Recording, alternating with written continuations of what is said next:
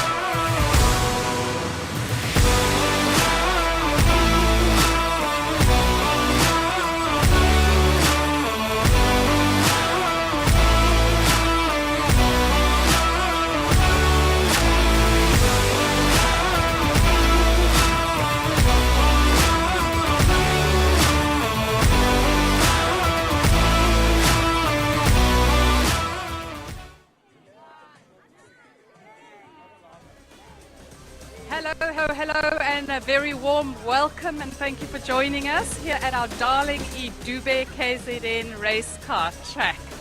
We are here for the third or fourth rounds. This is the South African Rotax Max National Challenge. Rotax obviously being owned by Ed Murray, and we are here. There's 4 nationals a year, and this is our third. We started in Killarney down in Cape Town, then we went off to the Formula K track in Benoni in Joburg, and now here we are in sunny KZN, a beautiful winter day. Air temperatures are 12 to 21 degrees here in Camperdown. Not so much of a need for coffee this morning. The atmosphere is buzzing. People are very excited to be at the track. Drivers love our iDube track. It's not the Formula K track that are, let's get this right, CRK-FIA regulations built. This is an old track. This is an abrasive track. It's full of twists and turns. It's not the fast and flowing course of Formula K. So let's take you through the iDube track. It's going to be hot, it's going to be fierce and exciting out there. Set is completely different to FK track. We've only got 2 short straights here, and the rest is all twists and turns. And there go the Bambinos. They've got a pacer cart in front of them, and they only have half a track. They don't do the dangerous DT corner, which they're going through now. So they're going to do a 900-meter track. This track is only 1 kilometer long. And here's their pacer, they're the Bambinos, and they're coming up from DT corner over Pipeline. This is Pipeline here. There's a bit of a bump and a kink. And then they go down the first straight into Bambino race.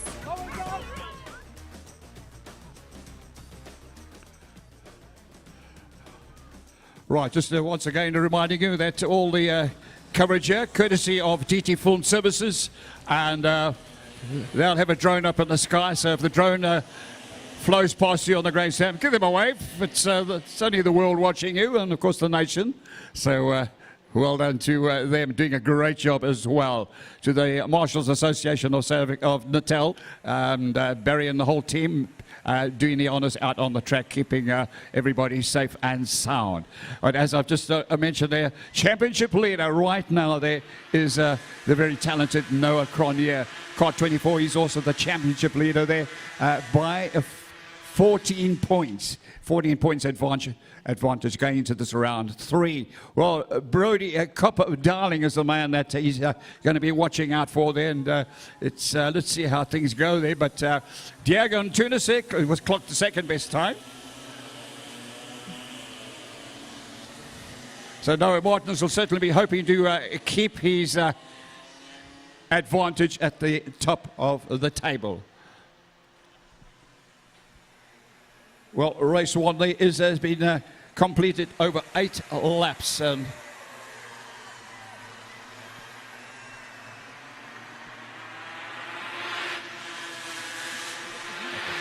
all right, so here we are. It's race is underway, and well, just Brodie Copper Darling second in the championship, wanting to make a difference. 14 points aloft of championship leader Noah Cronier. As they come around, you can see they run the shorter circuit. The 24 card up front, that's your championship leader. Noah Cronier, Brodie Copper Darling there will be hounding Diagon and Tunis there. He'll want to keep it handy there, and it's at the moment wanting to go ahead and come through to clock that lap there, and we'll just pick up on the positions as they go through. Well, it's Brodie Copper Darling there, second in the championship and wanting to turn things around, yeah. So going top of the order right now, and 47.048 there for Brodie Copper Darling in the 22 cart, your race leader, championship leader, sitting second place there in the 24 cart. That's Noah Cronier. Diego and Tunis there will wanting to make a difference. They're sitting in that third place there. The gap from first to second at this stage, very little. 0.012. Well, Lewin de Vet finds himself sitting in that fourth place here. Your leader's headed down the intermediate straight there, down into SMG turn. As you can see, the gaps are starting to open up there. A little bit of a wide sweep there for your race leader, just exiting the hockey stick turn. Well, as you can see, it's very, very close there, and championship leader going back into the lead. They're swapping positions already. It's Noah Cronier and the 24 card that takes over the lead. Well, we saw this happening certainly during the course of yesterday as well. Swapping positions from corner to corner, and it looks like just a complete continuation of that as they race up the back straight away there. It's look at this, there's the overtakes already happening there. Going into the lead there, just the 22 cart.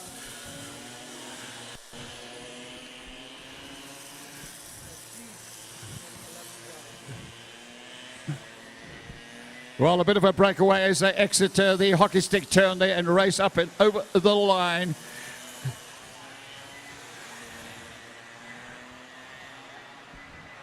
So between the 22 and 24 carts there, Brodie Copper Darling swapping positions there from corner to corner with their championship leader Noah Cronier. Diego and Tunis are holding on that third place in the 66 cart. Lewin de Vet there in the 27 cart, they're holding on fourth there ahead of Adrian Stein in 11. Ronaldo Kuhn finds himself in that sixth position in 77. There you see the blue flags waving there. Overtakes happening down the back straightaway. Aplenty. Your leaders now as they race down there, the intermediate straight there towards the SMD turn there. Brodie Copper Darling will want to try. Oh, runs a wide turn down, going into hockey stick. And this is why mistakes are being made there as they cross over the line there. It was Brodie Copper Darling who ran wide there, and Noah Cronier says, thank you, I'm back up front there, taking over the lead.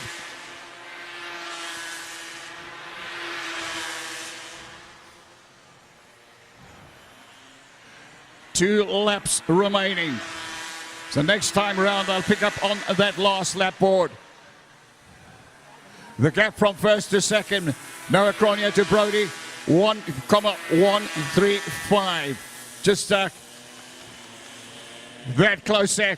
Having a little look at Brodie Copper Darling, having looked down the inside there of Noah Martins there. Noah Gaul runs it pretty wide. They're coming out of hockey stick there, run up there, running a wide line approach there to Godini turn. Noah, well, managed to salvage that wide sweep down there through SMD. He's got back on there to the lead as they race around Thunderdome. Very quick down there. The guys holding that loud pedal right down on Max. Up the back straight, a little stare back there from Cronier as he keeps a watchful eye on Brodie Copper Darling. The very little difference between these two, 0.246 of a second separates first to second. Well, Brodie hoping to get a toe down the main straight there. 66, Diego and Tunis there keeping it nice and handy. A lonely third place right now. A big gap back to Ronaldo Kuhn, and he leads that train of 3 carts. Luan de Vet and Adrian Stein tucked in behind him. And Jacob Flag goes out there, and there we go. That's how close it was. Championship leader Mark Cronje, big smile on his face there. Double thumbs up there. Happy with it. Holding on to that lead there, so well done. Noah Cronje takes the win there in car 24 from Brody Camperdown in 22 there, and Diego and Tunis taking third place in kart 66. Well, Ronaldo Kuhn takes fourth ahead of Luan de Vet, Adrian Stein, Benjamin Gibbard, and Popelo Matlatlegi. All right, that's your top 8. They'll be back a little bit later on. Stick around, don't go away. Coming up next, we got Senior Max.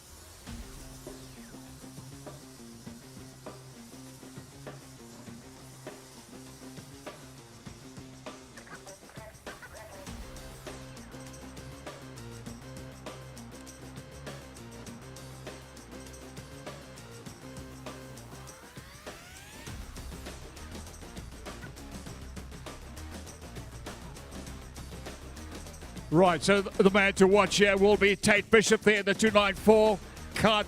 He's your championship leader. 10-point advantage he has over the man from Gauteng, Musa KG in the Paralympic. So it's the cosmic man from Western Province, Tate Bishop, who has the advantage of the championship. Qualifying, that was Charles Fisser around the fastest time as the gate. Oh, well, that's not the way to start there already. We got coming together there. Somebody gone hard into the tyre wall. Well, there's a race up the back straight away there. That's going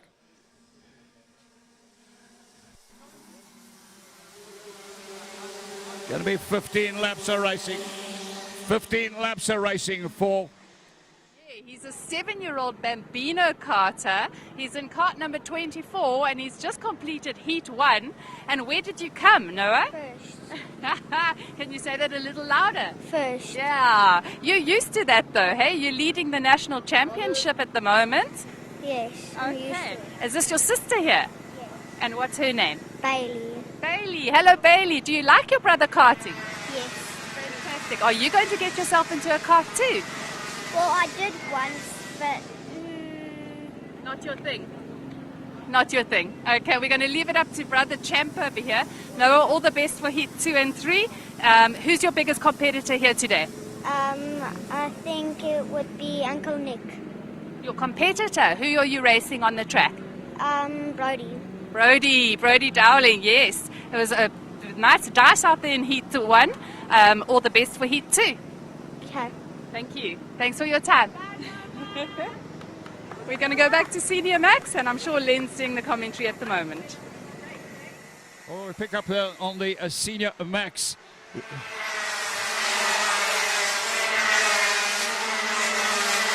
laps into the race, 15 lap. Sri Naidu, the KZN driver there in the 2-on-2 kart there at the moment is your top driver. Charles Fisser there. Sitting in that 8th position in the championship. Charles qualifying 1. In the qualifying yesterday, sitting in that 2nd place mode. Right now, very little separating 1st and 2nd. 0.04 of a second is all that separates them. Tate Bishop there, goes purple there, fastest man on track in that 3rd position right now in Kart 294. They race up there to complete in a lap, over the line they go. And we see the flickering all around the monitors there. It's position chop and change. Charles Fisser there now takes over the lead. The man that qualified 1 yesterday and sitting at 8th position in the championship. He really wants to make a difference this weekend in round 3 of the South African Rotax Max National Karting Championships here at iDube Raceway. Well, hard on the brakes down at TT corner there. One long train up the hill. Everyone wanting to get a nice drive out of that turn there. It is the 257 kart there of Charles Fisser there. That leads. Well, Charles Fisser there, it's the Western Province driver in his Tony kart. Always going to be a difficult man to reel in there. Certainly got loads and loads of quality going down there. He's built up a lead of just over half a second over Tate Bishop, who's now moving to the 2nd plane. It's dropped Sri Naidu down to 3rd in the 2-on-2 kart. Yefan Lee there, the local KZN driver, doing a great job. Sitting in that 4th position there, the 266 kart. Well, the Chinese driver there, Yifan Lee there with his mum and dad, no doubt out watching him. He'll want to certainly end the day there on a high there. Looks like he's dropped down that 1 position. Ethan Steele there looks like has taken that 4th place away from him as they race up there to complete another lap. You can see 10 laps remaining. Charles Fisser leads. Tate Bishop, Sri Naidu, your top 3 right now. Well, running 45s. I can tell you just 3/10 of a second separates the top 3 drivers. That's all it is in their lap times. Sri Naidu there. Problems yesterday with battery electrical problems there, but they seem to have overcome all that. He's got Birrell ART and full cry as he goes down, chasing after 2nd place Tate Bishop and race leader Charles Fisser. Yefan Lee trying to recapture that 4th position there, but Ethan's still determined to keep it there in the 224 kart. Well, taking it right back, Yefan Lee takes it right back. So a lot of swapping going on there, going purple there in 2nd place. Meaning business, Tate Bishop there, 44.956. Well, there we are. So the drivers already dipping into the 44s. Sri Naidu, he's also dropped down there. I can tell you just 3/1000ths of a second. And there's a difference in lap times between 2nd and 3rd, Tate Bishop's time and Sri Naidu's time. Very little left. Those guys on very similar race pace. Well, Charles Fisser always knows that he's going to be under pressure there. Got a 0.3 of a second advantage right now over 2nd place, Tate Bishop in the 294 kart. Well, there you can have the support coming from behind me there as the drivers get chased on. Charles Fisser leads, Tate Bishop in 2nd at the moment there, Sri Naidu in that 3rd. It's Yefan Lee in that 4th. Ahead of Ethan Steer, Matthew Wadley, Jean Reynal in 7th. Olarata Sekudu in 8th. Roshan Goodman in 9th. And Karabo Malemena in that 10th position. Your top 10 right now in this Senior Max. First heat there. They race up there, 7 laps remaining. 7 laps remaining in the senior match. Schalfisser hangs on to the lead. Well, after a great qualifying yesterday, determined to keep it that way, showing why he qualified one. Wanting to make a difference there in the championship, Schalfisser. Well, 8th position, they're going into this race, 8th in the championship. He's certainly serious about moving up the log. Well, look at it, they go into DT corner there, almost 3 abreast. The Tony Kart man up front, Schalfisser there. You saw just hopping in the seat there. He knew he didn't get there. Momentum out of DT corner there for the hill that he would have liked to. There's the result there. It's nose to tail. They almost are bumping each other. 6 laps remain. Schalfisser, Srinaidu got into second place there.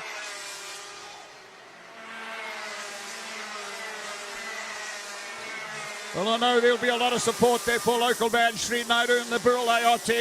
Oh, is it running very wide. Schalfisser runs very wide out of the back straight through the tabletop there. That's cost him time. You see the gap back to that third place has opened up there, courtesy of a mistake, a very rare mistake there. Schalfisser. Well, there we are, out of hockey stick, up and over the line. And well, positions chopping and changing her back into the lead in the Burl ART there. Local KZN man, Srinaidu goes back up front. Well, very little in it. I will tell you the gap first to second. 0.086 is all it is, separating first and second. Tate Bishop watching. Srinaidu. Every move he makes, one slight mishap, one slight mistake, we'll see a change in the positions. Schalfisser, you can see, struggling. Oh, there we are, they're down the inside. Tate Bishop makes the move. What a good move on the brakes there. Tate Bishop there takes on the lead. A surprise pass there on Srinaidu, who left that door open, going down into that SMD bottom turn. It was enough there for Tate to put his nose in there and say, thank you, I'm back up front and I'd like to keep it that way. But there you see, not going to happen. It's not going to happen. It's not going to happen easy anyway. If Srinaidu's got anything to do with it. Late on through DT corner, up the hill, nose to tail. Well, that's everyone to see. Tate Bishop will want to try and nip up the inside again. There's no rope this time. Wise to the move there. Srinaidu keeps the door slammed. Close the challenge. Well, it looks like a 4th place coming along in a hurry there. Yifan Lee says, well, I can get into the top 3 there. And taking that 266 cart there to Schalfisser to take him on for that 3rd position. There's your top 4. That's the breakaway as they race down there to DT Court. Ethan Steer just a little bit back there. There's to try and find a bit more pace there. That Tony Kart looks back over his shoulders there. He's got Matthew Waitley chasing him in the 233 Kart. Also a big gap back here to Matthew Waitley. Over the line they go with just 2 laps remaining. 2 laps to go. Well, I'm sure Srinaidu there from the north coast of Durban, in the Stanger area. I'm sure he'll have a lot of support from his friends, buddies, school buddies, to cheer him on and hope that he can pull this one off. Up against some of the best drivers in the world right now, like Tate Bishop. Tate looking down the inside, but there we are covering, going on in the fence. The last lap board goes out. It is just 1 to go. Srinaidu, the Burl ART pilot there from KZN, leads. Tate Bishop there. Well, Tate, wanting to find a move there. Your championship leader in 2nd place. Won't want to take 2nd place. These guys, you hear them talking in the pits. They say 2nd is the first loser. They don't want to be in 2nd position. Well, there's Sri Naidu. While having a little look there, you saw him jump on the pet button there as that car squirmed all around. Is he going to go on the fence? He's going on the fence. Shutting down the inside line. There he is, looking over his shoulders. He's going to force Tate Bishop wide around the wide line. And it's all over by the shouting there. Nose to tail. Great finish there. Sri Naidu, the Birrell ART, takes the win. 0.079 of a second. That's all it was in it there. Sri Naidu wins from Tate Bishop, championship leader. Charles Visser taking third place. Yip Lee will be very excited about his fourth place in 266. And fifth place to Ethan Steer, sixth to Matty Whiteley, seventh Olorado Sikudu, eighth to Jean Redel, ninth to Karabu Malemela, and 10th to Musa Kaji. All right, there we are. They'll be back a little bit later on. That was the Senior Max. And coming up next, we've got Micro Max with you shortly.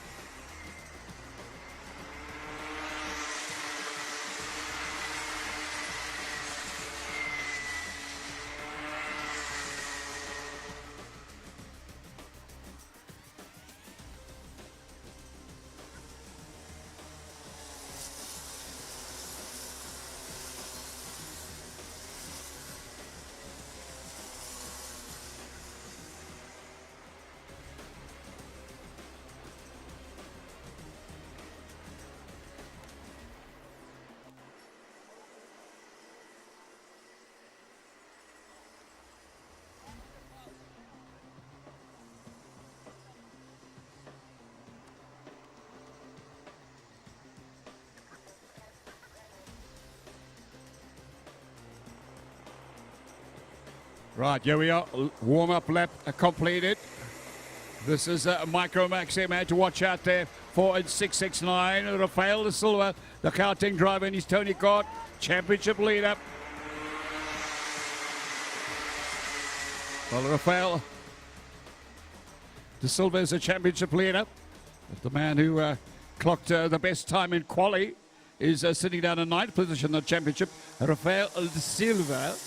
De Souza, should I say. Rafael De Souza is the man that was quickest in quali and caught a 665. So let's see whether he can turn that into a win here today. All right, so this is it, the Micro Max. As they come up the hill. They head on down the intermediate straight there. A lot of movement there as they chop and change and just try and gain the advantage as they race up to complete that first lap. Cross over the line there, and it is Rafael De Souza that holds that lead. The man that ran the fastest time in quali. Well, he's up against Rafael De Silva, the championship leader. So he knows this is not going to be easy a run. And these two are great buddies. They walk around talking to each other and certainly are great friends. Both the two Rafaels. De Souza and De Silva. De Souza leads De Silva in second place. Taylor Patel there running in third in the 626. Just getting themselves all settled in. Christian Verheil running in at fourth. Rafael De Silva back into the lead.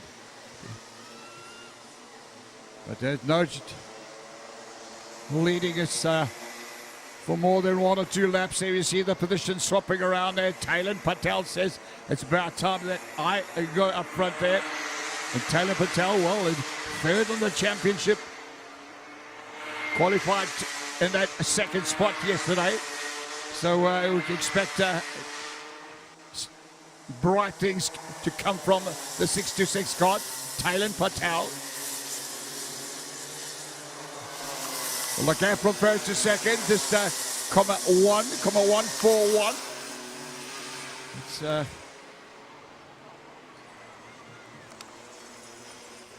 so that breakaway coming there. Your leaders down to SMD into hockey stick.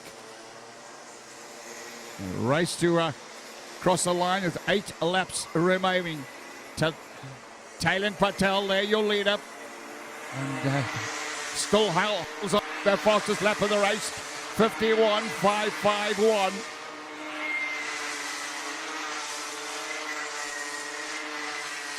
Well, Rafael De Silva there will not want to lose sight there of the lead. Championship leader. He had a 5-point advantage over Aiden Beaumont. Aiden Beaumont sitting in third position right now. So Rafael De Silva is the man he will be watching and more concerned about is right behind him. Aiden Beaumont.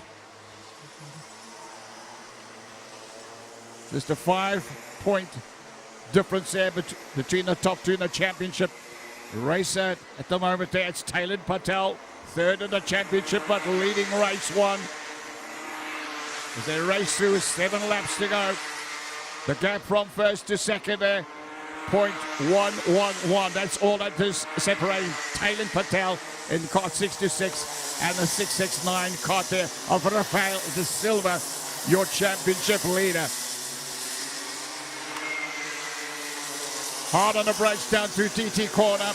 They both run a wide line there to get the run up the hill. Nice early apex there through the pipeline turn.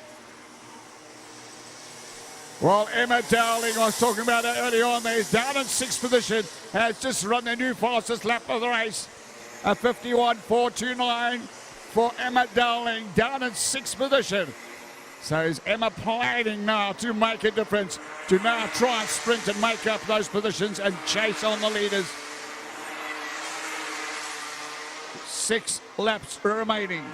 6 laps remaining. We're racing with the Micromax. There you see Rafael De Silva just bobbing in and out there, trying to break the concentration there of Taylor Patel, the race leader. Up the hill, a wide sweep there.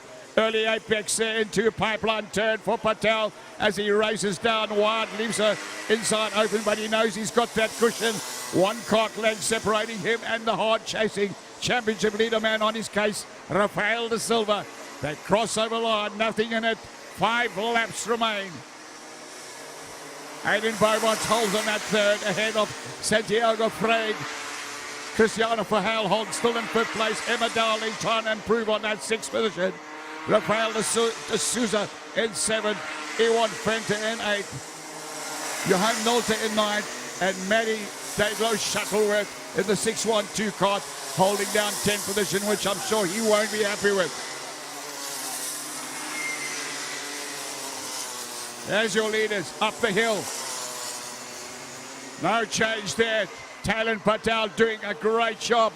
You can see why this guy's chasing a championship there. The Gauteng driver there, it's just 2 points off Aiden Beaumont in the championship. And that certainly won't be happening anymore. Taylor Patel will then move up ahead of Aidan Beaumont.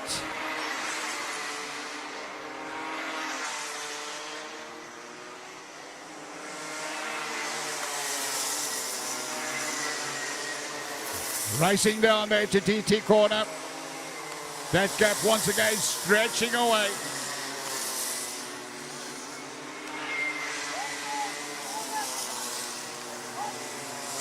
Well, Aidan Beaumont there not able to hold the pace there of that battle going on up front. Down into SMD turn, keeping it nice and tight through that on Campbell left-hand sweep. Running a wide line there up there, the finish straight into a Gordini turn.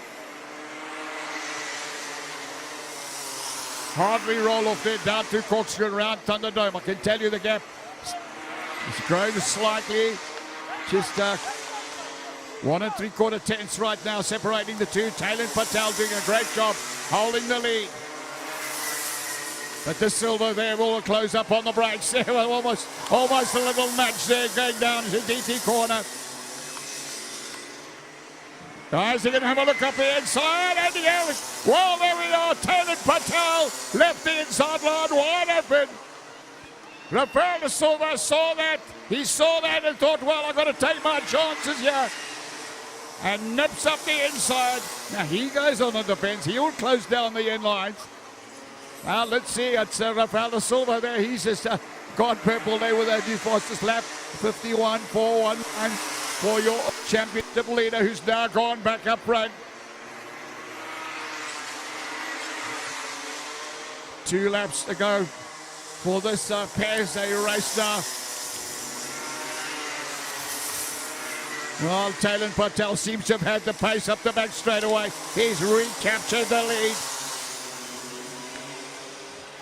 Rafael de Silva very late on the brakes going down to DT corner. While he'll be planning on making the move. There you can see last lap board awaits him. Keep it nice and tidy. No open lines through SMD turn. Over the line for the second last time. Taylor Patel, can he hold on to the lead? Rafael de Silva there in that second place. Aidan Beaumont in third. Emma Dowling in the meantime up to 4th place. While Emma Rose Dowling 4th in the position in the championship. And won't want to fall down any further than that 4th place. Can Emma Dowling get a little bit closer there? But a big gap between 3rd and 4th. So it's Emma, I think, has done a great job getting up to 4th at the stage. Aidan Beaumont holds that 3rd. But the battle going down there is new race leader there, is championship leading man.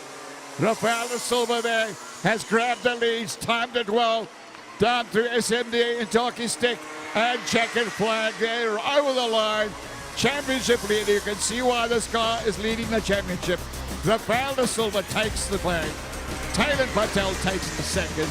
3rd over the line, Aidan Beaumont. 4th over the line, Emma Dowling. Great drive there from Emma.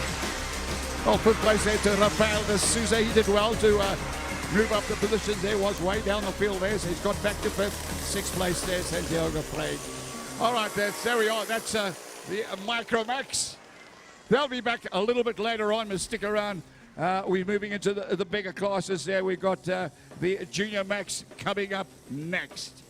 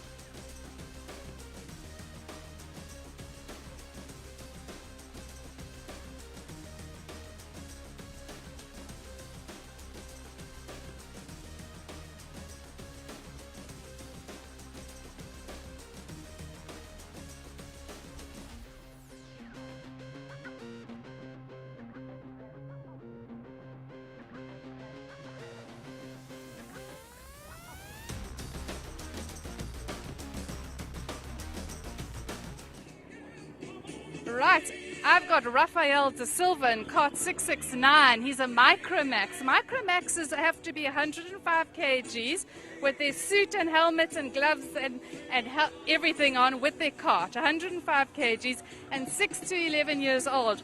Rafael, Heat 1 at the iDube National. P1, how does it feel? It feels very good. I try my best. I just wanted to stay behind Taylor first just to get a tow. Then after that, I just went and I took the chance. You did. You took a chance. It paid off. Well done. What part of the track is the trickiest for you? None of them are the trickiest. They're all my favorites. All the best. Wow. But Rafael, you're not a local boy. This is twisty-turny compared to your home track. So do you like the hills? I do, yes. Yeah? Does your kart pull quite a lot up the hill, or do you catch them in all the corners? I catch them in all the corners. Okay, that's good driving skill then. Tell me, Talon, he's your biggest competition today, isn't he? Yes, he is my biggest competition.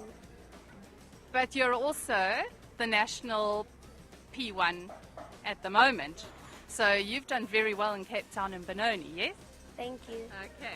So we're going to hope that Heat 2 and Heat 3, you take the same chances, aggressive, clean driving, and you stay ahead of Talon. Thank you. You're very welcome. Thank you for your time, Rafael. I'm sure we'll see you throughout the day. We're going to go to an ad break for now. Thank you. Thank you.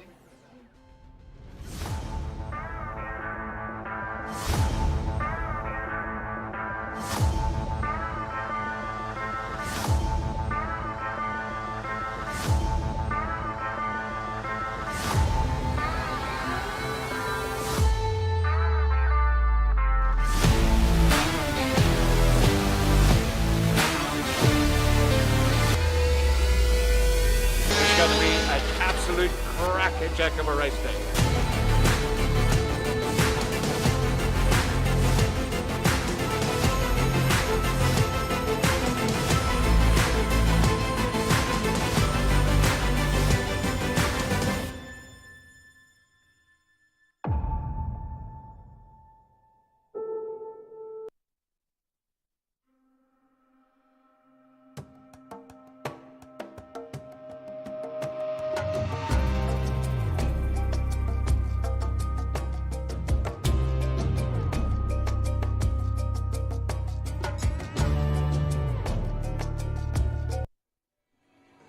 Right, I've got the champ, Rafael De Silva, and his biggest fans here.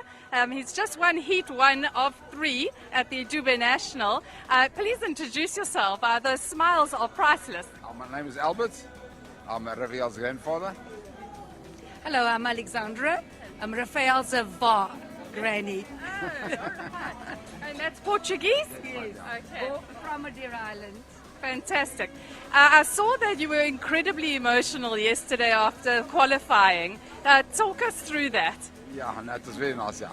No, I really enjoyed it, and I'm so happy that he came first today. Yeah. I know it was a bit of a tough race, but he did very well. It's often, I'm a parent of a driver as well, and it's often that we feel everything that they just take for granted. Hey, so all the excitement, the tension, the risks that they take out there, they don't even see them as risky. The emotions after the race, it just became a little overwhelming. Yeah, but it was very nice. I really enjoyed it, and I'm happy that you came first. And, yeah. Yes, and more of the same for Heat 2 and 3. We hope and trust that God will lead him all the time. There we go. He's been around for years and he's consistent with his driving and a very skilled driver indeed. So congratulations, proud grandparents. It's wonderful to see all the children, but when you have a little racer in the family, it's wonderful. Yeah, well, welcome to iDube. We hope you enjoy your stay and all the very best. Well, thank you. And God bless to all the children. Yes, thank you. Right. Thank you. Lisa Mingo there conducting TV interviews down on the pit area there, chatting to all the drivers, personalities, VIPs, team bosses, and just getting through the day there. Lots of interviews. And Lisa Mingo, our TV interviewer today, doing a great job down there. All right, so we're waiting to get the Junior Max out on track. I can tell you that championship leader, Casey Enzo Smith, Casey Enzo Smith, qualified one yesterday with a time of 45.036. And also is a championship leader. 248 points there. It's up on Jaden Goosen, and in second place in the championship with 206 points. The Gauteng Cosmic driver, and a third place with 5 points off that is another one of Gauteng drivers, also in the Cosmic there, Erich Haystack. Right, as they roll onto the track there to get a bit of heat into the tyres, warm those motors up there. It is going to be another 15-lapper, Junior Max. And Casey Enzo Smith, the man to watch there in Kart 468. And a convincing lead he has in the championship. And he'll want to try and keep it that way. Serious about it there, as I did say. Clocked that best time in qualifying, a 45.036. And 1.5 tenths up on Bjorn Boshoff. Bjorn Boshoff there, it's certainly also wanting to make a difference there in the championship. Sitting in fourth position right now. The Gauteng Tony Kart driver there with 201 points there. Level pegging with Erich Haystack in the battle there. Third and fourth there, both running at 201 points. So watch out there for Erich Haystack in Kart 439 and Bjorn Boshoff in 437. 15 laps of racing. Right, it's eyes on the start there as they head up to the line. Nice close tight formation there. The flag will drop and away they'll go. 15 laps of racing coming up. This is a Junior Max race action time. Championship leader man gets a nice clean start. Casey Enzo Smith there will want to try and hang on to that lead. He knows he's got loads of pressure coming in the way of Bjorn Boshoff, Erich Haystack, Divya Naidu there, Nicholas Fustanis. Just imagine a few already you see back in the field there. Everybody trying to break away and make it. There we are, looks like movement all around the track.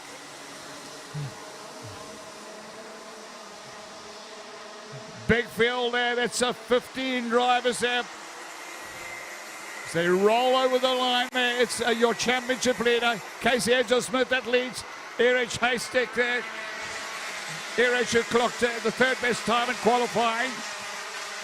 Behind Bjorn Boshoff, while he's got one up on Bjorn Boshoff at the moment, there's in third place in the 437 Kart. The gap from first to second there already on 0.3 of a second. So Casey Enzo Smith planning on going hard on the early laps there and establishing a nice cushion between himself and the chasing drivers behind. Bjorn Boshoff there, so making that move. There we are, bobbing and weaving, heading on down to SMD turn. Drivers one trying to now find that better position. So they cross the line. Bjorn Boshoff there has made the move. He's into second. That's put Haystack back to third. Nicholas Vostok there, keeping it handy in fourth in the 424 Kart. Divya Naidu there, running in fifth. Jaden Goosen there in sixth. Said Variawa there in seventh. John Wilson in eighth. Ashton Repsol in nine, and making up the top 10 in the 483 Kart there, Josh Smith. Well, look at this as they bang Boss there in that for that second place. Bjorn Boshoff, Erich Haystack. Not giving each other any leeway there. It's a race over the line. Look at this gap already from first to second. It's almost 2 seconds, 1.8 seconds separating your race leader and championship leader, Casey Enzo Smith. Bjorn Boshoff got his wing mirror full there with Erich Haystack right on his back axle. Looking for a way through. What's going to happen down at DT corner there? Is he going to make a move down the inside of Boshoff? Boshoff says no, not going to be that easy. Goes late on the brakes. But there we see Haystack having a look up the inside. The Tony Kart man makes the pass. So Erich Haystack there fights back that second position. Over the line they go. KZN Smith will be feeling pretty good right now as he's got the pace and he's stretching away. 2.1 seconds. That's how much cushion he has between himself and he stares back coming out of Thunderdome. Just having a little look how far the second battle is behind him. While running out in that fourth position there, that is Nicholas Fostanis chasing DD2 who holds that fourth position right now. Well, early apex through pipeline, running out wide onto the curbing on the outside, slingshotting himself back into a full place, tilt down the intermediate straight, down into a SMD turn. It's hard on the brakes, little dab on the brakes, just squaring off the back in there and cutting back tight into the hockey stick turn, not allowing any open doors there for the chasing driver on their back axle. This is your leader, the Birrell ART man is looking razor sharp. Championship leader, you can see why this guy is way out in the championship right now.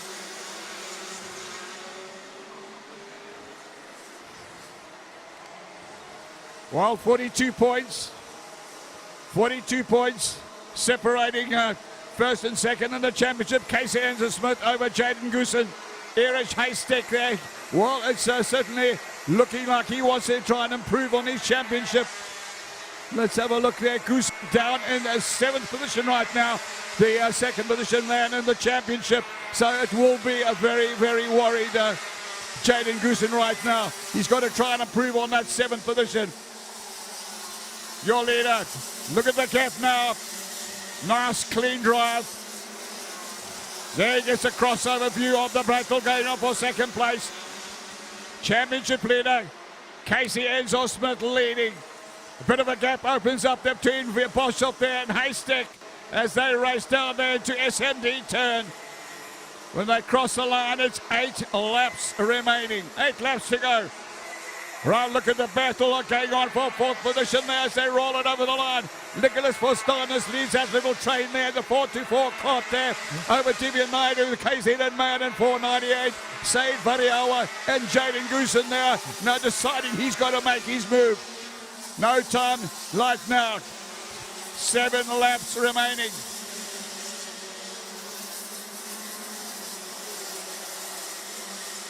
Well, the Birrell ART man on rails right now. There you see how much he's enjoying this drive. Oh, hang on, Cowboy. This race going on for that fourth position is starting to hot up there. Nicholas Fostanis, but it'll coming together there. DD2 and Said Variawa.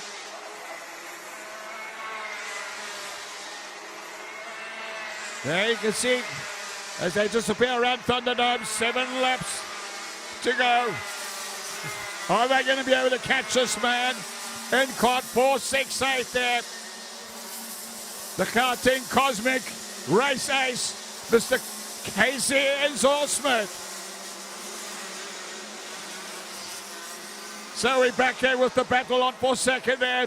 Bjorn Boshoff there, looks like he's quite happy with his performance right now, but keeping a watchful eye on Erich Haystack there in that third position, also lying in third position there in the championship.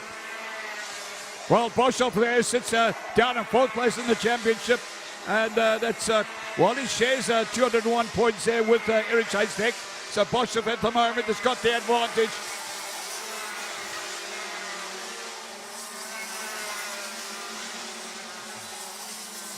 Jaden Goosen makes up one position into 6th place. He goes, putting DD2 down to 7th. Right, just look how much of the track there KZN Smith uses there out of pipeline. Gets back on the loud pedal as soon as he touches the apex, early apex into pipeline. Wasting no time, very late braking there, squares off there.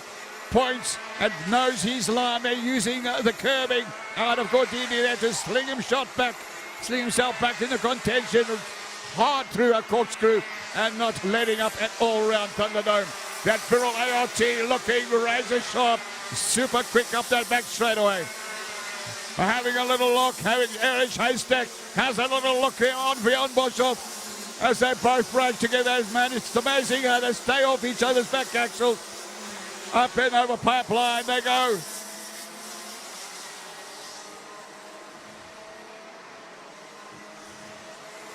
For Steiners there, don't rule this man out there. We know he's got super pace as well. Fourth in the qualifying there for Steiners there with his 45.258. For Steiners right now running 45.167, so he's running quicker times now than he ran in the qualifying. And he's selected that fourth place and made the move on. Said Variwara down to fifth. He goes. So into a top four slot there. He goes for Steiners. Sitting in fifth position in the championship. Knows that he's got to make his moves early in the day and try and grab as many points as possible to climb the championship staircase. There's your leader over the line with 3 laps remaining. KZN Smith there, and he's got it up to 3.5 seconds advantage. The gap from first to second, 3.5 seconds. But Bjorn Bosov not that lucky. He's got a 2/10 of a second advantage over third place and hard charging Erich Haystack in Kart 439. Well, for Steiners there, it looks like just over 3 seconds back there and on third place, Erich Haystack. So for Steiners, a long, hard road still lies ahead of him. There's he already going down on the defence. Bosov there going on the defence. They're keeping Haystack back. With 2 laps remaining, they cross over the line. Bosov deciding he's got to go on the defence now. Haystack just a little bit too close, has come very close to kept taking back second place.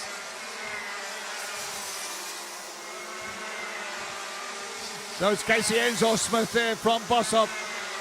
Erich Haystack in third, Nicholas for Steiners in fourth, Said Variar in fifth, Jaden Goosen in sixth, Divya Naidoo in seventh, Jono Wilson in eighth, Mahir Wahab in ninth, and Uzair Khan making up the top 10 right now. Last lap, board. 1 lap to go for KZN Smith. Championship leader going to be extending his lead.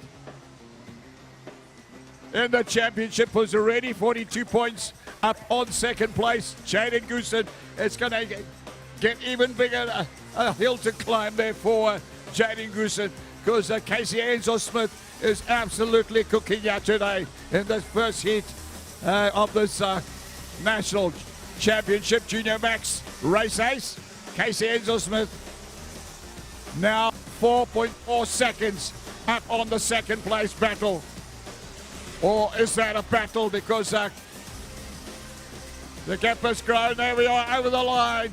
KZN Smith takes the win. Checkered flag going out there. It's going to be Bjorn Bosov to take second. Nicholas Steiners gets up in the last lap there to make a move and take on third place there. Well, Haystack there drops right down to fifth. Well, what a pity after battling so long there with Bosov there. So Nicholas Steiners takes that third. Fourth to Said Variawa. Fifth place to Erich Haystack. Jaden Goosen taking sixth. Divya Naidoo in seventh. Eighth place Jono Wilson. 9 Uzair Khan. And making up the top 10, Mahir Wahab. That was Junior Max, 15 laps, race action. Championship looking very much in control of the 468 Kart race ace, Mr. KZN Smith.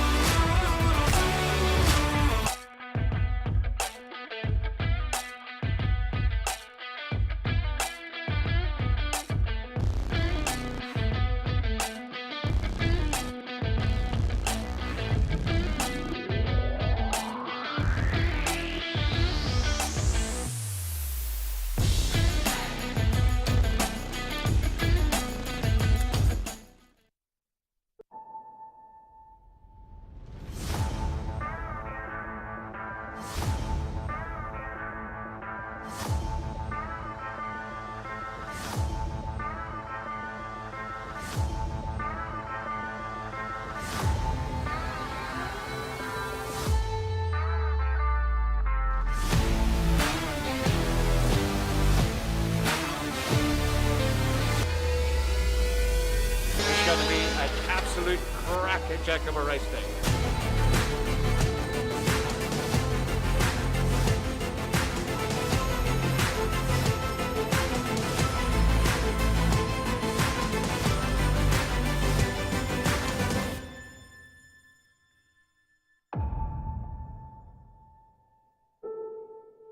Right, here we are, Mini-Max. First heat of the day for them. 12 laps of racing coming up. And this is always one of the super classes to watch. 19 karts coming to the start line for this one. 12 laps of race action. Championship leader.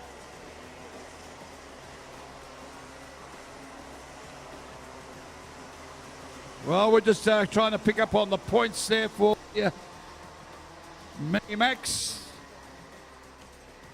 I can tell you in qualifying there, it was Travis Mingay that clocked the best time there, 48.546 for Travis Mingay.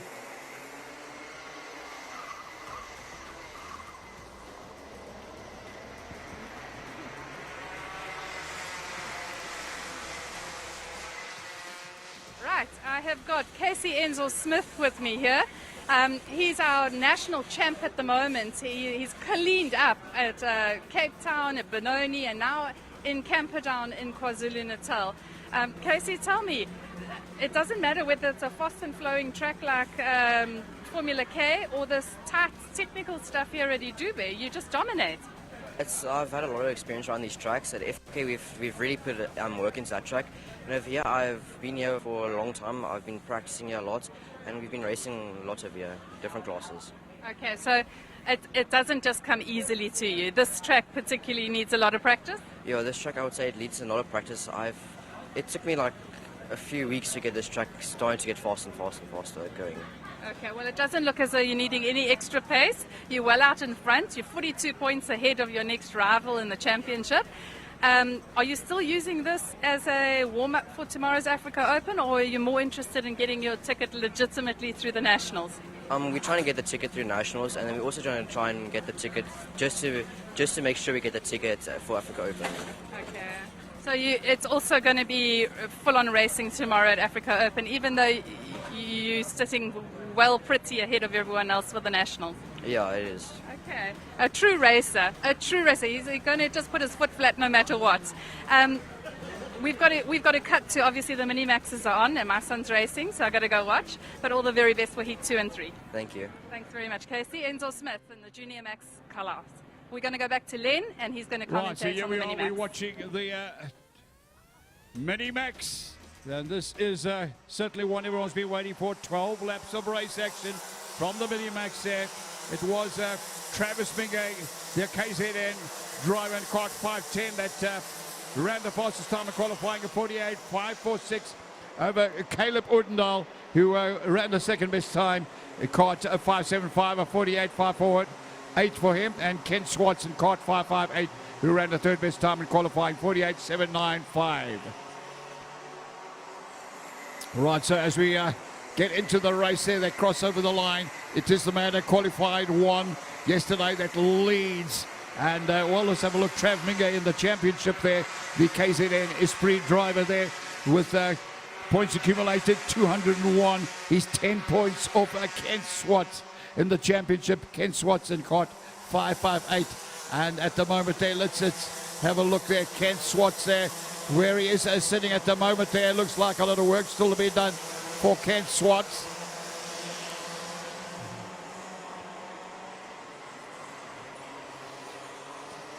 Right, a little bit down the field right now. So it Caleb Odendaal there. Well, that's certainly a big following. This super quick and talented driver, Caleb Odendaal. That's the CRG driver from Gauteng. Sitting in second position right now, the gap from first to second. Just a half a second separating Odendaal from Trav Mingay. Had a little chat to Trav Mingay and asked him how he was feeling after a great qualifying yesterday. He said, cool, no problem. Handles the pressure extremely well. The man sitting in third position in the championship. Well, he has Punjabi race engines supporting him, and that says is good enough for him. Henry Udendal always watching over the 510 Kart there, making sure it's all working well for Trav. Trav certainly works hard in his preparation for nationals and no doubt internationals, and he's going to be seeing a lot of them too as they race down hard through a Thunderdome. The gap there is just still half a second separating Trav Mingay from the hard-charging second-place driver, Caleb Udendal. Keegan Martin there, watch out for this man. Certainly a flyer. Keegan Martin there running in third place in Kart 593. But as you can see, the gap from second to third has certainly growing. Keegan Martin there, not able to hang there with the first two drivers. But the battle going down there for fourth onwards there.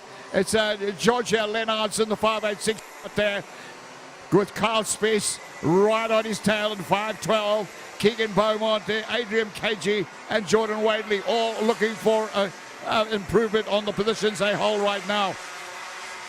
Huge field there of Minimax drivers. 19 karts on track. As the leaders go past the tail down towards DT corner. Just keeping it nice and tidy, not wanting to make any mistakes. Don't want to get a wheel on the dirt out of DT corner, because that could see problems, because these guys get back on the loud pedal very early in DT corner to try and pick up the momentum and the drive for the hill coming up towards Pipeline Turn. Your leaders out of hockey stick there as they cross over the line with 9 laps to go. 5 laps to go, correction. And that's a little bit more real estate between the two. Trav Mingo there, Caleb Udendal, but Udendal responds there with the new fastest lap of the race, 48.573. Separating the two there, it's 0.4 of a second. So Udendal is now pushing hard there to now take on the race leader. The signs are all there. He's brought the gap down. He's just produced the new fastest lap of the race. Udendal looking very determined now to do something about that second place he holds right now. As they race up to cross over the line, 4 laps of race remaining. We're racing with the Mini-Max. It's Travis Mingo leads, Caleb Udendal in second, Keegan Martin in third, Georgia Lennards in fourth, Kyle Smith in fifth, Keegan Beaumont in that 6th place there from Adam Kajier in 7th, Jordan Wadley in 8th, Matty Chihuahua in 9th, and Chase Scotty in that 10th position. Your top 10 right now. A little check back over his left shoulder there for Trav Mingo. These guys know that not too many laps left in this race there. That gap once again from second to third has grown, but not too much pressure on Keegan Martin right now. Lennards there more focused on there you see it crossing the line now and keeping this a long train behind him. Carl Speed has made up a position. He's taken on that 4th position. So Carl Speed now deciding it's time to go in the 512 Kart. So putting Georgia Lennards down to 5th place. Carl Smith moves up into the top 4 position. Your leaders down at DT corner. Nice wide sweep there, keeping the momentum up the hill, running a wide line. Early apex there through Gordini. Wide out. Then to be the straight onto the curbing there. You can see they use that curbing to shoot themselves back onto the line there. Just steers them back on line, keeps them off the grass. Using that curbing on the outside of the circuit. There we are, we see it, 2 laps to go. Next time around, that last lap board will be presented, and then the drivers know that's it. It's all or nothing thereafter. 0.3 of a second gap from first to second. Now there we go, inside, it looks like a move on the brakes. And Udendal goes up front. Well, the last lap board is waiting. And Udendal catching up. He goes on to the fence, catches Mingay. running a wide line. This is it. It's now all or nothing. Caleb Woodall, 5th in the championship. The CRG driver from Gauteng. Woodall, they now got the advantage of a trapping day. Well, as they race up the back straight, we'll take a look as we'll watch this race on up front. The man who qualified won back in 2nd place. Woodall looking strong up front. He'll now go on the defense, no doubt. He'll lock all the doors up. And Bingo out the wide line. There he has a look at there, but he's got the cushion between himself and his time to move to perfection. Races up to take the win. Wow, what a finish. Caleb Woodall takes the win. 0.137 of a second gap. Woodall wins. Bingo home in 2nd. Keegan Martin takes 3rd. Carl Spies will be very happy with his 4th place. Adam Koji 5th. Georgia Leonard 6th place. Keegan Beaumont to be in the 7th position. And they won't be happy about that. Championship leader Keegan Beaumont got to try and improve on 7th position if he wants to stay ahead of the rest of the karts in the championship chase. Well, there we are. Let's certainly wait up for the second heat coming up a little bit later on there. And as I always say, the Mini-Max, one of the classes not to miss. Action aplenty every single time.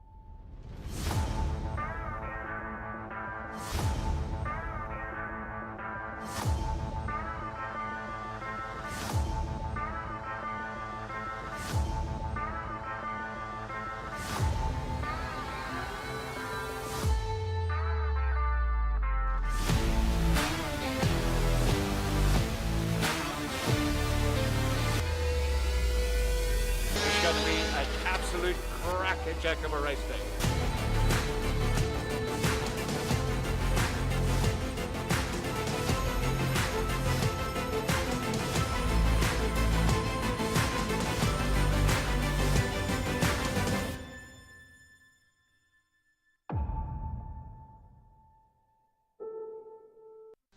Right, here we are. This is the premier class of Rotax Max kart racing.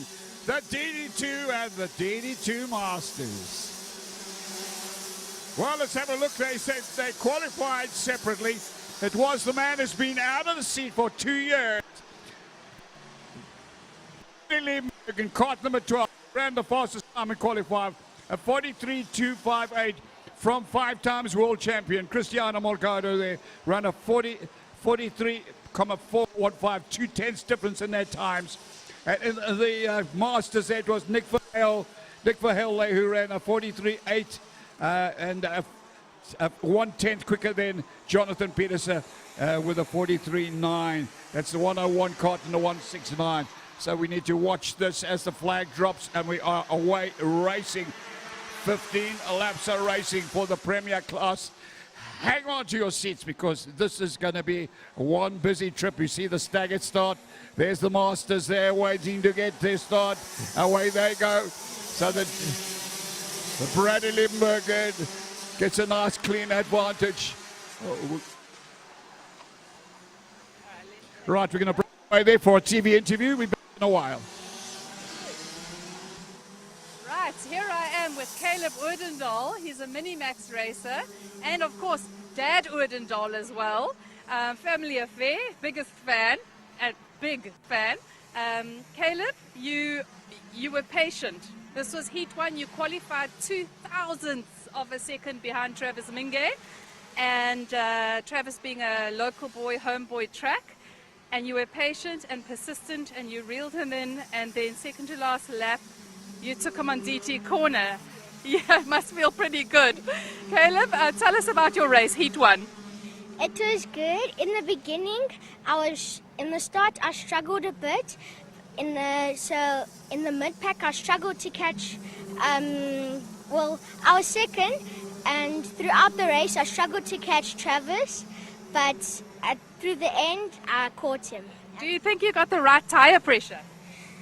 Yes, I do. Yeah, it's a hot, balmy day today, hey, at DD2? It is. All right, and your tires just came on a little later, and you could just take the opportunity when it presented itself. Yes. Okay, I saw you fist pumping there as you crossed the finish line. I don't know if you realize how close Trav was behind you then. We were all screaming in the stands. But congratulations. Your confidence is up on this twisty, turny track? Yes, it is. Okay, so Heat 2, same thing, now that you're in P1 for Heat 2? Yes. Okay, awesome. Congratulations, Dad. Any comments on your boy?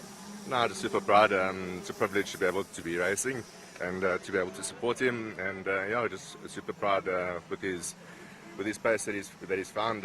We had 2 months of hard work that we've had to do. But yeah, he's still remained positive. And the team's been fantastic. Couldn't do it without them. And so is Caleb, very mature little driver this. Congratulations, guys, and we're going to go back to Len, and he's going to be commentating on our next race. Thanks very much. Thank you. Right, here we are. We pick up the racing, and let's have a look here with 12 laps remaining in the DD2 Masters. First heat there, we see Brad Limburg leading overall. He's gone purple too with a 43.521.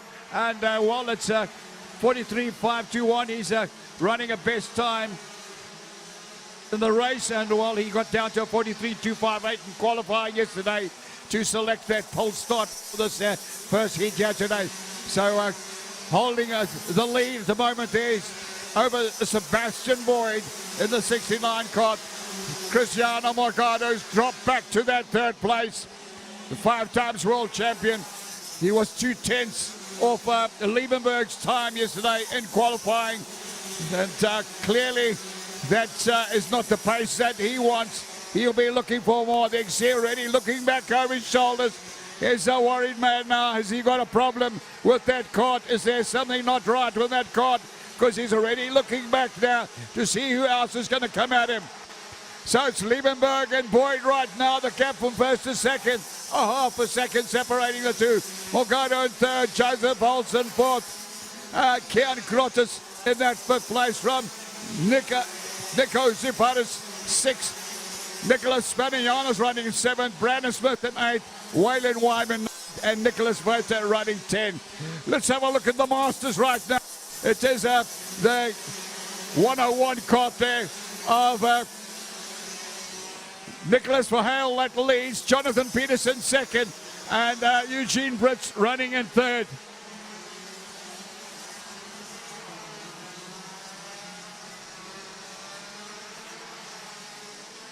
Well, it's Eugene Brits that is the championship leader right now in the Masters. And at the moment there, he'll be a worried man. He's down in third place. He has got Peterson up ahead of him in the race right now. And of course, Nicholas Verheul, your race leader. And Verheul lying in that third position in the Masters Championship. We're back with our leader right now. Brady Levenberg got the lead there by just under a second, 0.9 of a second over Sebastian Boyd. The top four carts all running 43s. Well, just having a look here. 0.2 of a second difference between the top four carts. 0.2 of a second difference in their lap times. That's Brady Levenberg, Sebastian Boyd, Cristiano Morgado, and Joseph Alts.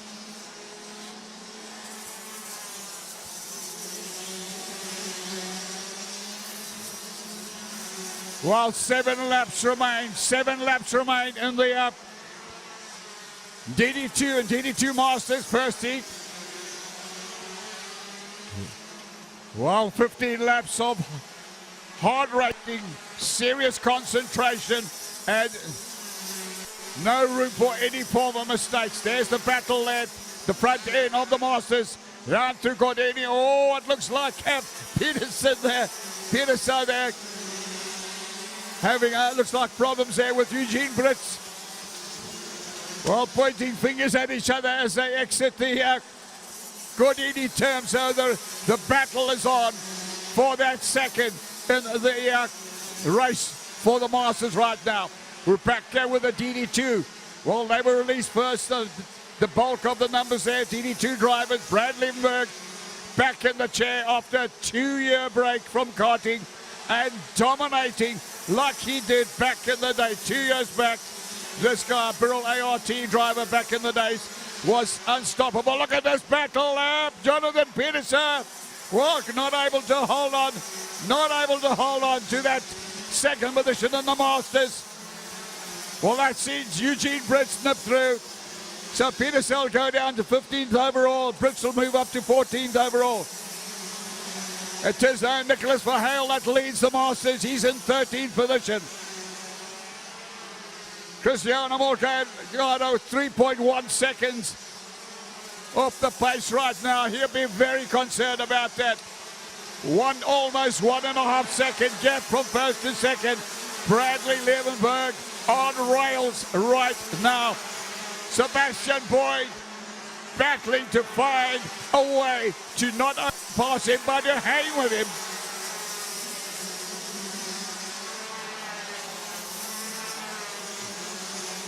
While the top four carts gone sub 44s, it's 43s now. And let's have a look at 2/10 of a second difference in their lap times. The top four carts. Wow, Liebenberg from Boyd, Morgado in third, Alts in fourth. Well, Nico Peterson running in that fifth place there from Brandon Smith. Kian Grottis in seventh. Nicholas Spanianis running in eighth. Jamie Smith in 9, and Waylon Wyman making up the top 10 in DD2 right now. And the battle of the DD2 Masters continues with Nick Verheul stamping his authority there in the 101 cart. 13th place overall. He's now got Eugene Brits tagging him, looking for a way to the number 1 spot there. Eugene Brits in the 199 cart. And third position at the moment in the Masters, Jonathan Peterson, cart 169. Well, Brits is your championship leader in the Masters, and he won't be enjoying sitting behind Nicholas Verheul, who sits in third position in the championship.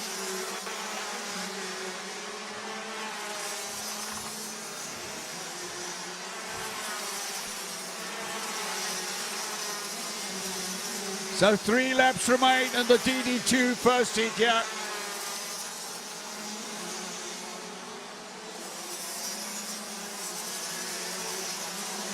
Bradley Liebenberg over the line. 2.1 seconds. 2.1 seconds advantage over Sebastian Boyd in second place in the 69 Kart.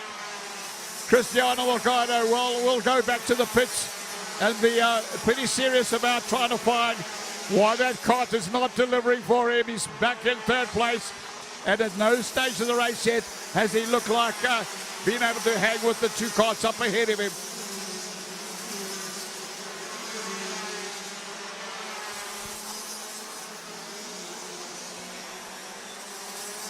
Well, Joseph Olser will be looking to play catch up there and take on the top three slot there. He knows he's got Cristiano Morgado ahead of him. Just 1.5 seconds gap between them. There you see the Masters. They're getting it amongst the back markers there. And it's going to be a close finish. They're in the last lap right now. They're into the last lap. Verheul leads in the Masters. And he's not leading in the Masters anymore because Eugene Brits has taken over the race lead. The championship leading man has gone into the lead in the Masters. So back to second there for Nick Verheul. Jonathan Pedersen that hangs on to that third place in Masters.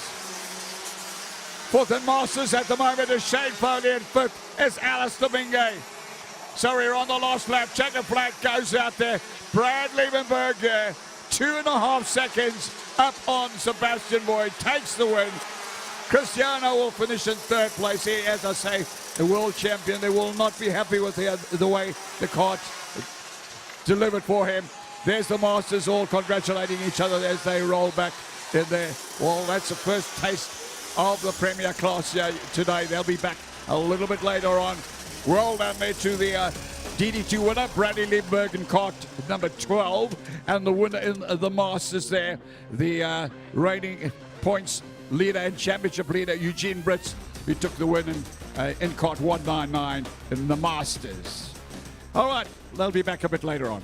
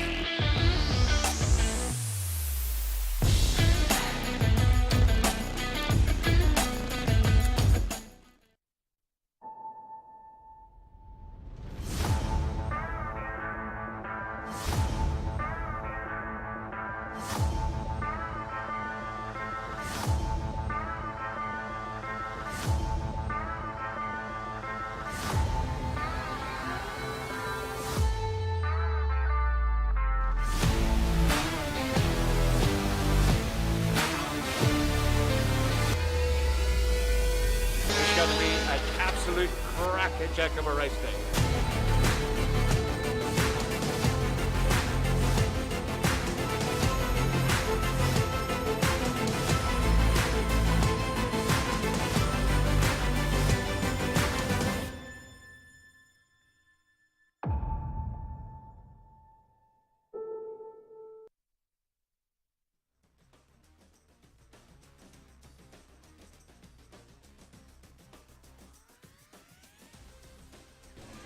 All right.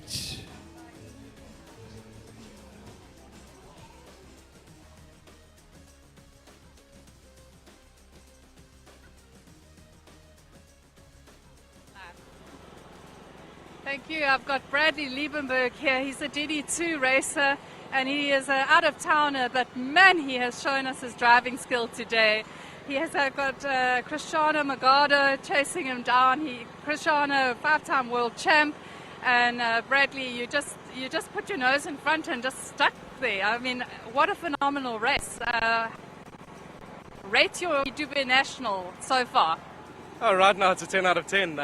Yeah, obviously it was a good race. It's still early days. Obviously it's the first race of the weekend. For us more, it's about tomorrow at the African Open. So, today we can use it a little bit as a test session, which is quite lacquer. But yeah, obviously having Chris in the field and a lot of other drivers, a lot of up-and-coming talents, it's always good to race against, and to know that I haven't been in a kart for a while now and to get back in and still have the touch. So yeah, I mean, the day started off great, and hopefully we can keep the momentum going through the weekend. Oh, I honestly think you've got the special touch today. We've got a big field, but it's not all DD2. It's the Masters joining you. Did you have to lap any of those, the Masters, the heavier category guys? I think there was one guy, but obviously there's blue flags. He moved out the way quite well, so it's good driving from the entire field. And yeah, like I say, we look forward to the rest of the day. Hopefully, it's some clean, good racing, and yeah, we'll see how the rest of the day goes. Fantastic. And what's your biggest challenge today, do you think? I think the circuit's going to evolve quite a bit. Obviously, we had the Rock National here last weekend, so there's different tyre compounds that have gone down, and as the day goes on, obviously the heat's come today. Yesterday it wasn't as hot, and yeah, for sure I think the rubber's going to start coming down, so we've got to keep on top of that and ensure that we've got the best kart possible for the rest of the day. Well, I'm sure your mechanics are all over it, and as the rubber comes down, your kart won't be bogging, and just as a heads up, it's going to be hotter tomorrow, but all the very best for Heat 2. Thank you so much. Thank you, well done. Thank you. Thank you. We're going to go for an ad break at the moment. We're going to have a lunchtime after that, so I'm going to walk around the park and see who else is willing to chat to us.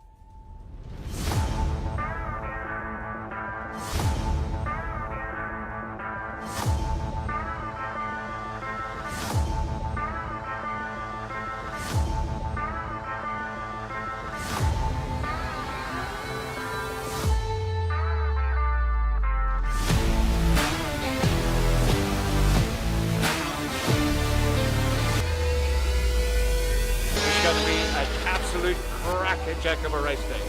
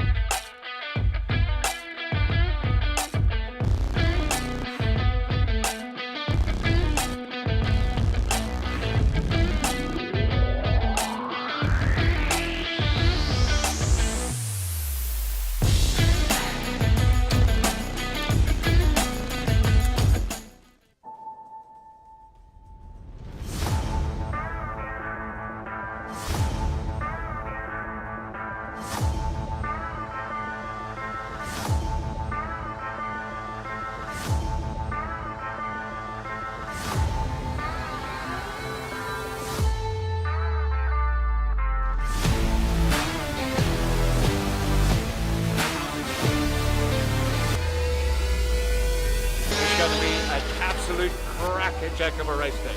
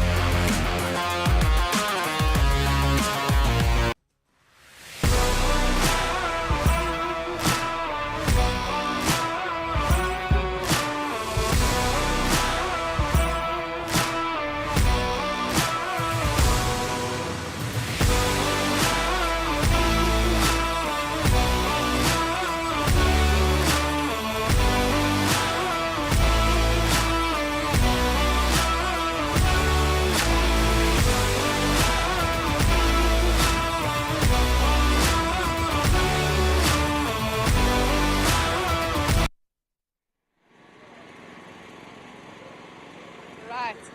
I've got Talon Patel with me here. He's a Micromax driver. Talon, welcome to iDube. Where are you from? I'm from Gauteng. Aha, okay. So are you a SWAT corps or a Formula K boy? I'm a Formula K boy. Okay. And so now that track is very different to iDube. How are you finding the iDube track? I'm finding it quite fun. It was a little hard to get used to the uphill corners, but now I'm better at it. Okay, excellent. And you must be pretty good driver that on a new track you're coming second in the first heat. Tell us about your race. I started second in the grid. In the start, on turn 1 I lost out of position to third, and then I was just staying behind for a few laps. And then eventually, when Raphael overtook the other Raphael, he spun out. So then I got into second, and then I saw a move, I went for it, and I ran for quite a few laps. But then on the last lap, Raphael overtook me, and then I just never had enough speed to get the cut back on the uphill. Okay, but it was a very exciting race, and 2 points. Second place is a lot of points for the national. At the moment, you're coming second, national standings. So this is a very good race for you. What are you hoping to achieve in Heat 2 and Heat 3? I'm hoping to maybe get into I'm trying to stay in the top 2, maybe hopefully get a win to boost up my chance of winning the championship, because I'm third at the moment, so yeah. Fantastic. And then it's SWAT Corps, and you can get to practice there quite a bit before the national. So things are looking good for you. Yeah, they are. Oh. Well, Talon, thank you so much for coming to find me. It's lovely chatting to you. You're a super driver and a wonderful person to interview. So thank you very much. Thank you. Right, we're going to meander through the parks now during the lunch break and see who else we can go and interview. It was just magic.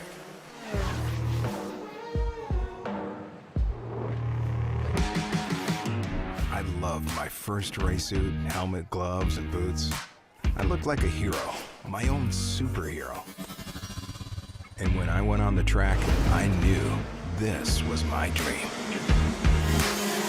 The rumble of the engines behind me, the screech of the tires around me, and I was in control of it all. I felt like the king of speed. Then I learned it would take much more to be first. But every time being second just made me strive harder for victory.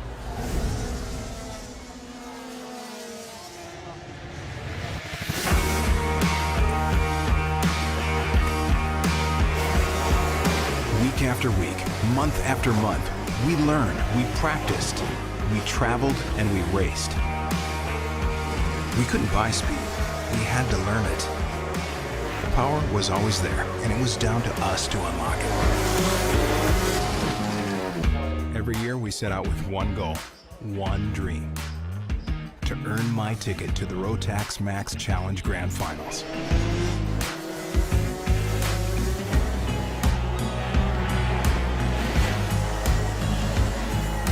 Money can't buy the feeling I got when I qualified. Money can't buy the feeling we had when we knew all those years of hard work was worth it.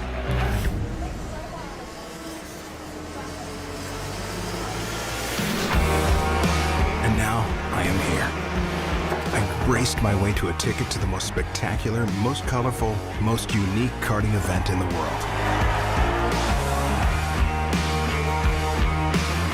All the sacrifices were worth it for the chance to compete with the best, to finally be among the best,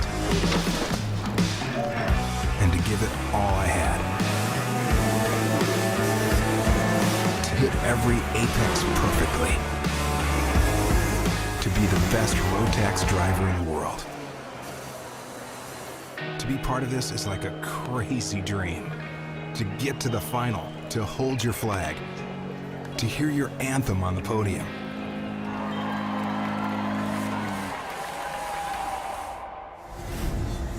I have raced, I have competed, and I have won. Through all these years, I made so many friends. I became a part of the Rotax family. The noise, the color, the speed, it still makes my heart beat faster, my eyes open wider, and my desire to race get stronger. And still to this day, I feel like the king of speed.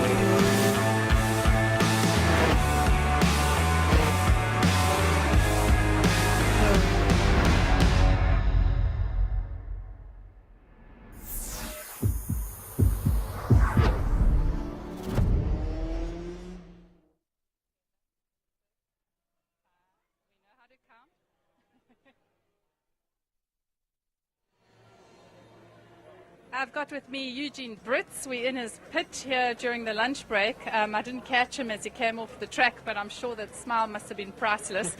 Eugene is leading the national championship at the moment in the DD2 Masters class. And it was a tough race with the DD2s on track. And he had obviously Nick Verheul and Jonathan Peterson as a trio fighting it out in the front. Eugene, tell us about Heat 1. Yeah, so Heat 1, I mean, I can't believe we actually won that one because the whole week we've been struggling. It just seems like the track came to us a little bit and the front two fell off. We were able to do consistent lap times, so I caught up slowly, started in fourth, third, second, and then Nick made a little mistake through Thunderdome and I was able to move up quite a bit there. And then, yeah, I just passed him with 2 laps to go and held on. But, yeah, happy. We need these wins. I think we only need a couple more, then we basically secured the championship. So we'll see how it goes, yeah. Awesome. I saw Nick all over your bumper at turn 1 on last lap, and I thought he was going to go for it. Yeah, I had to. Me and Nick have been racing so closely this whole year. Like, I know if I'm in front, he's going to come, and he knows if I'm there. I think I caught him a little bit by surprise, but then I just blocked the last few laps, so it was good. Well, that's the person who makes the least mistakes, eh? Well, yeah. Consistency is key. Jonathan Peterson, local boy. How threatening is he? So quick today. I mean, even yesterday, you can see he's so comfortable here. From lap 2, 3, they get their pace on and they know what to do here. So we've been struggling a little bit to find the right setup, but it feels like maybe now the different rubbers cleared up and the track come to us a bit now. So, yeah, looking forward to the rest. And the heat's out there. I mean, it's a warm winter's day in Camperdown. Yeah, and especially this is one of the most physical tracks. So I don't know. Like I can still. I feel okay. I'll just go get a Red Bull now or something and carry on. Hydrate, water, Eugene. No water, caffeine. Well, all the very best. The Sodi's looking good. You're looking smooth. Like you say, the pressure could possibly come off after this national. Exactly. Yeah. So if we basically everybody's sort of focused on tomorrow for that one ticket, but our goal here is just to get as many heat wins as possible to make the last round as comfortable as possible. So yeah, so far so good. Yeah, we wish you well. Thank all you the very best. much. Thank you. Right, I think we're probably going to go to another ad break while we look for someone else to interview.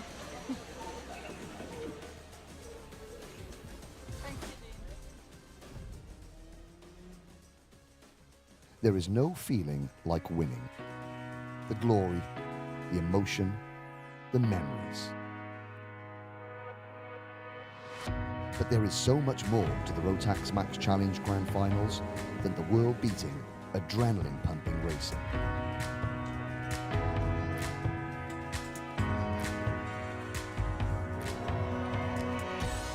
Every day, the Rotax family puts on something special. This is an event like no other.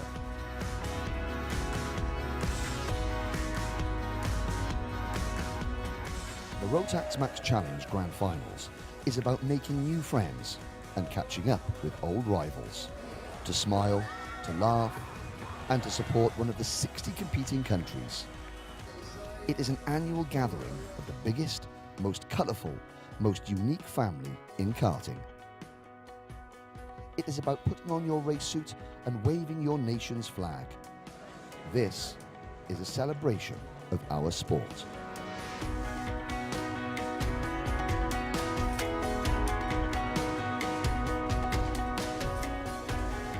Every driver has earned their place here, and this is their reward.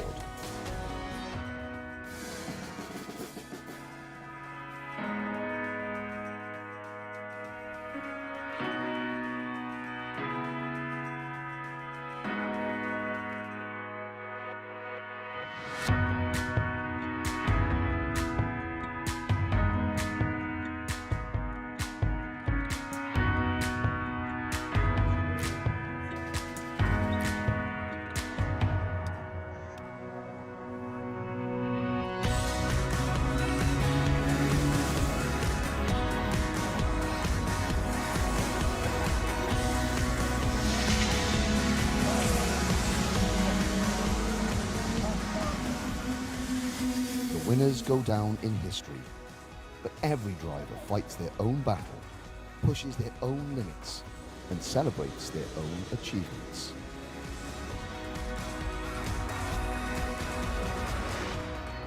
Oh yes, the Rotax Max Challenge Grand Finals is more than just a race.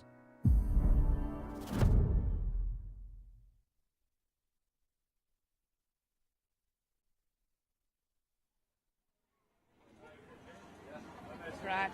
I've got with me Cristiano Magado, which is quite an honour. He's a 5-time world champ, and he's racing DD2 today.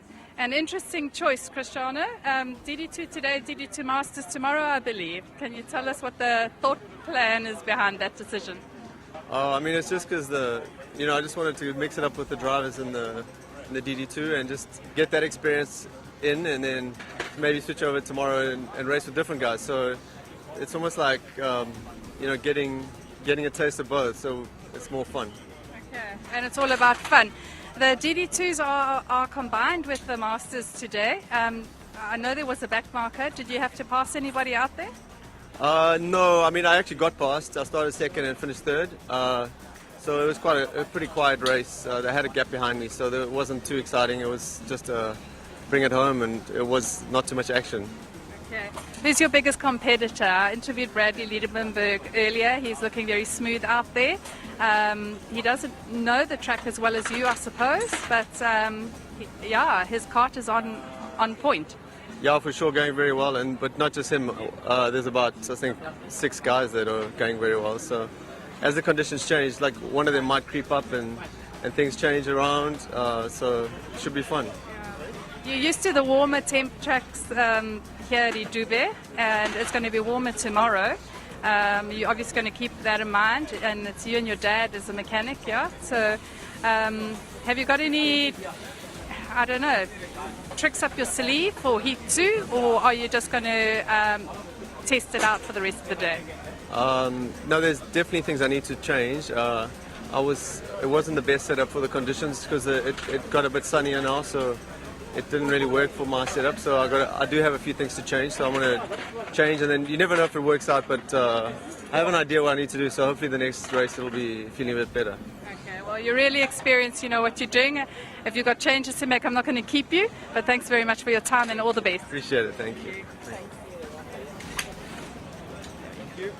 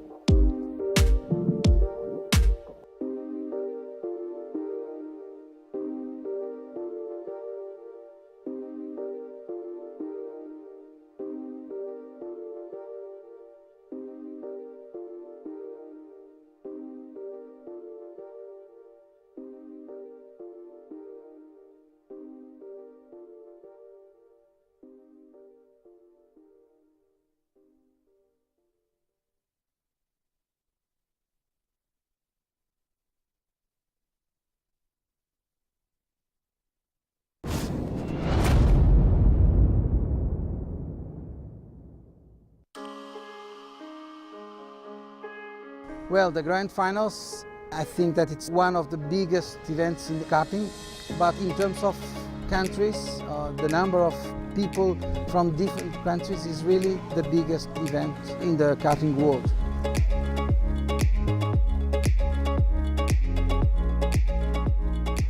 The Grand Finals have really a different atmosphere. There's a lot of drivers that are going there just being part in races with very good drivers.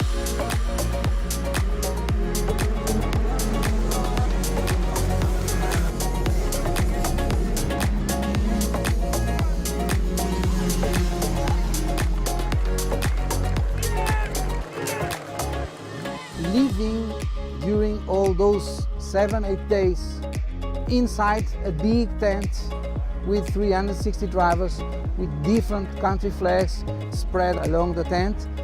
This is really an atmosphere that they cannot see it anywhere else. We want to give the participants something special, something different. The surroundings, the location, they meet different cultures, different drivers.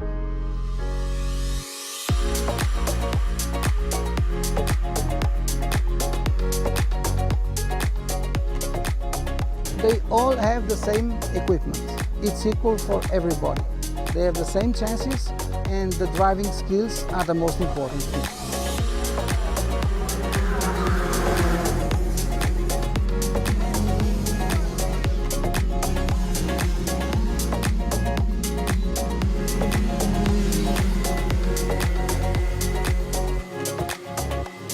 A lot of drivers are fighting for this ticket. They feel that they are among the best in the world.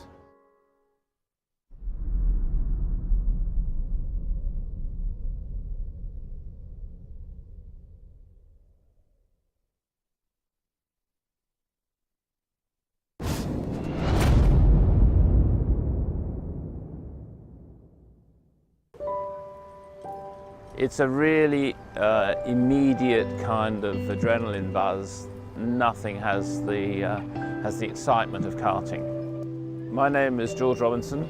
I've been involved in karting for many, many years.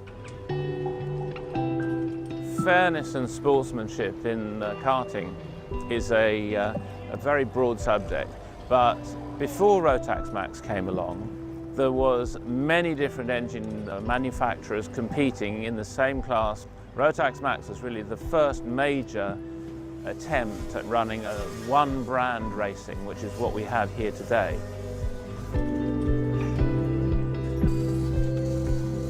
That had changed karting completely because it meant that it was much easier to get the same baseline, a fair level of performance with an amazing level of reliability from a new product that was much more modern.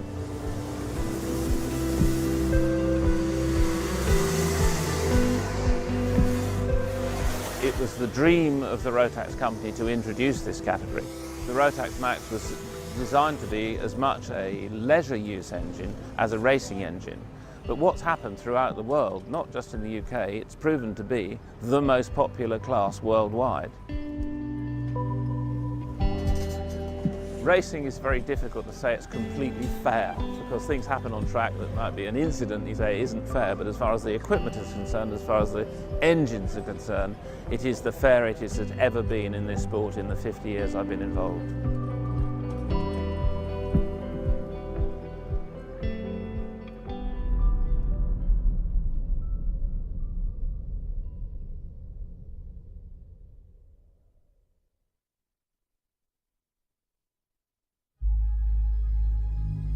So tell me, why do we do it?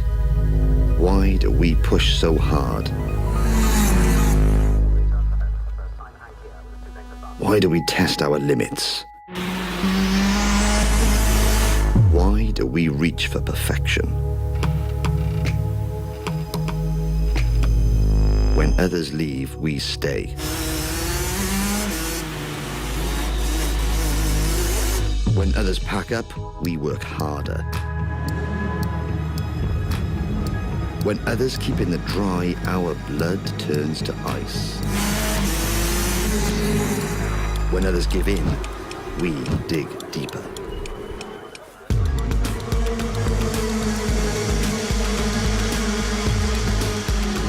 Every rev, every corner, every apex, every pass, every risk, every position, every tenth, every hundredth, every thousandth, every goal we set, every challenge we face, every fear we overcome. Because we won't settle for second. Because we live and breathe it. Because we seek the strength deep inside us. Because we give our best. Because this is Rotax.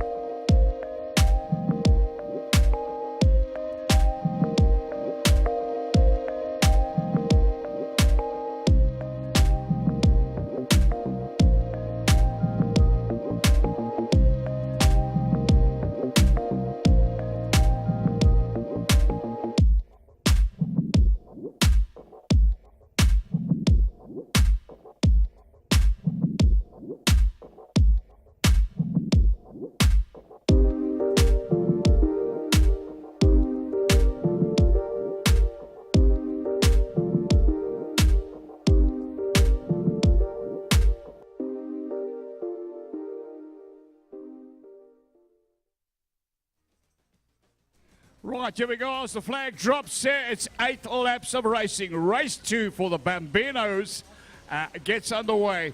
Well, to remind you of the results there, race 1 there, it was championship leader Noah Macronia that took the win ahead of Brody Cooper Darling that gave the championship leader a really worried time there. It was 2/10. It's all that separated the two when they crossed the line. And Diego and Tony Tunis in car 66 took that 3rd place. Right, so pick up on the racing as they go through there. Just the 22 Kart there of Brody Cooper Darling. Once again, the same pairing that worried each other in race 1 there as they broke away, and they've broken away again. There's a round. It's the 22 Kart that leads. So championship leader back in 2nd place. Noah Cronje, remember, he did make that crucial pass in the last lap in race 1 there to go back up front as they race down the towards Thunderdome. Flat out through a corkscrew. They both run a very tight line through a Thunderdome. Well, there's Dad, Mark Cronje, an ex-world karting champion himself. So certainly Noah gets first quality coaching. Hence the position he's in right now, leading a championship, sitting in 2nd place right now. Diego Antunes is the man that's running in 3rd. Well, Diego there finishing 3rd in race 1. Was Ronaldo Kuhn, who finished 4th in race 1 and sitting in 4th place again in race 2. So not much change right now, except it's Brody Cooper Darling that leads at the moment. Can Brody hold that lead all the way to the end and certainly have the championship leader Noah Cronje worried about going into the 3rd and final heat later on, because that will be the race that decides who takes the class win for the day if they stay in the positions they're in right now. Well, Noah Cronje is certainly got no intention of finishing 2nd. He's just gone purple with the new fastest lap of the race, 46.927, sitting in that 2nd place. You can see the gap that's opened up between 2nd and 3rd. Diego Antunes in Kart 66, running in that 3rd place.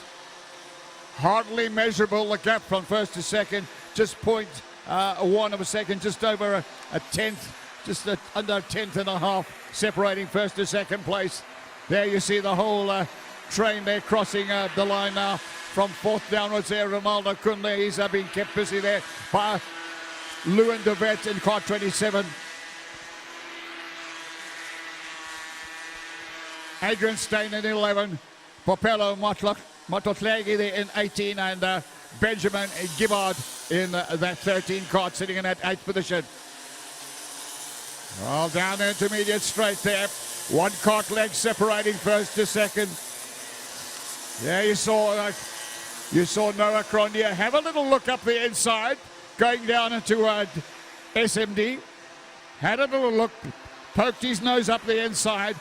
But Brody Cooper Darling very quickly closed down that, closed the door there, took up his optional line up the inside of SMD, and he keeps the lead. We're coming out of Thunderdome there, just looking from the aerial shots on the drone.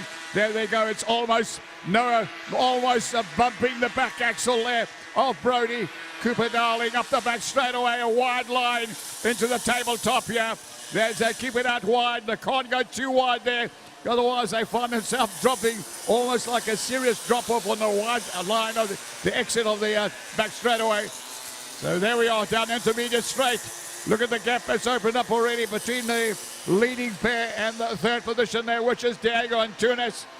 Well, Diego under no pressure himself there in 3rd place there. But the man who's under pressure there is Ronaldo Kuhn in that 4th position there. There you see a whole bunch of karts there racing with him. Ronaldo Kuhn, he's got to Lewin de Vet taking a look at him, making up a position. Adrian Stein, Popello Matlaklegi, Benjamin Gibbard, Callum de Toy, Jaden van der Merwe, and Omalemo Mfana. All out there looking for a better result in race 2. There's your leaders down intermediate straight. Noah Cronje having a little look down the inside. There you see the helmet. You see the head go first. They lean over to the inside before they make the move.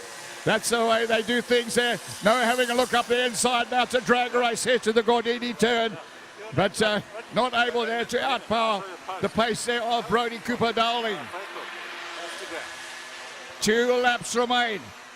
So we get into the danger part. We get into the danger part now. The drivers have to think about making their moves. Time is gone up the back straight away. What's going to happen there? There's Noah Grenier like race one. They're going to find the move. He has made the move and gone up front. When they come around, they're going to pick up the last lap board. Cooper Darling having a look down the inside, but not close enough right now.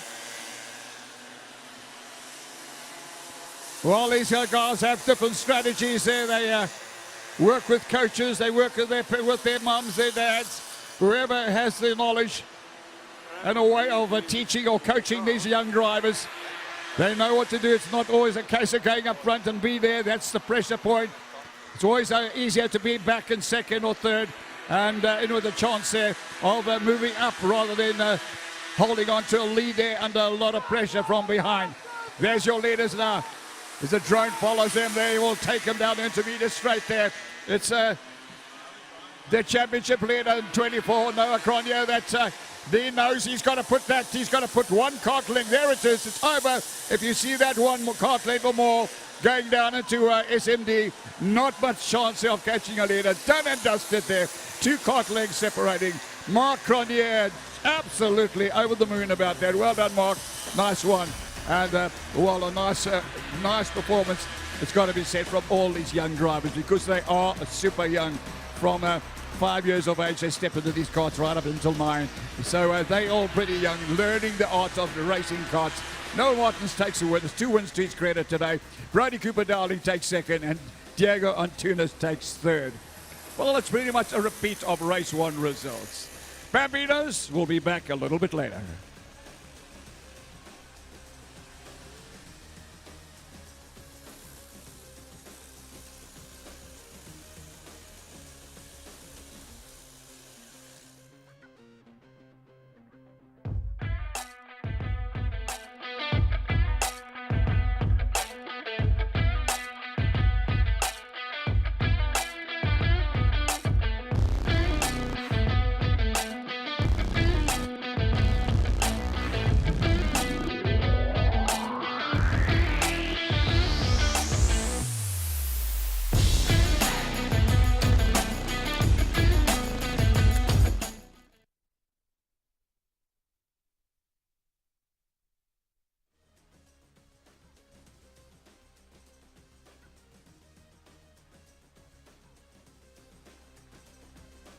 All right, here we are. We go to race 2.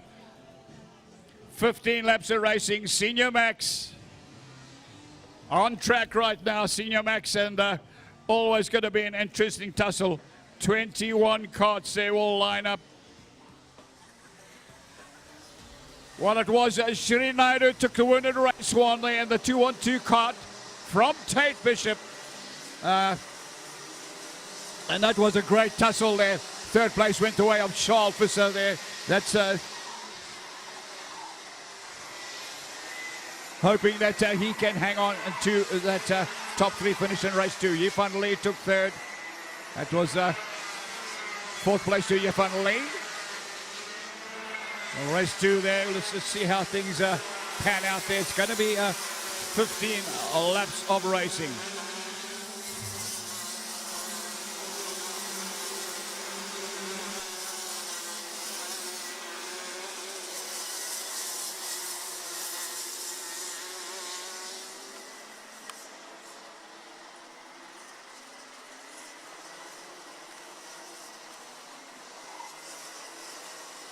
Well, I'll remind you that the championship there, Tate Bishop went into the race 1 there, and so in the lead of the championship, the Western Province Cosmic Driver, and he's certainly going to do everything within his power to keep himself there, leading the title race there. Well, he's got, he knows he's got to always have pressure from Musa Kaji, Ethan Steer, Matthew Waitley, just to mention a few.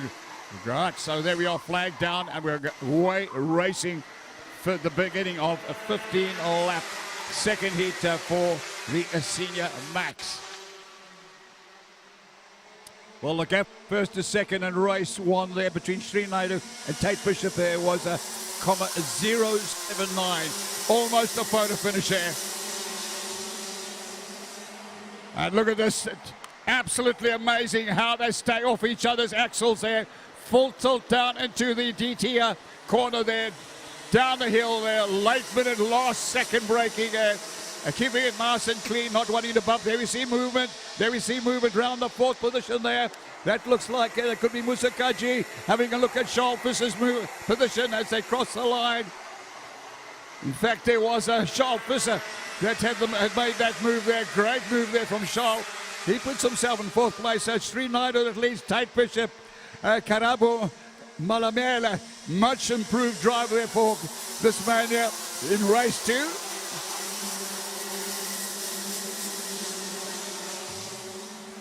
Well, he finished down in 9th position in race 1. So sitting in the top 3 slot right now. Well done, Karabu Malamela. Can he hold on to a top 3? Sri Naidu goes purple there with the fastest lap of the race so far. 46.295 for the man up front in the 2-on-2 Burrell ART kart.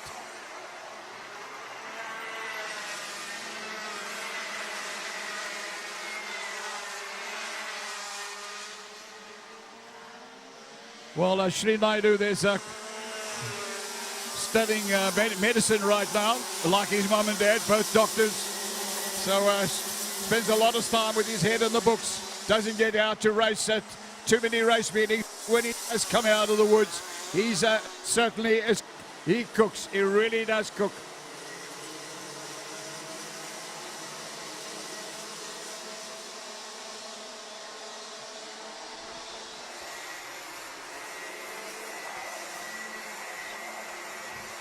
So here we are with 12 laps to go in the second heat of the day for a Senior Max.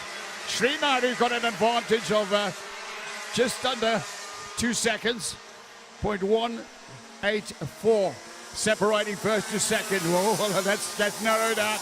That's narrowed out right now because Tate Bishop says, you're not going to get too far away from me. Charles Visser goes purple, the man in fourth position there, new fastest lap of the race. 45.323 for Charles Visser. Charles finishing third in race 1, sitting in fourth position right now in race 2. He's upped his pace there, he's doing something about it there. Just laid down the fastest lap of the race. So race down to Thunderdome, one long train there. Yifan Lee, Olarato Sekudu, Musakaji, Etienne Steer, and Roshan Goodman, all nose to tail in that race there for that fifth position. So we're breaking away in pairs right now. We've got Sri Naidu who's been hounded there by second place Tate Bishop, and then Karabo Malemela being hounded there by Charles Visser for that third position. Well, fifth place says Yachie Fadley in the 266 kart. He leads that long train of karts. There they are as they roll over the line. That's the competition. That's all looking for a way to make up a position and take on that fifth position, fifth place there. Well, they were moving around. Olorata Sekudu moves into 5. Musa Kaji into 6. Yefenli drops down to 7.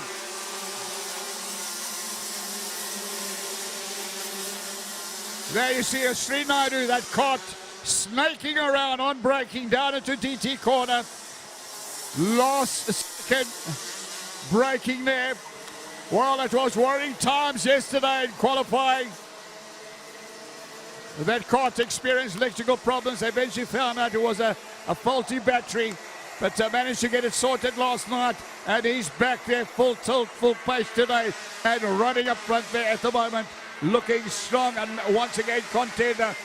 Winner of race 1, leading race 2. Well, Tate Bishop there finished second in race 1. He's lying in second place again in race 2. Now, could this be the strategy of Tate Bishop? Is he quite content to stay in second place and pile the pressure on the Burrell ART man? It's just one kart ahead of him. Karabo Malamela, they're under extreme pressure from Charles Visser for that third position.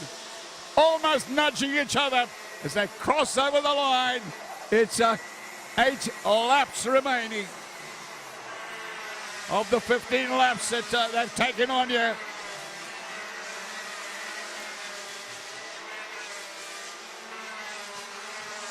So Tate Bishop there, the championship leader.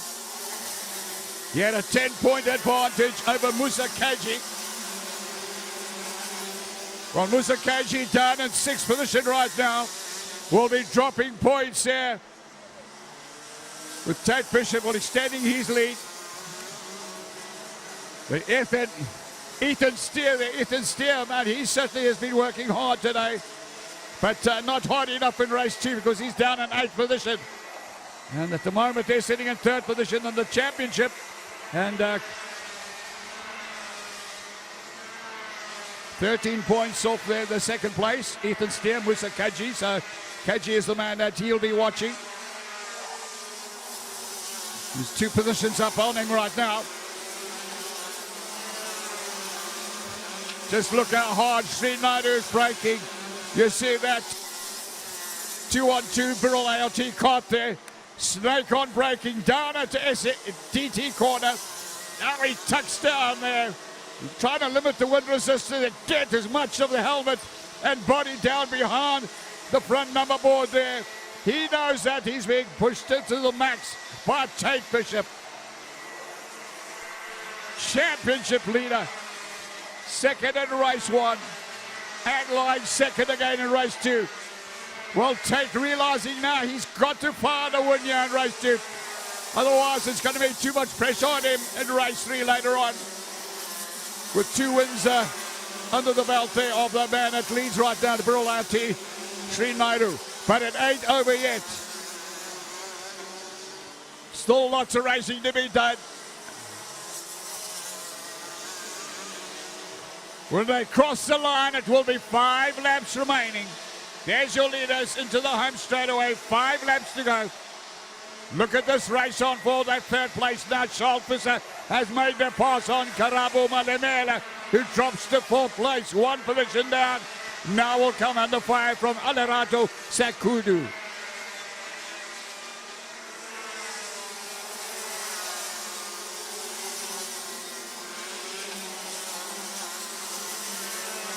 Well, lonely 5th position there, Alerato Sakudu. Got Musa Kaji. 2nd in the championship, Musa Kaji. Desperate now to make up positions. Down in 6th position right now is the number 2 in the championship. Got to try and improve on that 6th position. But got some big hitters up ahead of him. Alerato Sakudu, Karabo Malemela, Schalpusser, Tate Bishop, and Srinathar.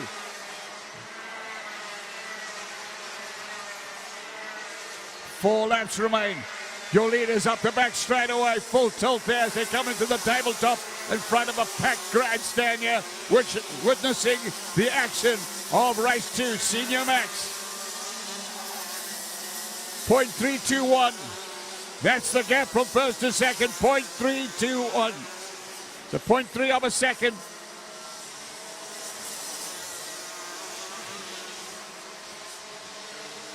Well, Tate just out-braking himself somewhat there, going down to SMD, ran a bit wide again, but manages to close up on the brakes, going into a good any turn.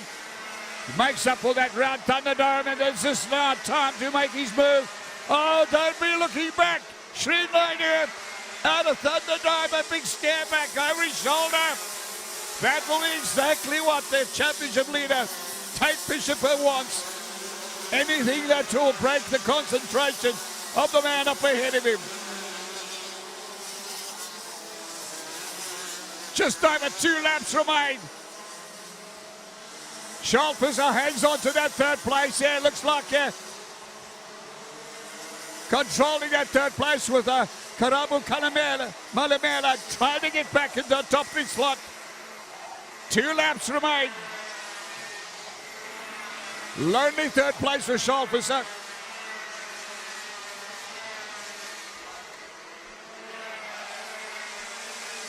Just 0.1 of a second separating 1st to 2nd.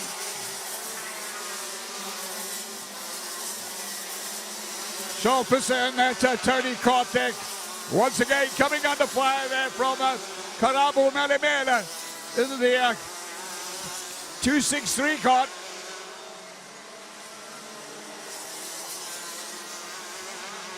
A lot of racing going on for 6th place there. It's Musa Kaji that leads that train in the 279 Kart. Musa second in the championship, will be a worried man now. Won't be happy with being down in 6th place. Got Yvan Lee on his case there with Ethan Steer, Ethan Bostander, Jean Reynel, and Roshan Goodman all looking for a way through. Once again there, stare back there, Sri Naidu.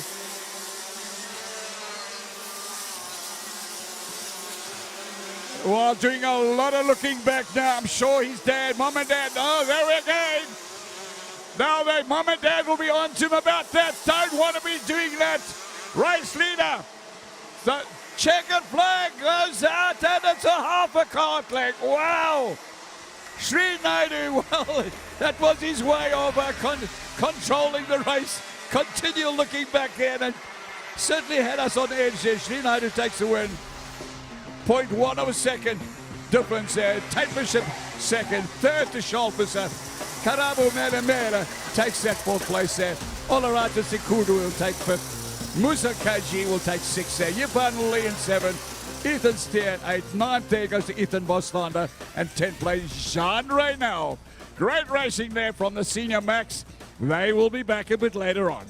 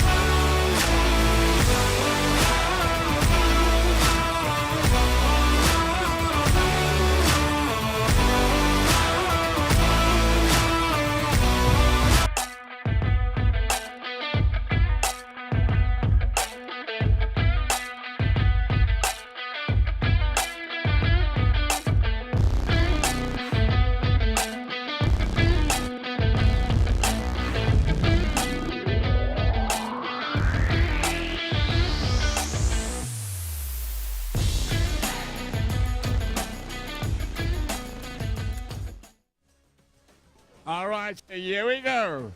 Micromax Race 2.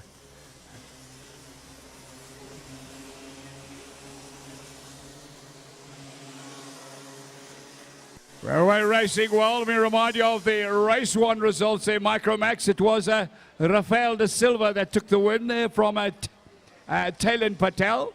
3rd place went to Aidan Bonan and 4th place went to Rafael de Souza.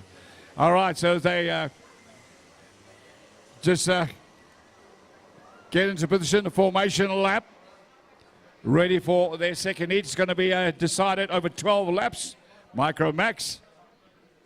And Rafael de Silva in Kart 669 is your championship leader going into today's meeting.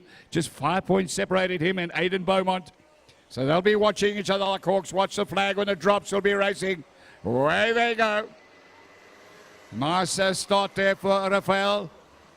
The Tony Kart man looking very determined to keep it on rails and not make any mistakes right now.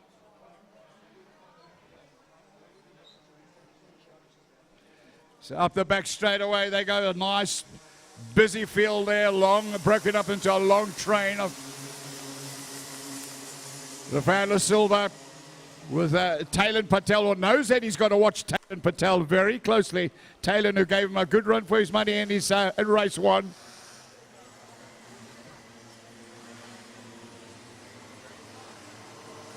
Well, just all try to find their pace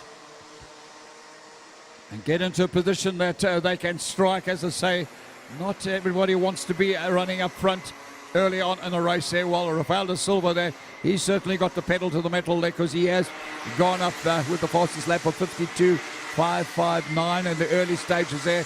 Talon Patel there is tucked in 2nd place there, the man sitting in 3rd place in the championship. And he took a 2nd place in race 1. Well, let's have a look here. The gap there was Just 0.3 of a second. 0.3 of a second separating the two when they cross the line in race one. So it's always going to be close. And there we are. They're having a little look. Ready, chopping and changing around. It's a Taylor Patel that said it's time for me to go up front. That's put Rafael de Silva back to second place, the championship leader. Back in second. Emma Dowling, much better start for Emma. This could be rosy performance and result for our lady driver in third place. Fourth in the championship, Emma Rose Dowling, the CRG driver from Gauteng. Just 4 points back on Taylor Patel.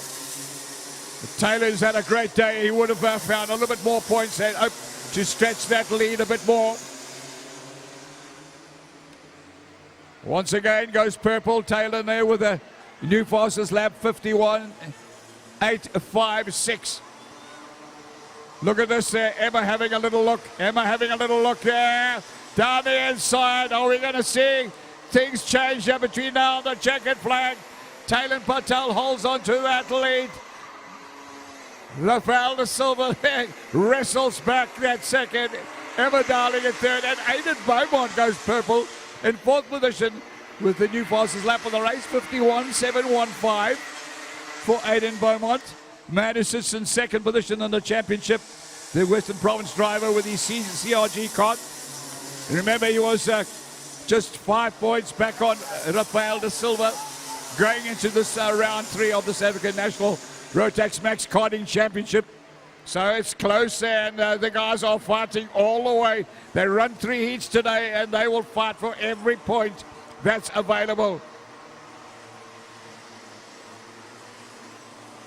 Well, Rafael there, look like he's in the driving seat right now.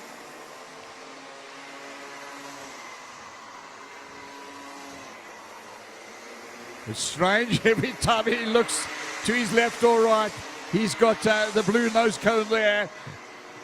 Taylor Patel, the 626 Kart there, not losing sight of the race leader.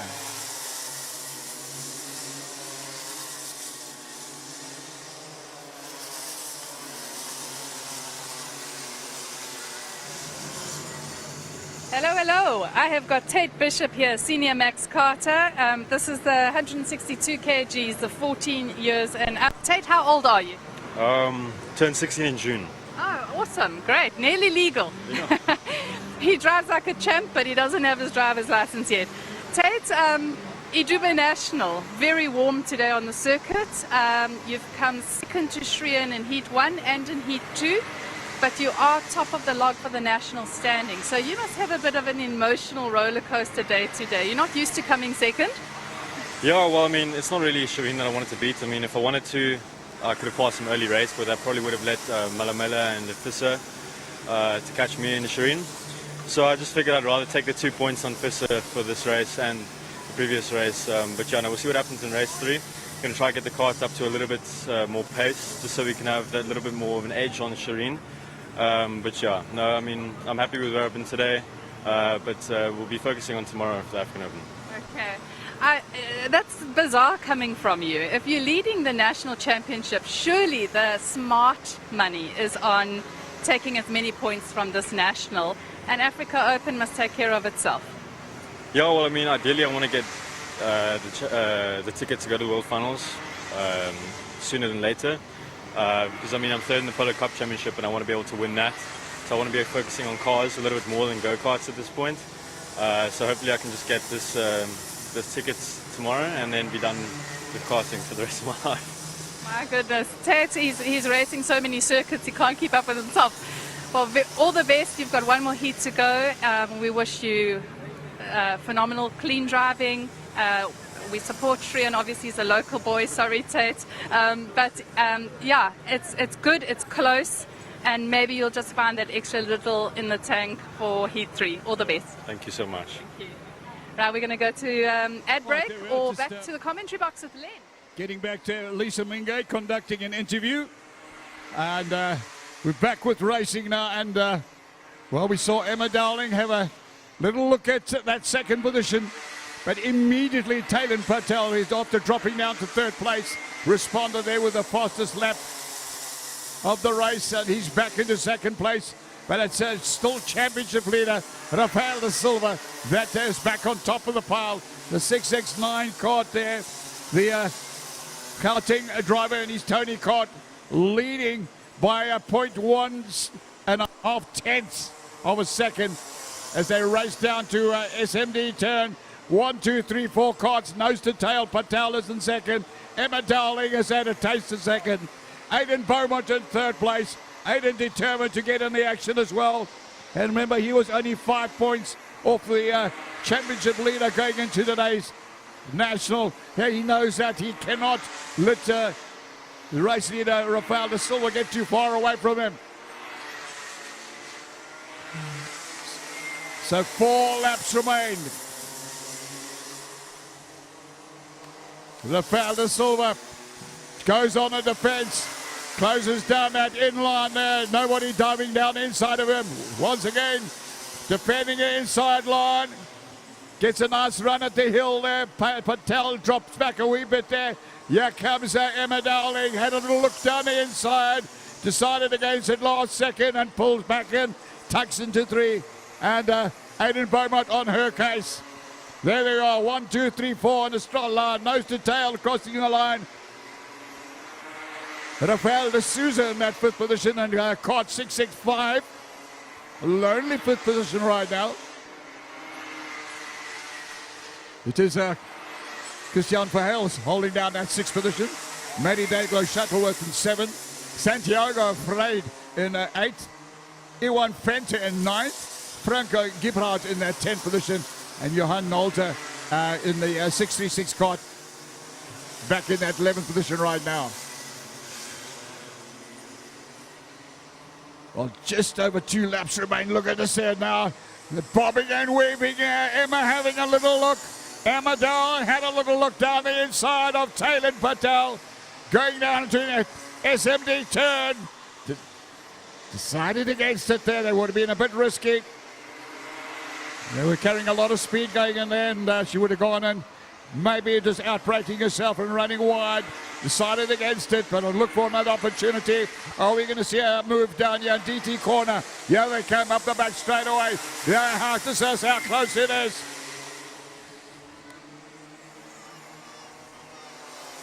Micromax delivering great action and performances here. Covering the inside line.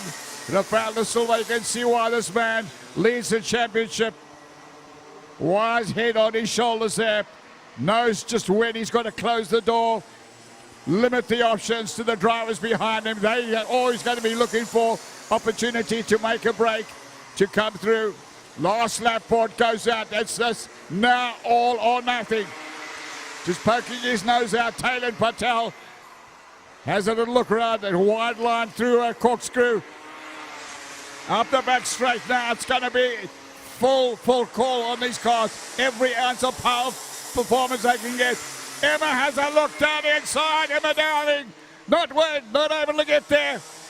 Going on the fence there. Rafael da Silva, Taylor Patel close down that inside line. Once again holding the inside line. No way through up there. Little breakaway there from Aidan Beaumont. 2 kart lengths back. He's too far off the pace. Here goes there. Challenge and it's gone. Taylor Patel. But can he make it stick? Oh, he's run wide. He's run wide. And he's going to drop 3 positions. Rafael da Silva, Emma Dowling takes that second. Aidan Beaumont third. And after a crucial mistake there, Taylor Patel will be spitting blood there. Just ran wide going into hockey stick, put a wheel on the grass, and that was it. No recovery from that. Well, 5th place there to Rafael de Souza. Matty Shuttleworth takes 6. Christian Verheels 7. Santiago Freid 8. 9th there to Iwan Fente, 10th to Franco Gibrard. They'll be back a little bit later on. You're watching the Micromax, and great race action there.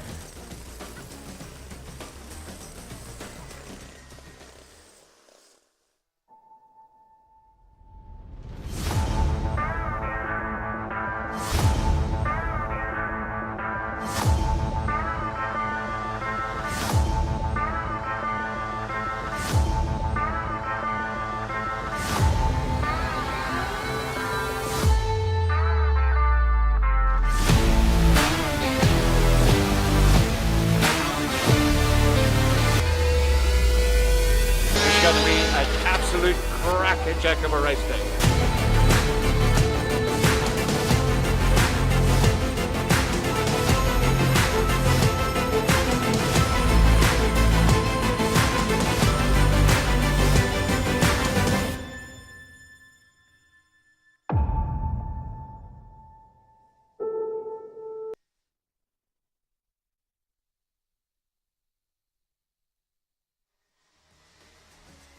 All right, here we are on the warm-up lap. Race 2 for Junior Max. Remind you of the race 1 results there. It went the way of KZN Smith, championship leader. KZ pretty much dominating this class there, the Junior Max, and determined to keep it that way. Well, it was Björn Boshoff who took second in race 1. Nicholas Fostanis took third. Said Varioa came up in fourth ahead of Erich Haystack in that fifth place. DD2 selected 6th position. Right, let's see how race 2 pans out. It's going to be another 15-lapper for the Junior Max.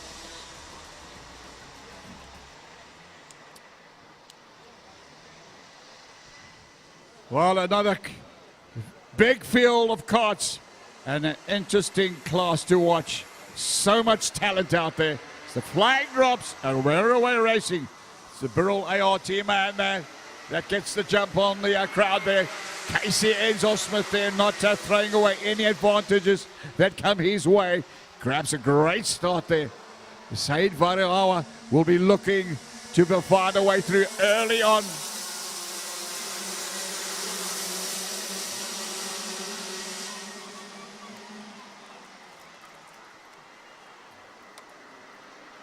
Busy traffic there, all trying to get through there. You can see already Björn Boshoff there in the 437 card, looking for a move up the order. As we got that breakaway there, looks like there's super pressure going on for 4th place there as they cross the line. They see KZN Smith now dropped back to that 2nd place. It's Said Varioa that's taken over the lead right now. And, well, he's determined now to have a good weekend, isn't he? Said, well, sitting down in 12th position in the championship, man. And here he is now boxing for the #1 spot. The 421 card, Said Varioa, and goes purple with a 46.654. Look at this, look at that determination. Wow! Björn Boshoff almost on the grass coming up the hill. Puts the 427 cart back into the lead. Well, that caught Said Varioa. They're sleeping there because they didn't really think anyone was going to go and nip up the inside. He was trying to defend the outside line. Well, Björn Boshoff leads. Race 1 winner down in 3rd place now. Will be a worried KZN Smith. He's got Said Varioa and Björn Boshoff ahead of him. 2 quickies. Well, from 5th position, Erich Haystack. Now he goes on the move and produces a purple lap. 45.519. Erich Haystack in 5th position, looking to now make his move as they race to cross over the line. 12 laps remain. Said Varioa leads. Björn Boshoff, KZN Smith, Nick Fostanis moves into that 4th place. Well, 5th in the championship. Sitting around about that 4th place, that's he knows where he should be comfortably. Well, he's got Haystack tucking behind him. Another one of the quickies, he'll keep a watchful eye on Erich Haystack. Jason Goosen will want to get into the action there. He's in 6th position right now in kart 453. Just 0.1 of a second separates Varioa from Boshoff up front end of the pack. And they throw KZN Smith back into the mix because he wants back up front. Trying to go around the outside, and looks like Enzo Smith does that. Just that there. Nicholas Fostanis running in that 3rd place. Great drive coming from Nicholas Fostanis, got to be said.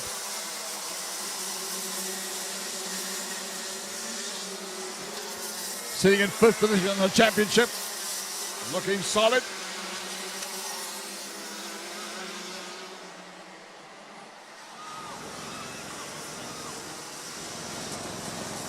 Right, I've got with me Rafael de Souza in kart 665, and I've also got Emma Dowling in kart 623. They're both Micromax drivers. De Souza is 7 years old, only been racing in Micromax this year and Bambino last year. So you're a newbie to the sport. How was your race? Good. Last race wasn't too good for me. I was hard in first, but then I got taken out. But it was fun. I fought back. Ended up with 5th. I was happy. In this last race, I just lost 1 place on the start, so it was fun.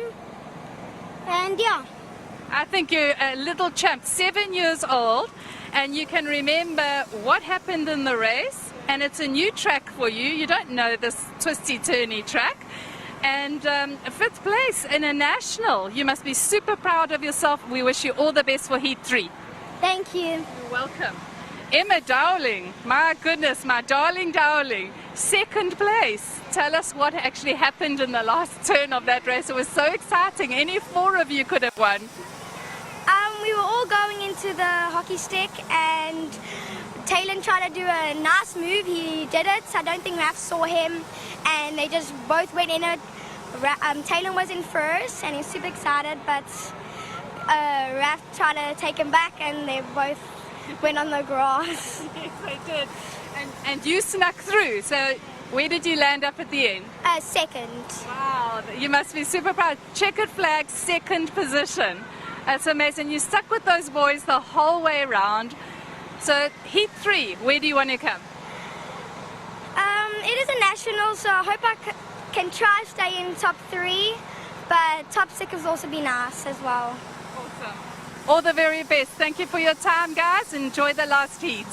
Thank you. And back to the live stream. Right, with 8 laps remaining. Said Varioa hangs on to that lead in the 4-2-1 kart. He's got just a 0.1 advantage over Jaden Goosen, who's now slipped his way into 2nd place. While you see the overtaking moves that the guys have found coming up the hill out of TT corner. They're running 4 abreast there. And well, the man who started that whole move, there was Rian Boshoff. He tried to slip through himself there, but got squeezed onto the grass, so he had a cut back there. He's back in 4th place right now. There we go, 2 abreast down into TT corner. Up the hill, this is where they'll be watching. Oh, there you see the movement there. There you see the movement there. Everyone is looking for a way up the hill. A shortcut up the inside line. Can Varioa hold on there? So come up here and cross the line.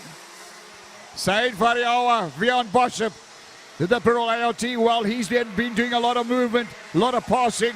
And whether it be on the outside, inside, wherever there's a gap, he will put his nose. He's found 2nd place right now. Jaden Goosen, best position he's had all day. He's in 3rd place right now in kart 453. Nicholas Postana says in 4th. Who's there? Corner. He's moved up into 5th place here in the 478 kart.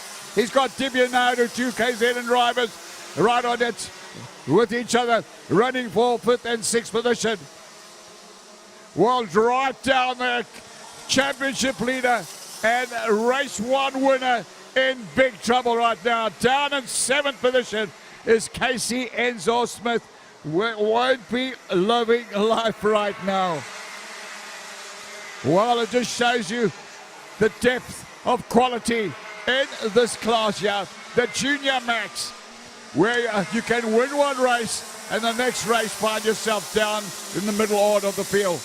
Well, Casey won't stay there long. He's already moved up into 6th place.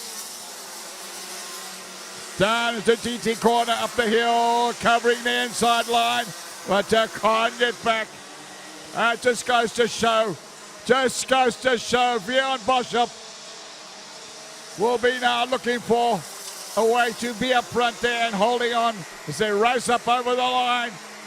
It's Boshoff at lead. Saeed Variawa got caught out there by Boshoff up the hill, who's become a master of the hill, I've got to say. Been watching him come out of DT corner, finds that inside line. He knows he can make the passes there. It's work for him. He's up front now in that Bristol ART. So Variawa tucked in second place. Jaden Goosen, he's upping his game as the day goes by.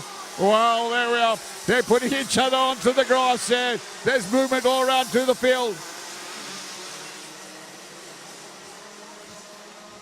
Well, Variawa there will not be saying goodbye there to a win. 3 laps to go. It's Saeed Variawa. No loss of hope there of taking this win there. He's back up front. For Steiners has found his way into second.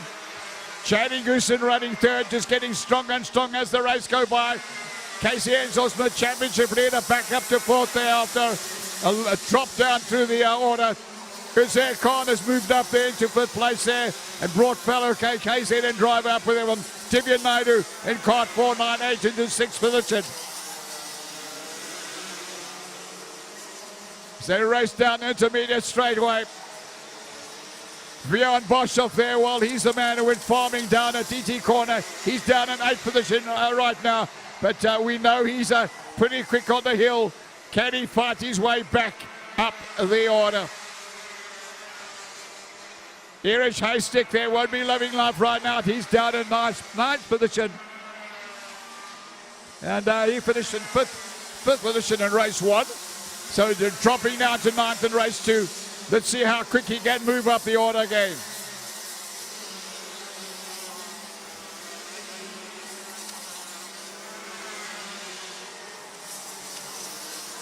Well, Variawa will be the first to spot that last lap board, and it looks like KZN's Smith there diving down the inside of Jaden Goosen. Jaden won't like that. He'll be wanting to finish in the top 3. Say cross over the line. Variawa, Enzo Smith and Jaden Goosen. Bjorn Boshoff down in 8th position. Fastest lap of the race, 45.186. Well, is he desperate or what? He's pushing hard. Fastest man on track, down in 8th position. Look at this from 4th place. Nicholas Vostanis on the brakes, down the inside to DT corner. Well, not letting anybody through. Variawa stamps his authority, shutting Enzo Cole, Casey Enzo Smith, should I say, out of running as they sprint for home. It's going to be Saeed Variawa that takes the win. Casey Enzo Smith second. Nicholas Vostanis will take third. Jaden Goosen fourth. Divya Naidu finishing in fifth. It's amazing he brought a fellow KZN driver along with him. Uzair Khan taking sixth. John Wilson in 7th, Bjorn Boshoff sadly down in 8th place. He worked so hard in that race. And 9th there, Erich Haystick won't be loving life. And just in the top 10 there, Dylan Watkins taking 10th position. They'll be back a little bit later on.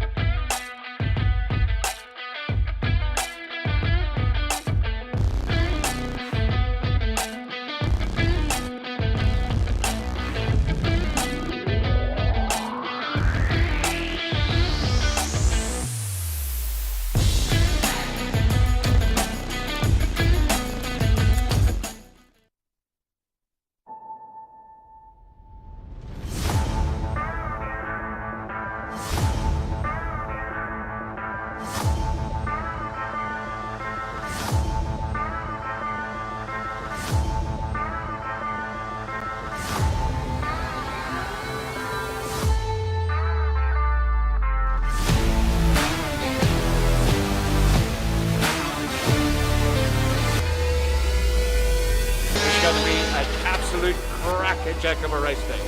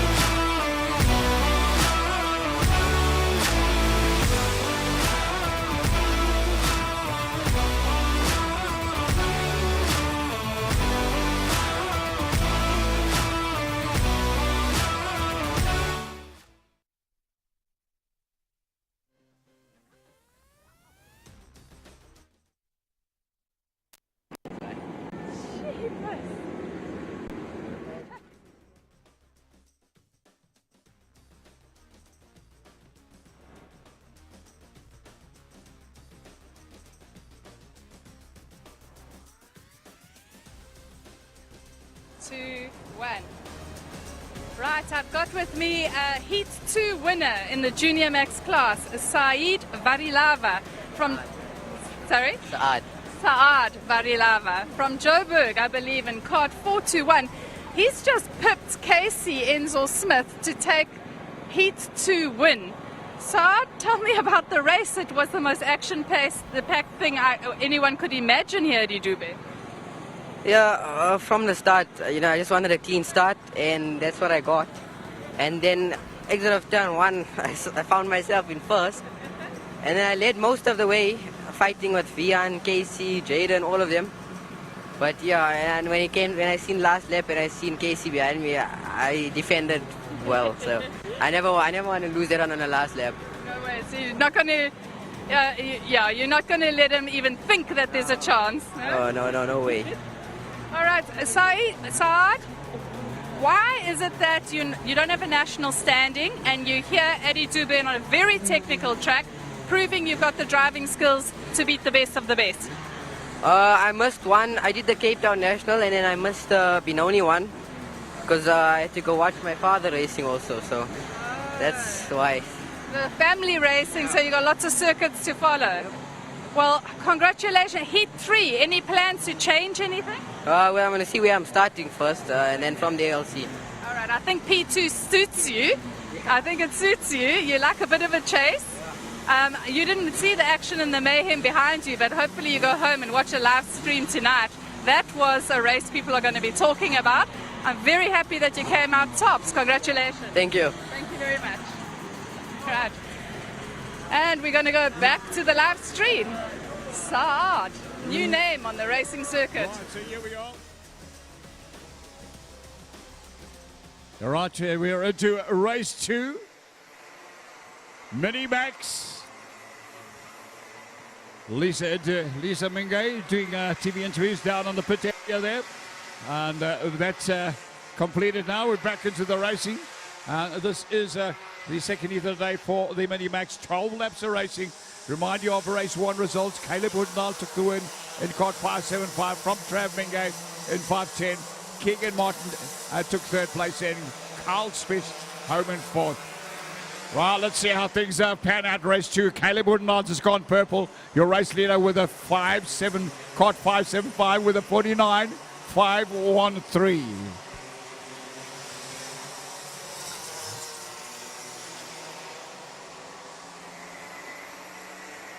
All trying to select themselves into a position where they can make the passes. A busy field there. 18 karts out on track right now. Keegan Martin there, just 0.3, almost 0.4 of a second behind race leader. Travis Mingay back in 3rd. Made a qualified pole for race 1. Will be desperate there to find a win in race 2. But he's got his work cut out. He's got 2 hotties around him, and Caleb Woodnall, Keegan Martin. While Ken Swartz on his case too is Adam Kaji is down there in 5th place. Jordan Wade in 6th. Matty Shiwara in 7th. Keegan Beaumont in 8th. Georgia Leonard's 9, and Amani Kinyua make up the top 10. Leaders up the back straight away. In front of a packed grandstand there. Wow, look at the pace of Caleb Woodnall. Up the back straight away. Serious pace. Well, we thought he was going quick there. Keegan Martin finds a new fastest lap of the race, a 48.940.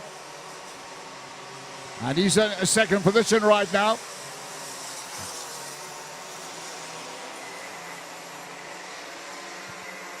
No change in the positions. Trav Mingay still sitting in 3rd. Ken Swartz in 4th.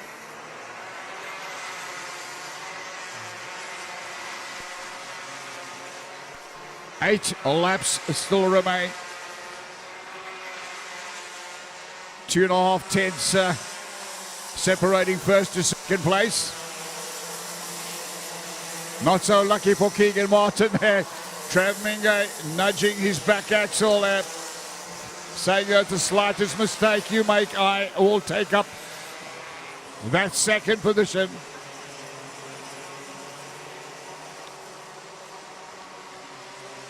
Travis Mingay having a little look down the inside of Keegan Martin down at the SMD corner.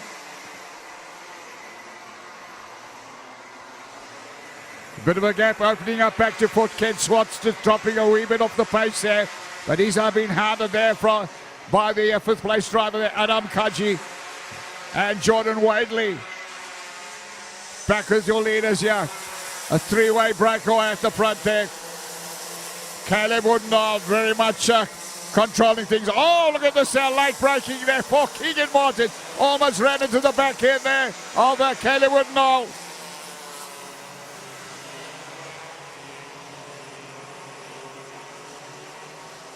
Huge battle for sixth position. The 548 Kart have Jordan Wadley, Keegan Beaumont and Matthew Chihuahua all battling out for sixth position.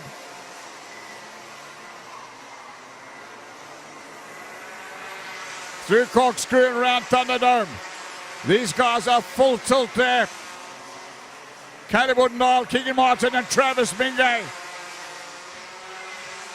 Well, it's going to be relying on a mistake because I'm sure all three of them are racing at maximum pace. Not too much left there to outsprint each other. They're going to rely on late braking there or mistakes that might see them wide in a turn. There they race down the intermediate straight away. From a wide line there, just a tip of the brakes. They cut back in there, tight line through SMD, flat out through hockey stick, and nose to tail over the line. Just still 0.1 of a second, separating first to second, and pretty much the same from second to third.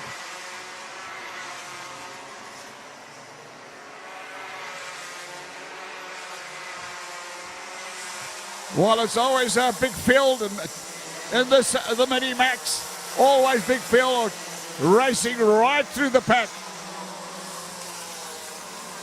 Travis Mingay has a little look up there inside, new race leader. But having a go at each other, down the inside. It's Trav Mingay that's got the inside line and a new second place man. Well, we saw Caleb Woodendall and Keegan Martin boxing there, going through pipeline, and while they were taking on each other, it's lining up for the inside line. Trav Mingay slips into second. As I said, it's going to take a mistake to see a position change, and that's exactly what happened there. A mistake there by Caleb Woodendall and Martins there, boxing away and leaving the inside door open. Woodendall goes back up front. So sandwich in between now. Trav Mingay, the pole setter, qualifying one yesterday. When they cross the line, it's going to be just 3 laps remaining. There they are. 3 laps to go.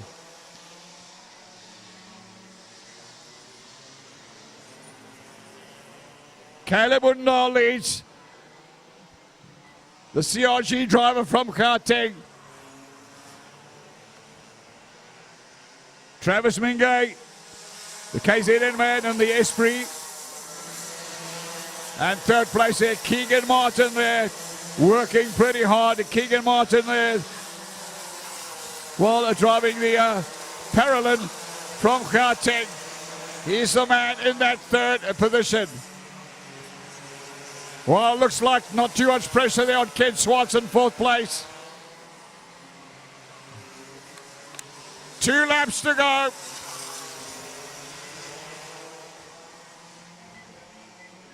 Well, there we are, back to third place there for Trav Mingay. Caleb Woodendall leads. He's got Keegan Martin back in second, while Keegan's just produced a new fastest lap, 48.562. For Keegan Martin in second position.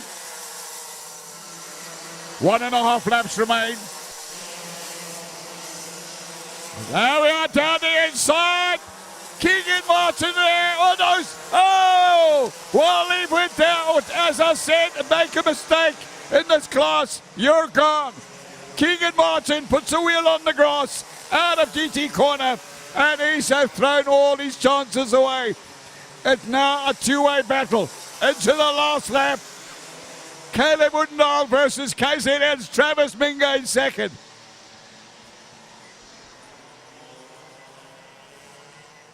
Well, we see a lot of that there.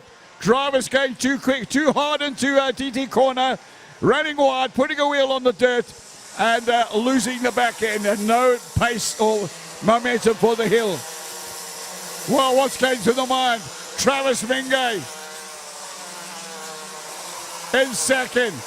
Can he find a way past? Yeah, you see, Caleb Woodendall keeping a watchful eye. Will he go on the defense? Not close enough. Not close enough is Travis Minga, and it's pretty much sorted over by the shouting. There's going to be one kart length. Caleb Woodendall takes the win. Second place there to Travis Minga. Ken Swats up to take third place. You'll be happy with that. And Arm Kaji will take fourth. Keegan Beaumont in fifth there. Jordan Wadley in sixth. George Leonard 7. Keegan down in 8th place, man. He won't be happy at all. Carl Spies 9. Daniela Goodman making up the top 10. They'll be back in a while.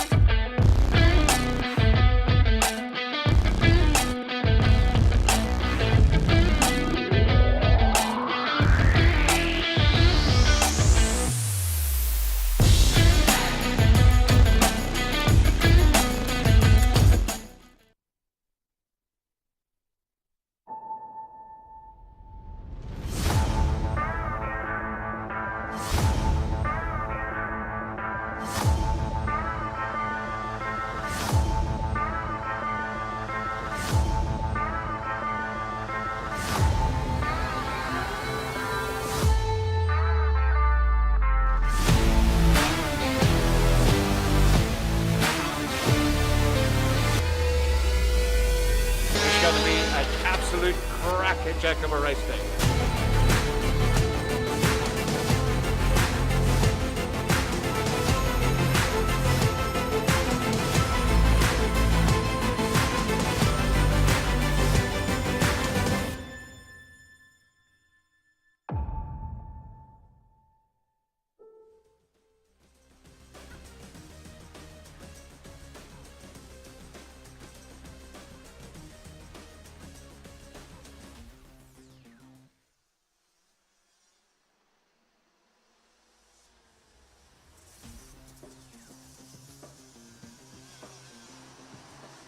I'll be with you in a second. It's just it's had a change here in the results, and just getting the paperwork all back on line here. All right, so here we are, waiting.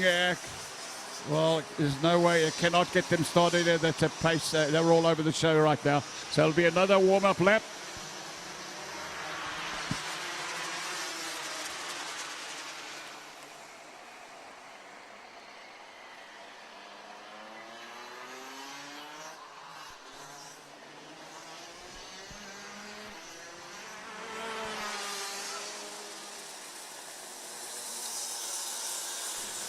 .15 laps of racing for the DD2 and DD2 Masters.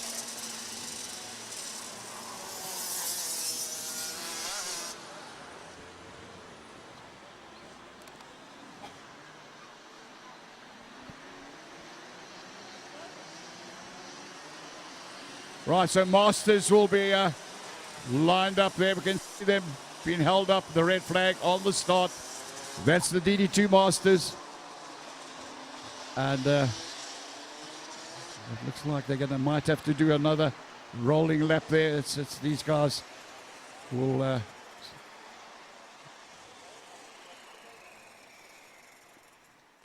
The Chief Marshal going now to have a word with them.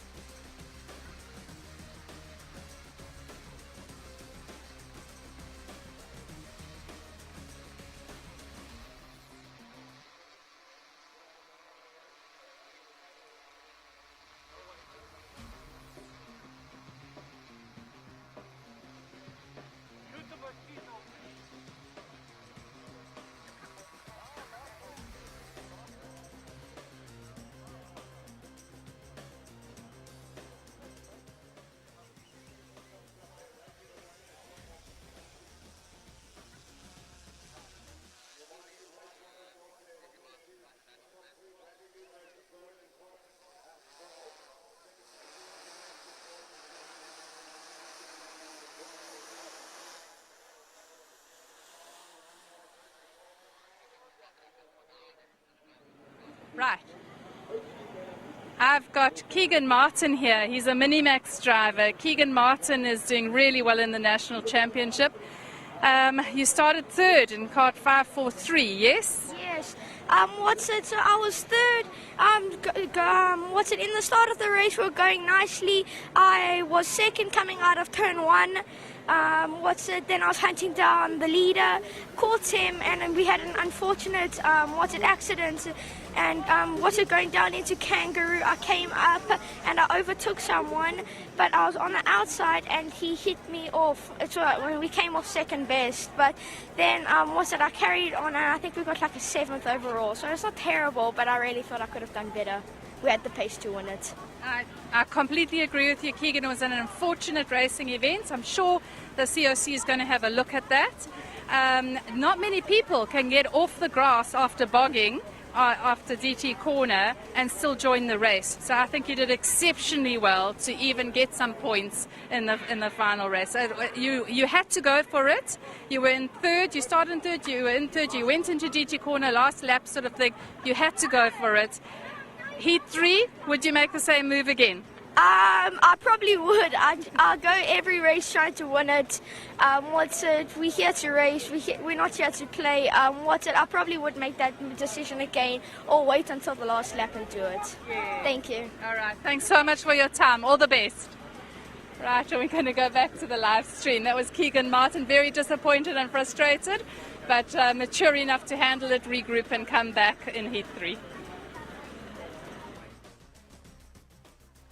Right, thank you, Lisa, and doing a fine job down, talking to the riders, interviewing them, and keeping everybody happy down there. So looks like the tyre wall be sorted, and we're just about ready to get underway. Remember, they'll be sent around on another warm-up lap, and it'll be a rolling start there. 15 laps of racing for the DD2 and the Masters. They're all on track together. It's staggered start.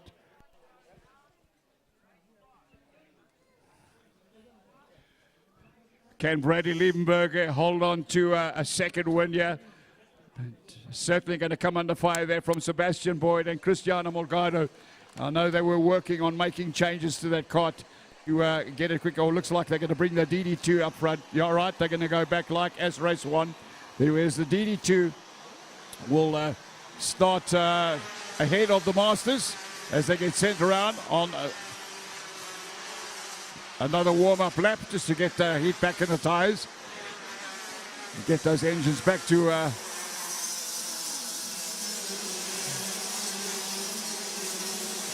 correct running temperatures. The cool breeze that's blowing there, it's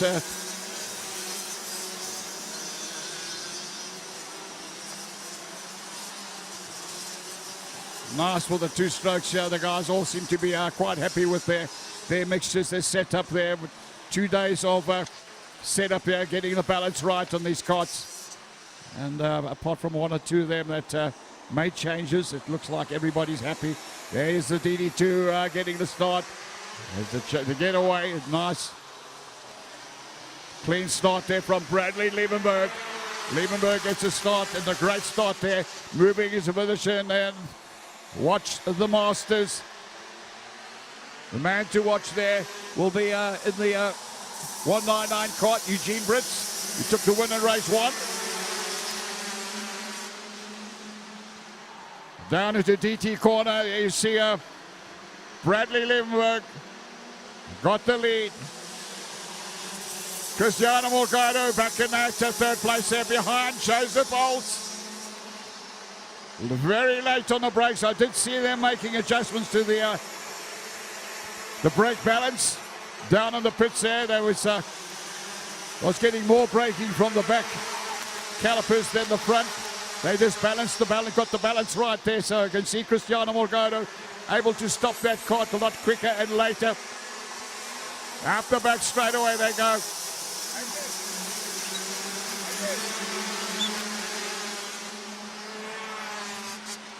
All right, so there we are. They come up the hill out of DT corner.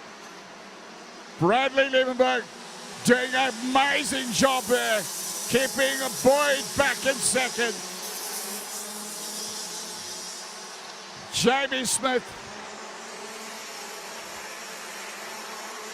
Another one of the Birrell ART karts. finds his way into third. Joseph Olsen to fourth, and Cristiano Morgado dropping down to one. He's down in fifth position right now. Clearly things are not going good there in the Morgado camp.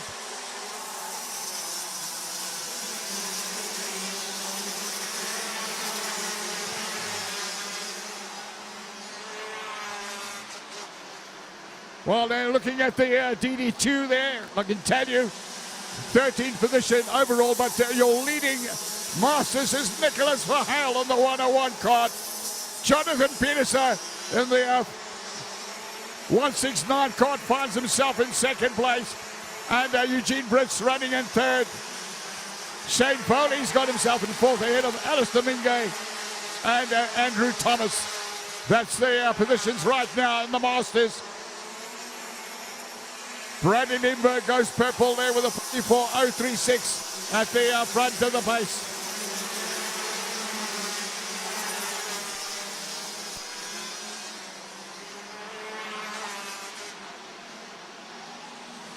Well, one long train headed down intermediate straight away.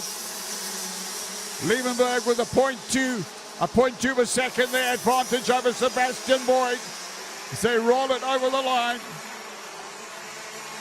Boyd holds off Jamie Smith in 33. Joseph Holtz holding that fourth place. Morgado still in fifth. Nicholas Spanianis in sixth. Brandon Smith in that seventh. Eighth place. Nico Zafiris, ninth place there. Keon Grottis and 10th place. Waylon Wyman. And the battle down beyond for the Masters. Nicholas Verheil holds on to the lead. The 101 caught there leading the Masters. Jonathan Peterson in the Vertex auto entered Tony Kart there sitting in second place. Kart 169 and Eugene in the Brits in the 199 Kart sitting in that third position. Well, Brits there leads the Masters Championship. Won't be happy with sitting in third position in the Masters right now. Brits taking the win in the Masters in race one, sitting in third position right now in race two. There he goes, a challenge. Oh, here we go. Sebastian Boyd makes the move. Well, leaving the door wide open there. Bradley Lindbergh, a very rare mistake from Brad there. Well, I think it's fair enough to say that Liebenberg was just too slow going into DT corner and left far too much room. So Sebastian Boyd picked up the offer, took the offer, and has obliged by putting the 69 Kart up front. Leads race two in the DD2s. Yeah, they come back into action. Liebenberg back to second. Jamie Smith looks now. He has a look. While trying to return the paper, Jamie Smith, new second place, man. And while Liebenberg on the grass, and got to be said, chances out the window. Put a wheel on the dirt, out of DT corner. Your chances of finding a win are gone. So Boyd leads, Liebenberg right down the order. Joseph Olsen to second, back to third for Cristiano Morgado. Nicholas Spanianis into fourth. Nico Zafiris picks up fifth. And in sixth position, the green card there, Brandon Smith. Liebenberg down in seventh position right now. Oh, that's Cristiano Morgado with a broken exhaust pipe. Morgado, well, there you can see shifting, short shifting that cart. He knows that this might be a problem. This going to rob him of, certainly going to rob him of that torque. The lowdown performance there, gone out the window with that pipe. It's either jumped off the manifold or it's cracked at the connection with the barrel. Well, is this an opportunity for Nicholas Spanianis to pick up onto that third place? Five-time world champion Cristiano Morgado in trouble right now.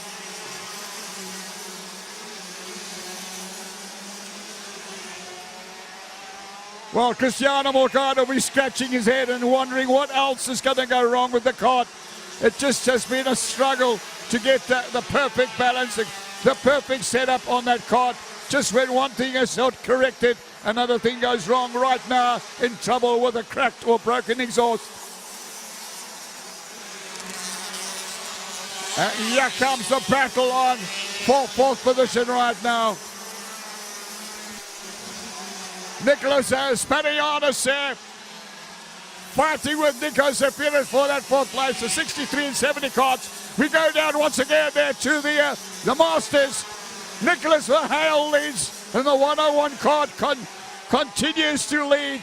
Well, the new second place man, and Eugene Britz, he's taken on that second place. That's pushed Jonathan Peterson down to third in kart 169. Shane Foley holds on that fifth place. Alistair Mingay and Andrew Thomas holds that sixth position in the Masters. A great battle there. Well, look at the difference there. Just 1/10, just over a second separating Nicholas Verheul in kart 101 and Eugene Britz in kart 199. In the battle for supremacy in the DD2 Masters.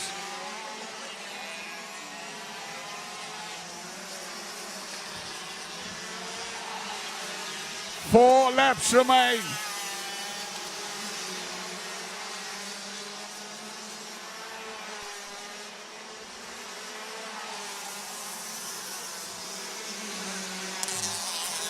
Well, Sebastian Boyd, there you see your leaders headed down to DT corner.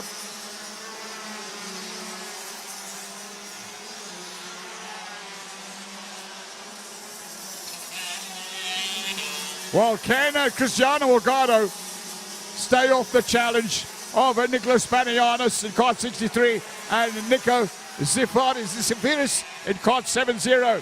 They are really pushing hard. The fight is on for fourth, and they are closing up on third place.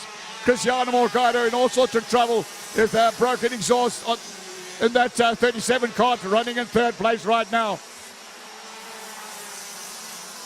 3 laps remain. 3 laps remain.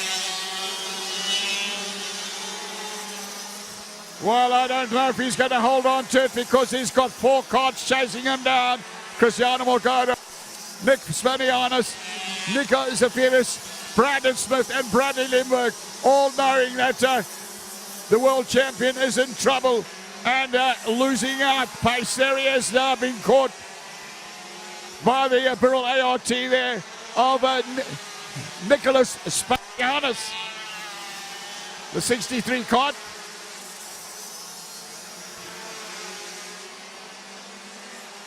Two laps remain when they come through. Next time they'll spot the last lap board.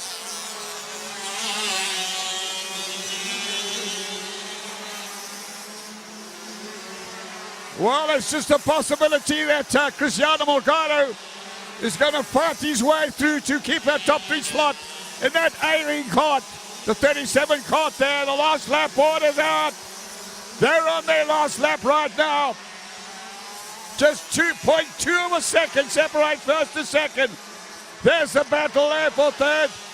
Cristiano Morgado holding on, fighting to hold on to that third position with a broken exhaust. Not enjoying life. There he looks back, and that's the first time I've ever seen the world champion look back at what's going down behind him. Is he going to be caught? I don't think he's going to be caught. This guy has just far too much experience to throw away a top 3 finish. Well, there he is. It's third in race 1. Looks like he's going to find third again in race 2. The leaders come up to cross the line. Sebastian Boyd takes the win. Joseph Olsen second. And Cristiano Morgado takes third. Fourth place, Nicholas Spanianis from Nico Zafiris, Brad Liebenberg. All right, we look at the Masters there. Well, it was a great battle there. Nick Verheul, 101 kart there, eventually running away there with the win there in the Masters there from Eugene Britz, who did a great job fighting off Jonathan Peterson to move into second there. Third place there going to Jonathan Peterson. Fourth place there to Shane Foley. And that's your top three in the Masters there. Alistair Mingo taking fifth. Sixth place to Andrew Thomas. What a race there. Mixed feelings there, I'm sure, from the crowd. I'm sure they would have hoped to see Cristiano Morgado just go for the win there and show why he is a 5 times world champion. But so much talent, believe me, there's so many of these drivers in this DD2 and Masters class are seen to be heroes, not only in South Africa, not only in Africa, but all over the world. It's always going to be a tough job at the office there. Well done, Sebastian Boyd, for taking the win there. And it was by 0.353. So it's 3.5 tenths over Joseph Als. And Cristiano Morgado fighting his way to hang on to a top 3 slot with a broken exhaust. They'll be back a little bit later with their third and final heat.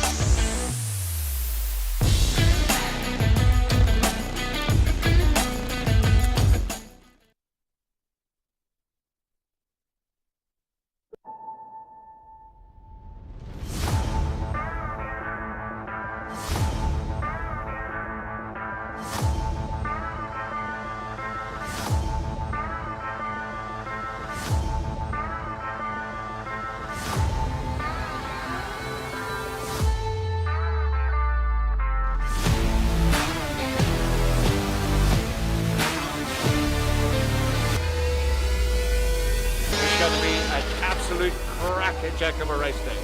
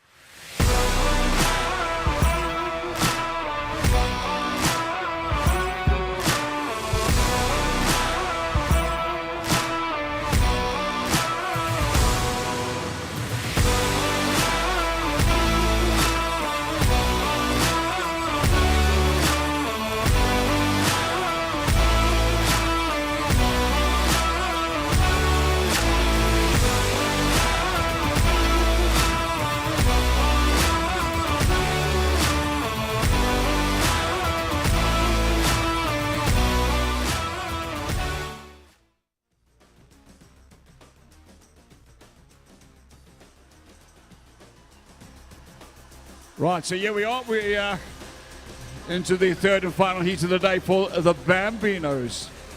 Well, let's look at the race 2 results there. It was Noah Cronier who took the win in Kart 24 there from Brody Cooper-Darling and Diego Antunes. So here we are at the moment there. Well, Noah Martin, can he make it 3 wins on the day? A full house of glories. So there's certainly will keep Dad happy. Ex-world karting champion Mark Cronier, and certainly one of the legends of motorsport South Africa. Watching his son in action, leading right now. The two that have dominated this class. Noah Cronier who leads. Brody Cooper Dowling in second. Popello Matlaklegi running in third place. Adrian Stein there in 11 Kart. He's holding fourth. Benjamin Gibhard in that fifth. Luanda Witten, that's sixth place in the 27 from Benjamin Gibhard. Diego Antunes in 66 in eighth place. And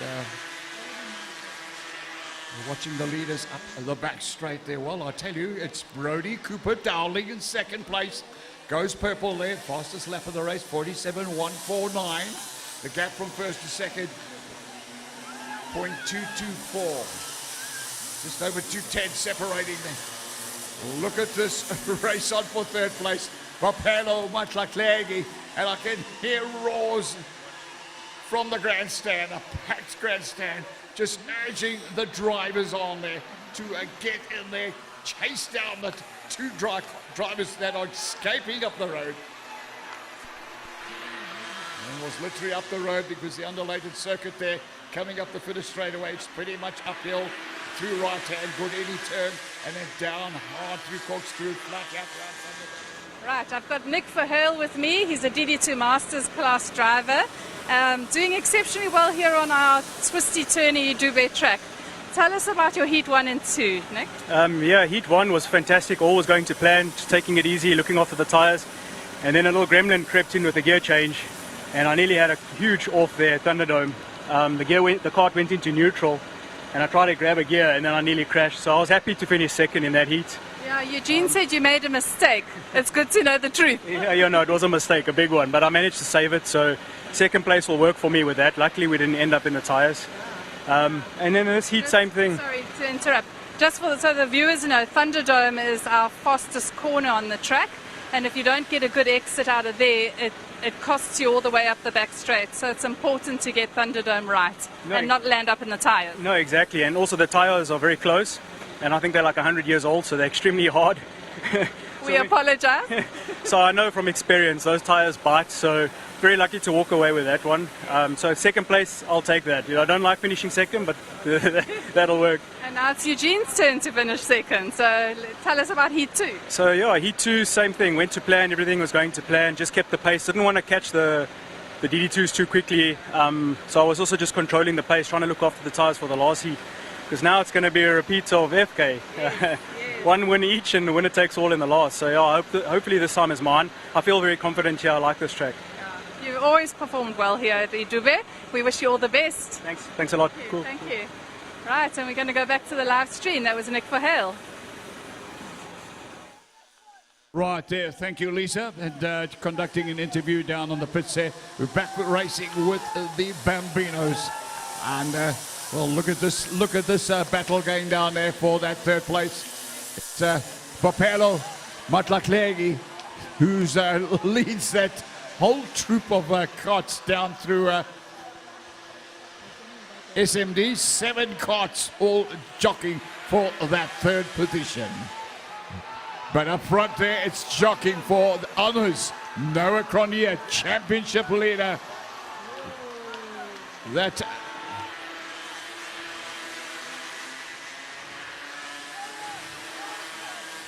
leads right now. Brody Cooper Dowling, there they are, the two karts battling up front there. That's track cleared of a back marker that went into the tyres. So everyone back on circuit.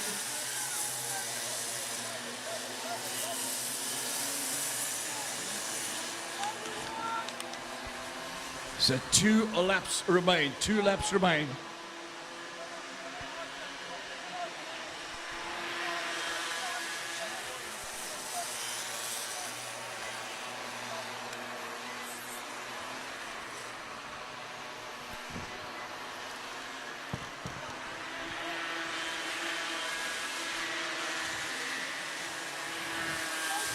Well, it's hard to separate these two.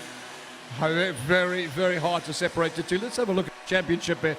It's Noah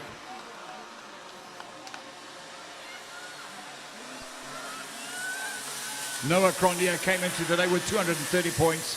And let's have a look at 14 points up on Brody Cooper Dowling. But Well, would have kept it pretty much the same. Checker flag gone out there, and it's well, make it another win there for Noah Crondier. It's that last lap there just showing you how Brody Cooper Darling was pushing. Went purple there with the new fastest lap of the race, 47.090.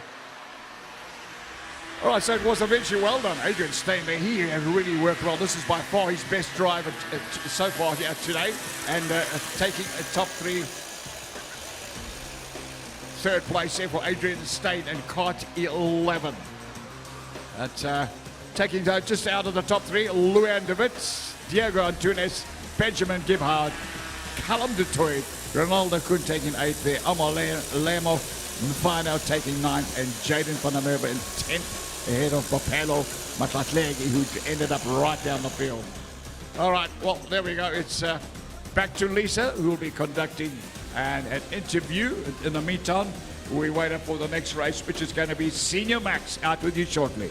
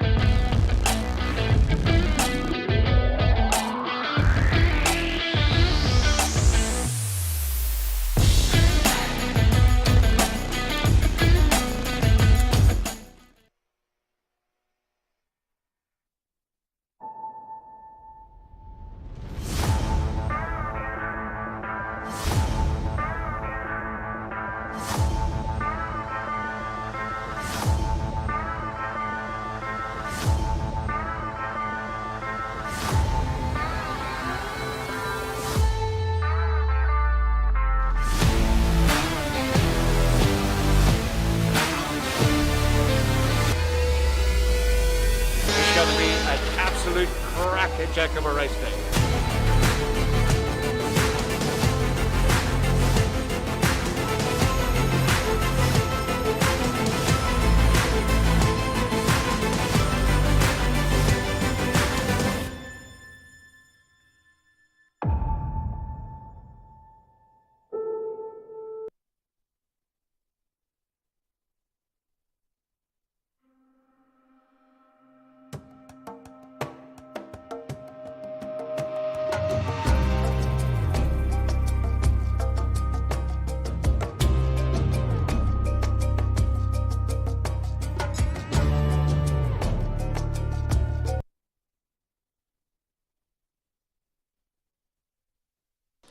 Right, so here we are on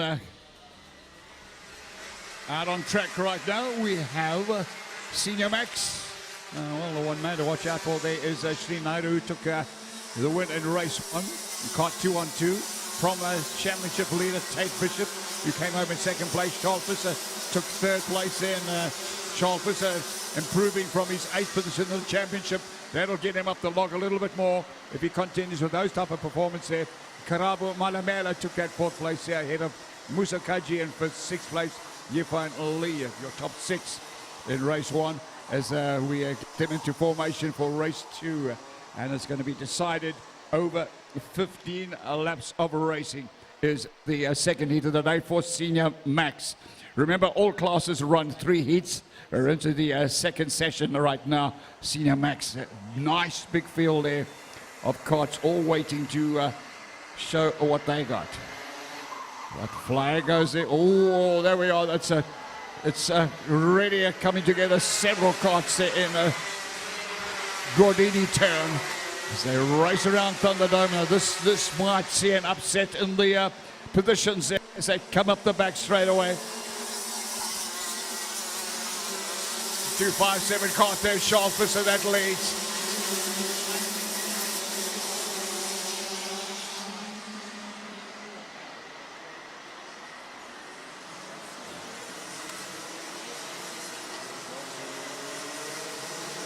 Trouble is though, when you get a big field like this, usually they are turn 1, turn 2 are always pretty dicey. And to try and get through unscathed there, but it wasn't to be. Several karts there counted out. Charles Visser has found the lead anyway. He's escaped down the road, and he's got that number 1 position. Gone purple as well there. He's taking advantage of being up front. Clear run there, 46.498 for the 257 Kart there. Schalfisser got championship leader on his case there. Tate Bishop there. He's brought Alarata Sekudu along with him in the 211 Kart. Karabo Malemela there. He's slipped up into the top 4 as well there. Well, I said Sri Naidu is down in 5th place. Race 1 winner down in 5th position with his work cut out. He's certainly got to pull the rabbit out of the hat here to try and find his way back into the lead.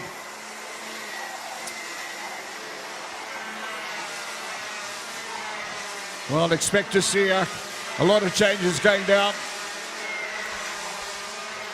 Matthew Wadley down in 6th position. He'll want to be higher than that. Yifan Lee will want to be higher than 8th position.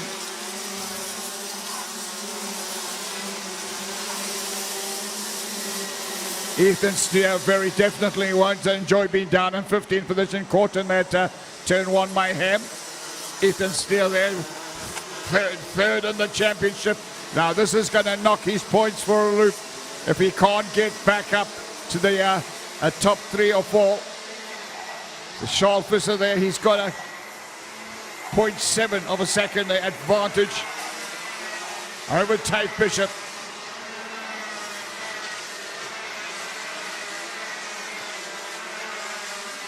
Olarata Sekutu will be very, very pleased with if he can hang on to a top 3 slot. Looking good in 3rd place at the moment there, ahead of Karabo Malemela.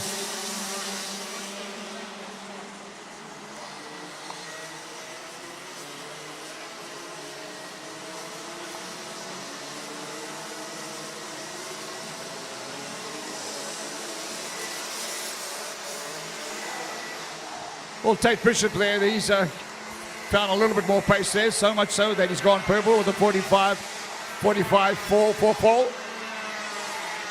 And just over half a second gap between himself and Schalfisser, your race leader. Musa Kaji there, he produces a quick lap there, 45.407 for Musa Kaji. Down in 9th position. So it shows everybody pressing as hard as they can to make a difference, find a little bit of extra pace that could just get them closer to a chance of a top 3 slot or top 3 finish at the drop of the checkered flag. There you can see 10 laps remain.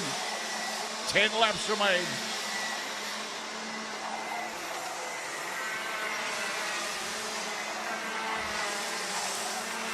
Just over 4/10 of a second separating Schalfisser and Tate Bishop. Tate Bishop not surrendering right now. The championship leader will want to put the 294 Kart back up front.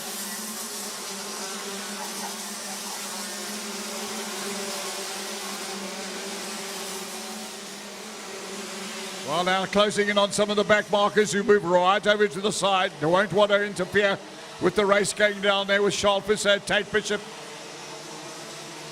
Lonely 3rd place right now for the 211 Kart there of Alarato Sekudu. There he crosses the line now. A little bit of pressure coming for Karabo Malamala in 4th place there in the form of Ethan Bostanda in the 258 Kart. Yifan Lee there in Kart 266 determined to get himself back into a top 4 slot there. He's down in the 5th position right now. Musa Kaji won't be enjoying being down in that 7th position for the man sitting in 2nd position in the championship. Came into today's meeting to 10 points off a championship leader, Tate Bishop. But he's dropping points right now, down, low down on the order. 7th position there, not going to be good for Musa Kaji.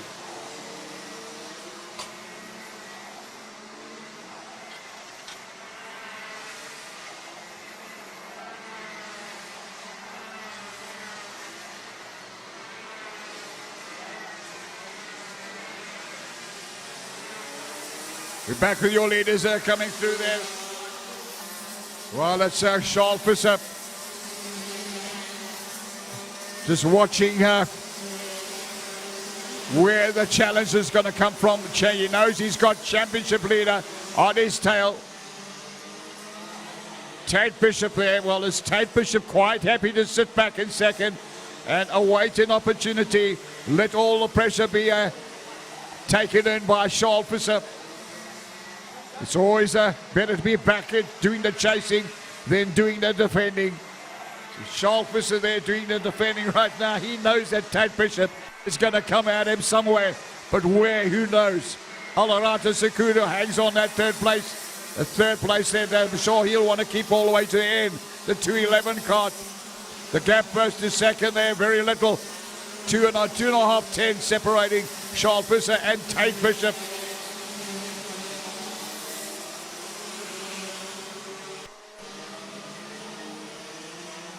So they cross the line there. It will be 6 laps to go, just through SMD out of hockey stick and over the line. The Tony Kart man there feeling very, very happy with himself. Charles Visser.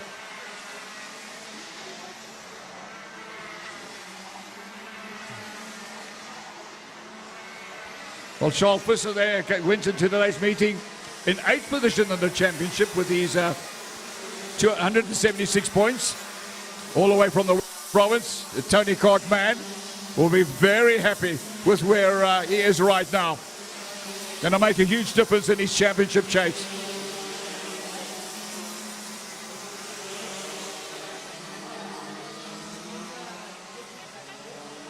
Well, it doesn't look like Tate Bishop at the moment has got an answer for Charles Visser. Seems to have the advantage in a straight line. That Tony Kart there really seems to be super quick up the back straight away and going down the intermediate straight there. You watch him come up the back straight there in front of the pack grandstand. There you see it there, very quick up that back straight away. The 257 cart there, Charles Visser.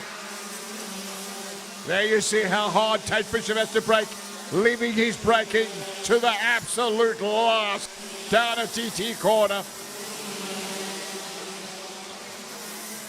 Still that lonely third place to Alarata Sekudu. Pressure there for a 4th position there. Karabo Malemela in the form of Ethan Bostanda still searching for a way through into 4th place. Tate Bishop now winding up the wick. He's got himself the new fastest lap of the race, 45.371. As he takes on Charles Visser now. Can he catch and overhaul the Tony Kart man up front, Charles Visser?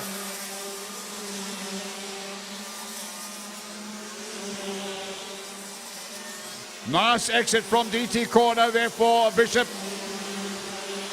There you see him now move back in the seat, get that head down. He knows now it's time to make his move. 3 laps to go.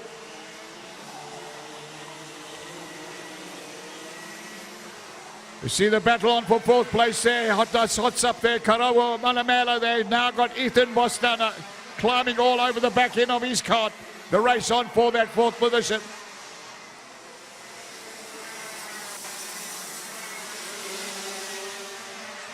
Well, where is Tate Bishop going to make his move? Closing up on the brakes down DT corner again. Hoping to get the drive for the hill. See a little hop on the seat there for the Tony Kart man. Charles race down the intermediate straight away. Still no pressure there for the 3rd place, Alarata Sekudu. But a huge battle on the hands of Karabo Malela. Ethan Bostana taking it to them, really pushing hard for that 4th position.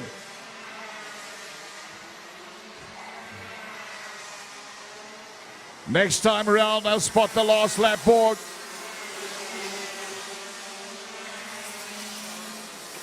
Leaders down into a DT corner once again. This time a little bit more real estate there between the race leader, Charles Visser, and Tate Bishop.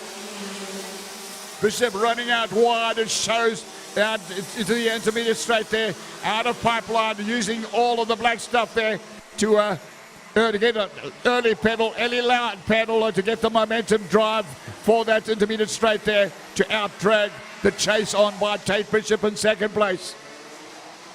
Round Thunderdome they go. Last lap borders out. This is it. It's all or nothing now. We fixed on for this battle up front. There they are in front of this grandstands there. Oh, here we are getting sold a dummy here. Getting sold a dummy. Here we go. There comes the challenge. Charles Fisher knew it was going to come. This he doesn't know. Can he hold on to this? He's got to go on the defense. He's got to go on the defense. Can he get there? Can he get there? Oh, well, there we are. Oh, wow. Okay, is this going to end up in the COC's office? I don't know. Well, I'd hate to make judgment there, but that didn't look tidy at all to me. Tate Bishop ends up there finding the win there, but I think we're going to see some boxing going on back here. I don't think that's going to go down too lightly. What a pity. Tate Bishop takes the win. Olorata Sekudo in second. Karabo Malamela takes Ethan Mostana in fourth. Musa Kaji in fifth. Yipa sixth. Rishan Goodman seventh. Jean-Ray Nell in eighth. And nine Sharia Sine Viratne from all the way from Hong Kong, I think it is. And yes, really, really hard drive there. And well done there to all the guys there that competed in the Senior Max. What a race, what a race, what a finish.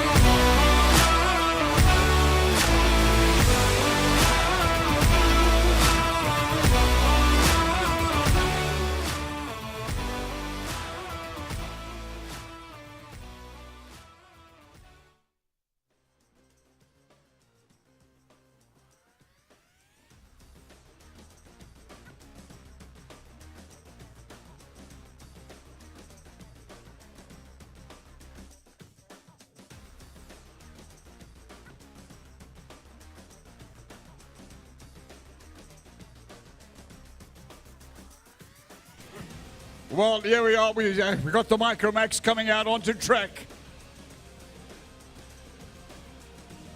This is their third and final heat.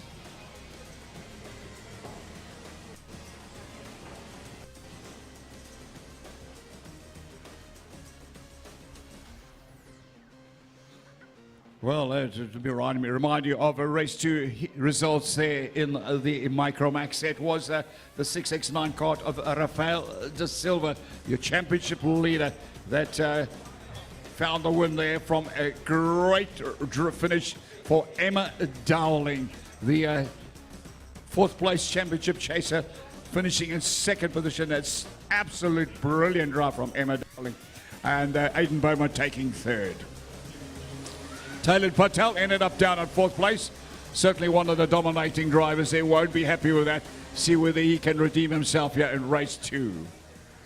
It's going to be decided over 12 laps, the Micromax third and final heat.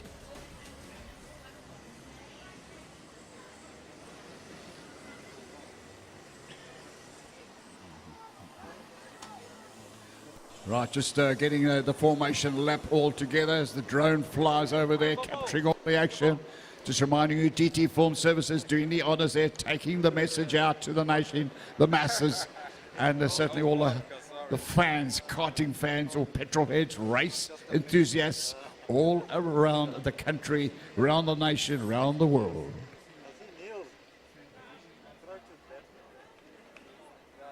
Well, I hope you're enjoying yourself. I certainly am. Len van der Westhuizen on the controls here, and certainly been super exciting racing going down now, and it ain't done yet. We're into our third and final set of hits. And this is the Micromax, and let's see who can do the damage here in race 3.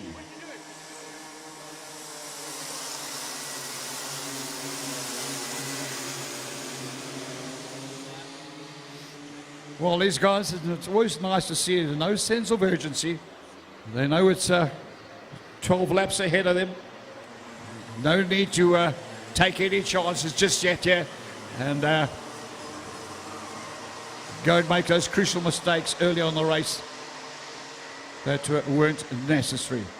Although it's Patel that will cross over the line there in the leading position there. The also going purple there with a 52.863. Right, we're going to cross back to Lisa. Over to you. Right, cue Lisa. I've got Tate Bishop with me. It's the second time we've chatted today, but it's because he's been up in P2, and now Heat 3. He managed a win. Tate Bishop, that was nail-biting stuff. He's in the Senior Max Kart, which is always a very, very competitive class. Tate, congratulations firstly on your win, and then please tell us actually what went on in that final hockey stick corner before the checkered flag. Yeah, well, I mean, the start didn't go too well. Shireen came out of nowhere and actually bent my front tie rod. So I was racing the whole race with a bent tie rod. Charles pulled a little bit of a gap, but I just managed to narrow it down every single lap by about half a tenth. And then the last corner, coming out of the DT corner, he went defensive, and then I went for a switchback, which then put me alongside him. And then going down into hockey stick, he just continued to look over and squeeze me. And I physically had nowhere to go. I was on the yellow line. If I went any more left, I would have been on the grass. So when I tried to make the corner again, squeezed me, cut me off, and contact was made. But that's about it. And Charles is obviously going to want COC to have a look at that because you guys made contact. He felt like he probably had the speed to take you around on the exit of hockey stick. But we'll leave that in COC his hands. In the meantime, I'm going to congratulate you on a very good win, and I mean almost maximum points in your championship anyway for the day. So congratulations, good national here at iDube for you. Thank you so much. Yeah, you're welcome. Well done. Okay. We're going to go back to live stream, and we're going to go and try and find Charles Fisher as well, because Charles is going to have to tell his side of the story around that very controversial hockey stick corner. Emma Dowling, who had a taste of leading, but Talon Patel has managed to wrestle his way back into the lead. So it's Emma back to second place. Well, Talon Patel there, he produced well. There we are down the inside. Looks like there. Emma having another look at the lead. Oh, and drifts it wide. She outbreaks herself, runs it wide down through SMD. And that is always going to see several positions get thrown away. Talon Patel takes back the lead. Emma Dowling back to second. Rafael De Silva running in third. The championship leader won't enjoy that. He'll want to be up there mixing it with Patel. Christiana Verheil there running in that fourth position. And Christian at sixth in the championship. The CRG driver from Gauteng.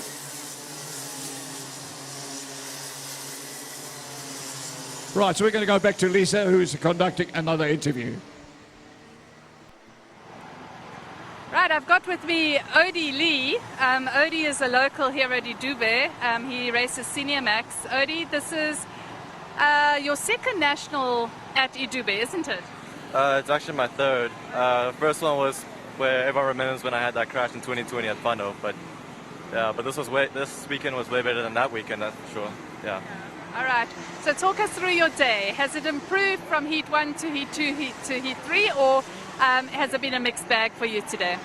I think it's quite mixed. We qualified fourth and we stayed fourth Heat 1. It was quite a good tussle. But Heat 2, we started at P7, ended P7, and then we just saw Heat 3. It was kind of a chaotic start. But yeah, I think I finished. I can't remember where I finished, but I know that two people in front of me got nose cones. So I think I finished third for that race. So pretty good. That's outstanding. What were you hoping for coming into the national today, this morning? I mean, where did you pin yourself when you had a look at the competition today?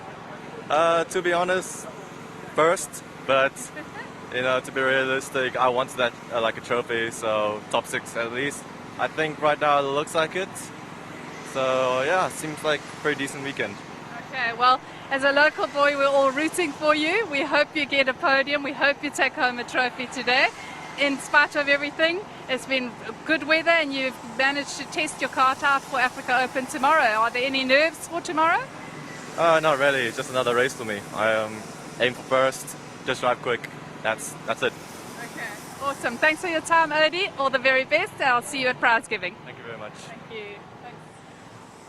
Okay, we're going to go back to live stream. Right, so here we are, back racing with the Micromax. Thank you, Lisa. So Rafael da Silva has found his way back into second place. Taylan Patel at the top of the table right now. And this guy has really had so much share of the lead today, and he's worked so hard to be up at the front end of the pack there. Knows that he's always going to get hounded from championship leader Rafael da Silva. Emma Dowling there keeping it in the top 3 right now in the 6-3 kart. Well, the gap from first to second, 0.091 there. Very little separating Taylan Patel and Rafael da Silva. Well, there we see the drone flying overhead, capturing all the overhead action there. Carl Niverson, the pilot of that drone, and certainly a man who knows what he's doing there. It's incredible just how he's able to maneuver that machine around there, following the racing, doing a great job there with the overhead cameras. Taylan Patel there leads there, and he's got it just under 2 seconds, there. And Emma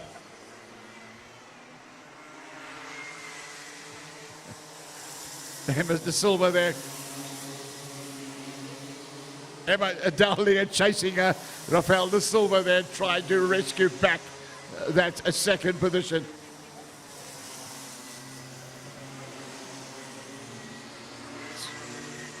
Just over 3 laps remain there. There's Patel there tucking down there behind the front number board there, trying to limit all air resistance, try and find anything that'll give them a little ounce of extra performance to try and break away from the championship leader. Right on his case there, Rafael da Silva, 669. Well, you can see why this little kid is championship leader, Rafael da Silva, so determined to win a championship. I spoke to him this morning, and he couldn't wait to get his kart out on track. He said he loves driving at this undulated circuit down here in KZN, the DD2 Raceway. He couldn't wait to take on the field there. And well, he certainly had more than his share of mixing it there with Taylan Patel, Emma Dowling there, Christiana Verheul, Aidan Beaumont, just to mention a few. Such a star-studded field there that he's mixing it with. Look at this as they cross over the line. It's back into the lead for championship leading man, Rafael da Silva there in the 6X9 kart. Just 2 laps to go. Next time round, it'll be the last lap board that is displayed. That will see the hard charge to the line to see who's going to take the checkered flag honours. Up the inside, a good move there from da Silva there. Well, Taylan Patel put back to that 3rd place, but look at this, that move down the inside, squeezing Emma Dowling out. Yeah, they come up the hill, and it's Rafael da Silva in the driving seat right now. Had the win in race 1, and he's rescued what looks like another win in race 2 as he races into the last lap. Patel there having to defend his second position from a very determined Emma Dowling. Christian Verheul in the 639 kart in 4th. Aidan Beaumont in 5th. Beaumont there second in the championship. Hasn't had the day he would have wished for. Might just be dropping a few points in the championship. Here we go there. Here goes a move on the outside there for Patel. Trying to get the wide sweep there of DT corner, getting the run at the hill. De Silva goes on and defends up the inside.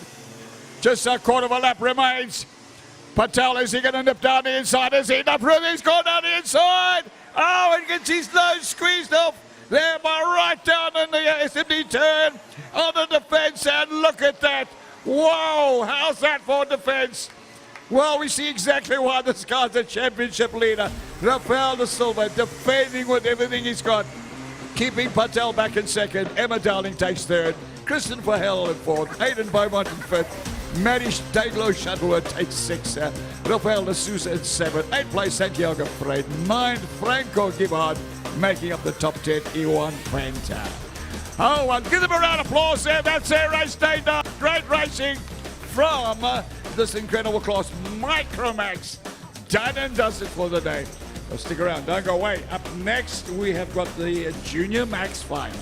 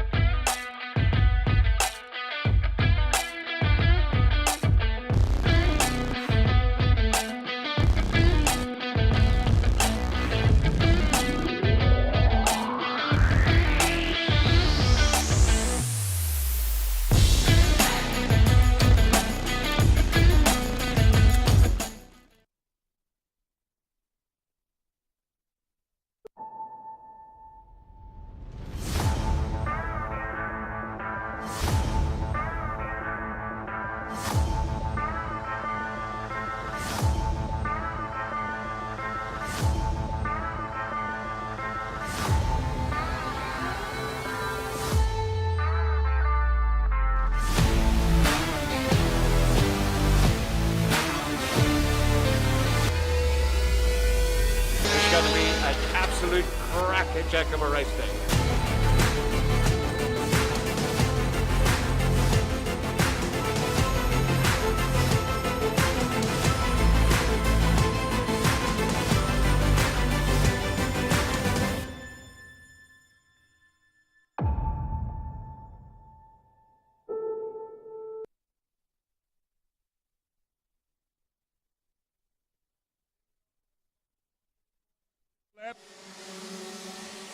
Junior Max.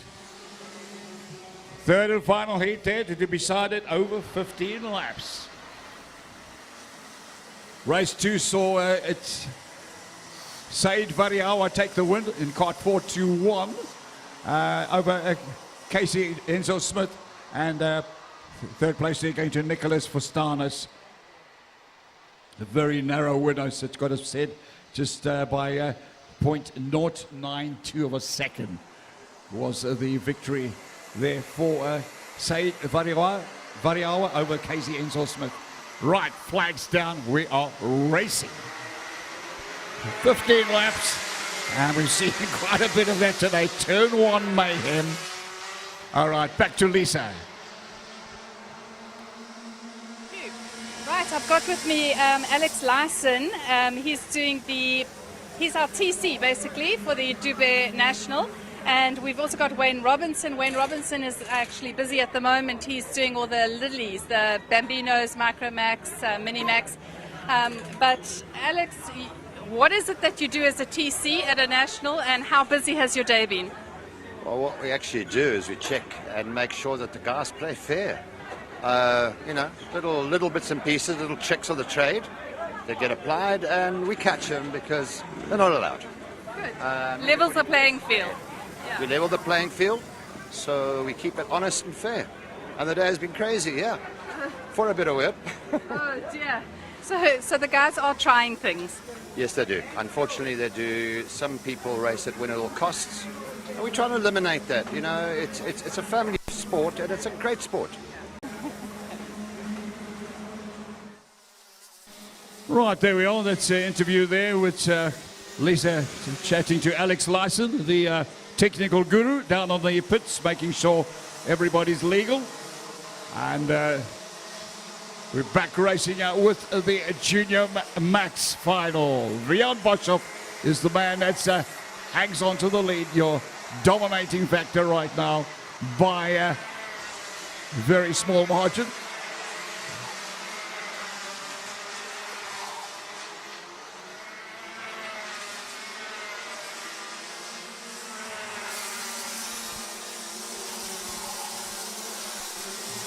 Well, Kendo Said Variawa find a win in race 3.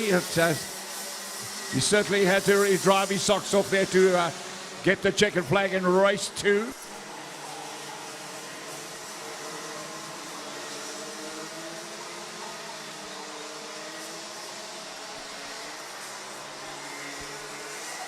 Well, as they cross over the line there, it's the Bristol ART man that leads right now. And just lost my screen.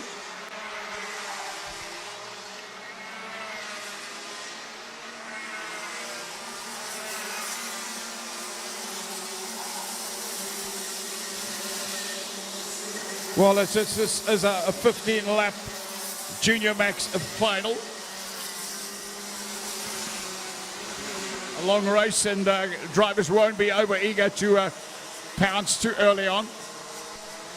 Well, going into this weekend there, Casey Enzo Smith there was the championship leader by convincing margin, 42 points there over the second place there, Jaden Goosen.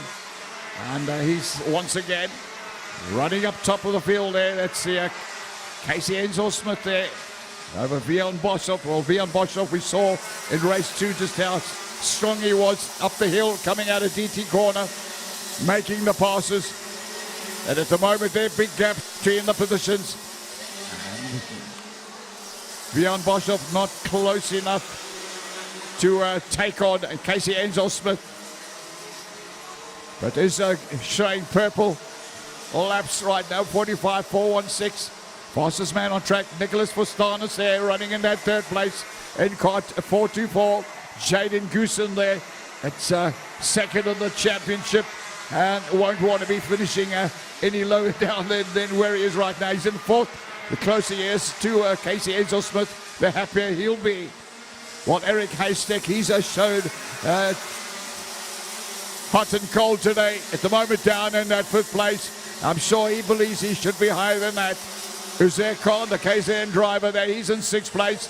Maher Wahab, also one of the KZN entries, Kart 411. Sitting in that 7th place there from Divian Naidu, another KZN entry. He's in 8th there. Dylan Watkins in that 9th position there. And making up the top 10 there is Ashton Repsol in Kart 48.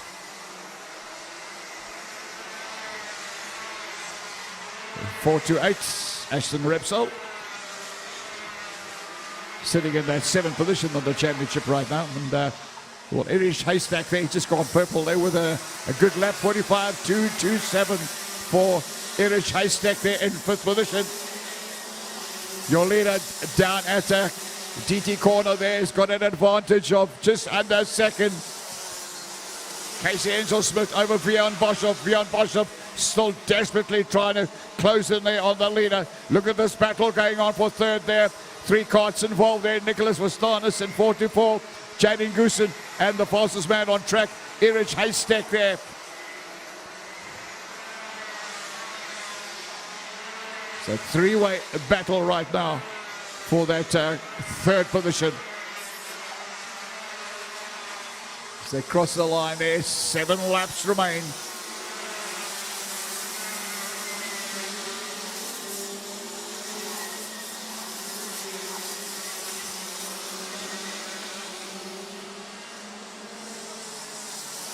Well, we're watching this race on for that 3rd position.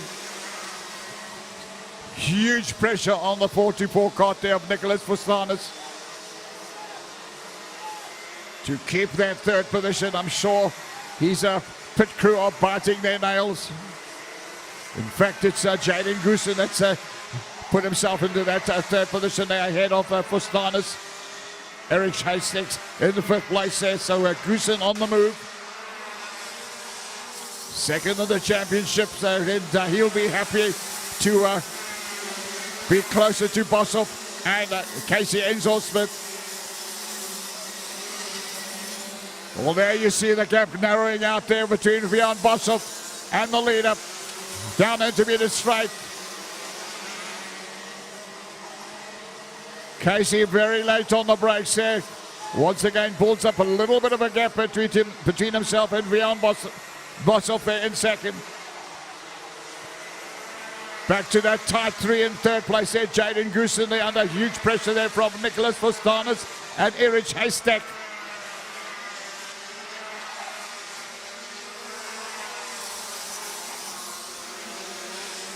Well, Casey super quick up the back straight away. That 468 Kart there has certainly got some serious legs from Gauteng. That Cosmic man is doing more than enough there to hang on to the championship lead, and the race lead right now is Casey Enzo Smith.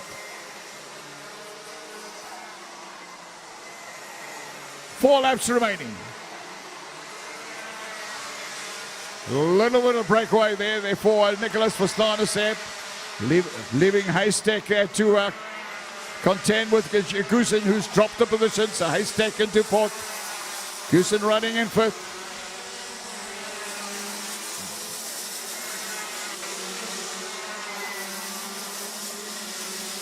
Well, I do notice, I'm sure they've seen Nicholas Fostanis there breaking away from the quartet, leaving the race on for now 4th position between Erich Haystack and 439, Jaden Goosen and Usair Khan in the 478 Kart. 3 laps remain. Running with the Junior Max final.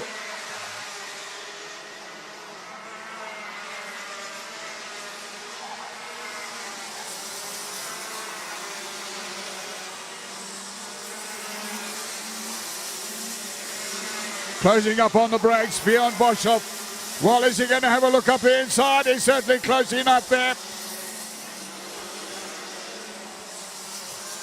And I do believe that could be where we see Bjorn Boshoff make his move. In the next lap, coming out of DT corner up the hill, he knows if he can be under the back number board of Casey Enzo Smith, he could reel him in coming up the hill. Boshoff has been unbelievably quick coming out of the DT corner and shaking on the hill, racing up to Pipeline. Yeah, they are there in front of the main grandstand. Not close enough, and at the moment there is Bjorn Boshoff. Got to be closer than that. Early on the lower pedal, looks at the inside line. He's not close enough. Casey there, very quick out of DT corner. There's a little check back there from Casey over his right shoulder. Last lap forward is waiting. This is it now. It's all or nothing for Bjorn Boshoff. Can he reel in Casey Enzo Smith? The championship leader, showing us why he's the championship leader. Some serious driving there, and maybe having to defend that lead, because Bjorn Boshoff now is coming at him like a bat out of hell. Up the back straight away, late on the brakes. Looking down the inside, there you saw, but Enzo Smith look back. He knows this could be where he gets taken on. Not close enough, he said. Covers the inside line. You saw him look left. Will he go to the fence? Well, there we are. Boshoff not close enough there. Looks at the inside, but wasn't close enough there. It's going to be Enzo Smith that'll take the checkered flag. Great racing there from these two. Bjorn Boshoff takes second. Nicholas Fostanis will take third. Jaden Goosen finishing in 4th. Erich Haystack will take 5th. Uzair Khan home in 6th from Divya Naidu in 7th. Said Variawa down in 8th place. Won't be happy about that. Mahir Wahab in 9th, and Dylan Watkins making up the top 10. Well, that's it. Junior Max. Race day done and dusted. Back to the pits they go. We'll be back with you in a while.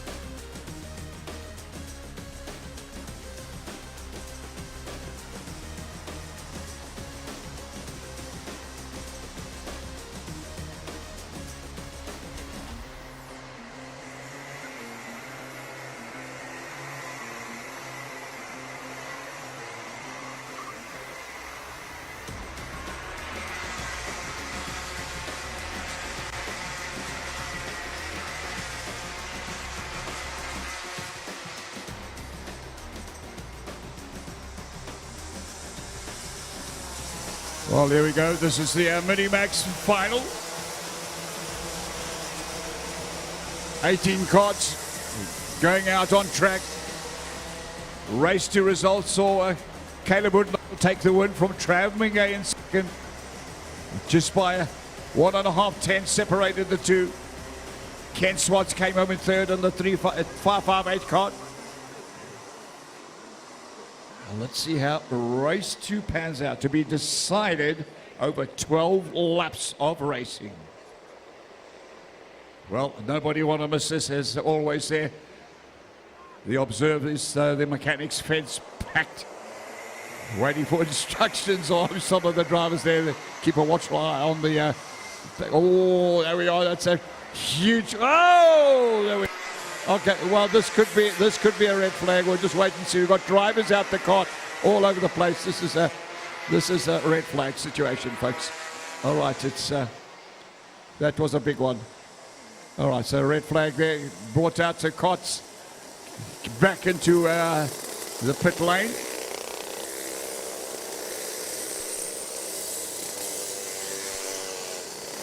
All right, well, there we are. What a pity. That's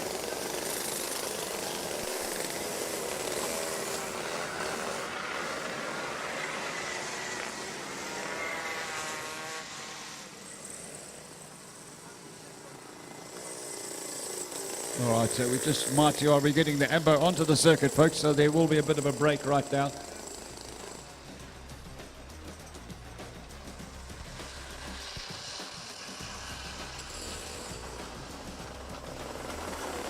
Oh, what a pity there. Let's wait and see it. All right, it's while they're busy sorting it out, we're going to go back to a little music. Mr. Director, I'm just going to, if you want, Lisa wants to take over and do an interview, just...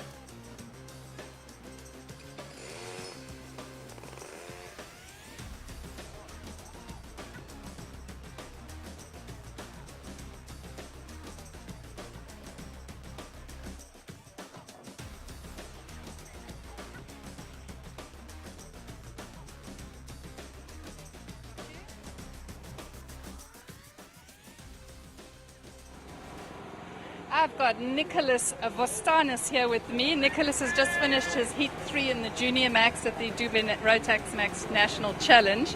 Nicholas, great racing today. Yeah, I love today. Heat 2 was a very nice racing, very clean, with Hussein, Sahad, with everyone. It was really nice, by far the best race I've ever done in my life. Don't care where I came that race, it was really nice. Nice competition out there today, yeah.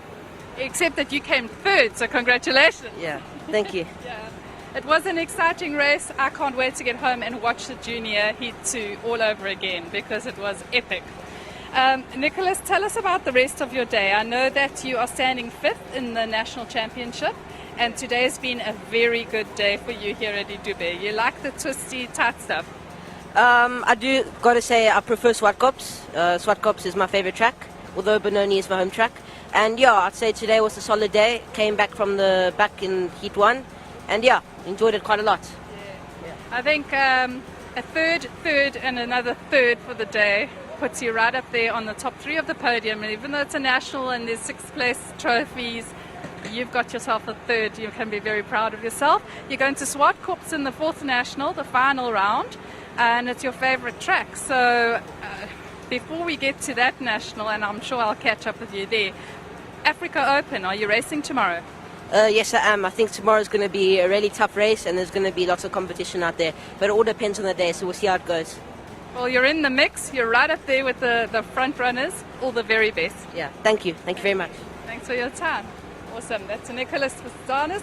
Always a strong competitor in the Junior Max class. Been around for a little while now, but really finding his feet on the track and loving iDube. A third, and third for Nicholas. Well done, boy.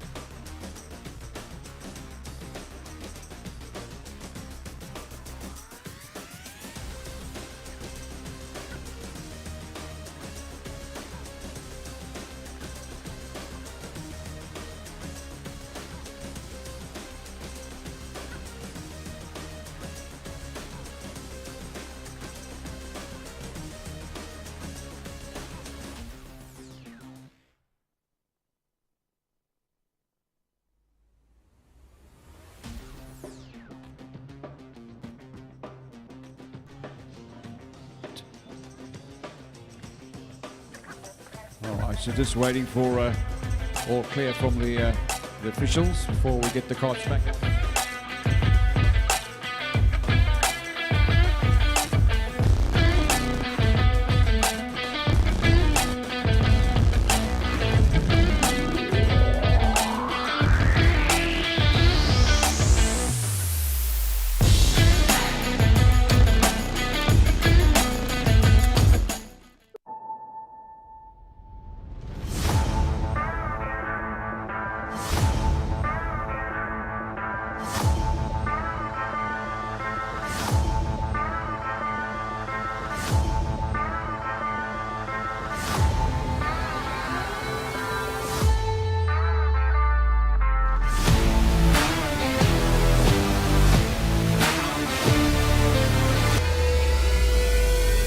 Going to be an absolute crackerjack of a race day.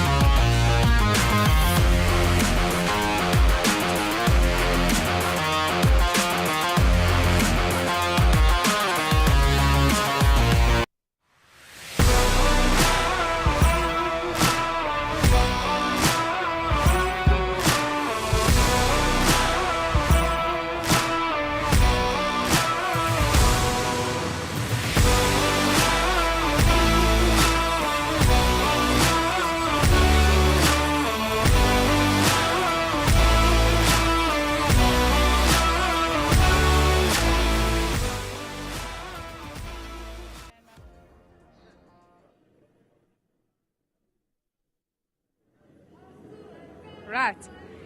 I've got Christian Verheil here. Christian is from Benoni track up in Joburg. His dad races, Nick Verheil, and Christian has been around since Bambino days. You're now in a Micromax, aren't you? Yes? Yes. Yes. And what kart number are you, Christian? 639. 639. So all of the fans on YouTube can say yes, they're going to follow 639. Christian, how has your national been today at iDube? You've done 3 races. How have you done? Good. It was hard to keep Aiden behind me in the last race. Okay, so Aiden had the pace on you, hey? Yeah? Yeah. Okay. But when up that hill, when he took a move on me, his engine started to bug, so I passed him on the outside. Okay, all right. So up the hill, you had the pace on him. Fantastic. Well, Christian, thank you for your time. I know that you came, 5th, 7th, and then 4th in Heat 3. Well, that's a very good improvement. Are you racing Africa National tomorrow? Yes. And where do you hope to come tomorrow? On the podium. Yay, that a boy. Thank you for the interview, and we'll see you tomorrow. Thanks, Christian. That's Christian Verheil. That is Ed Murray's grandchild. Ed Murray, this is his Rotax Max Challenge event, and this is his championship. So it's good to see that the grandchildren are also in the whole scene. We're going to go back to Len now. The Mini Maxes have just started again after a red flag after the first lap of the race. Everyone cheered, the little boys in an ambulance, and we're going to go back to Len to hear what is going on in the Mini Max, their final heat. Right, so yeah, we are back racing with the Mini Max. Being decided over 12 laps, and you remember race 2, that was Caleb Udenal who took the win from Travis Mingay, and Ken Swatch came home in 3rd. Well, Keegan Beaumont there leading at the moment there, and Keegan finishing down on 5th position in race 1. What a great turnaround there. He's put the 577 kart there up the front end of the field there. He's got some hot property around him there. Keegan Martin is around there. Caleb Woodnall is in there. Gianna Pascal is in there.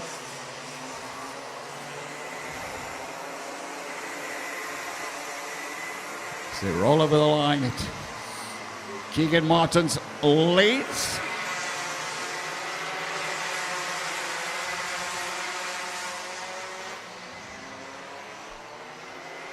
Well, Caleb Woodnall in that second place has gone purple. He's got the fastest lap of the race so far, 49.770.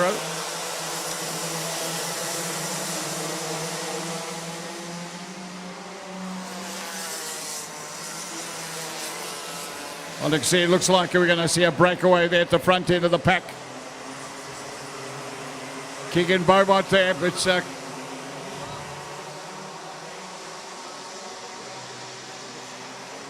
what looks like will be his best performance today, sitting in third place. You want to keep it in the top three. Look at the racing going on there for that fourth position. Wow. It's Matthew Shawara there, Gianna Pascal, Ken Swartz, Jordan Wadley, and Adam Kaji, all battling for that fourth position right now.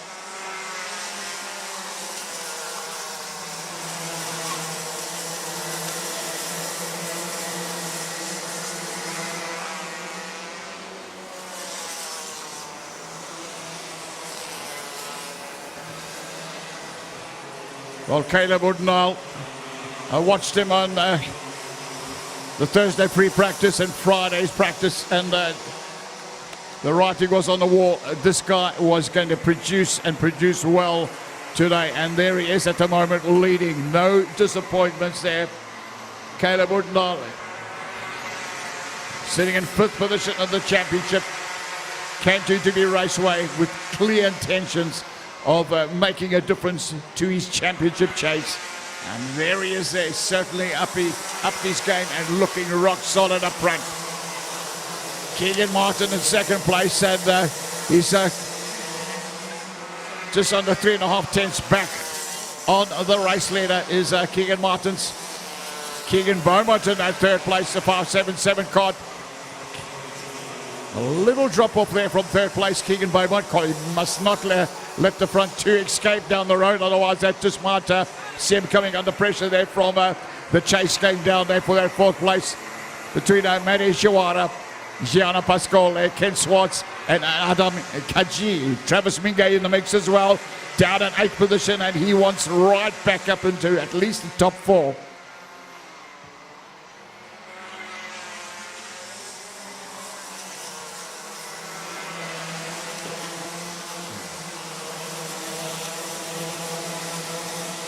Well, he'll lead us down at DT corner.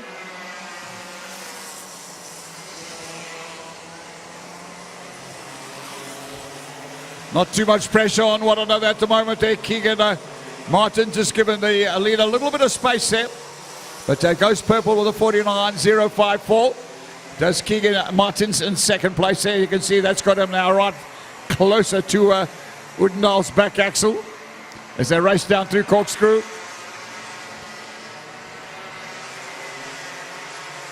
Travis Mingay's got himself back into 8th position there. Gradually climbing the position ladder.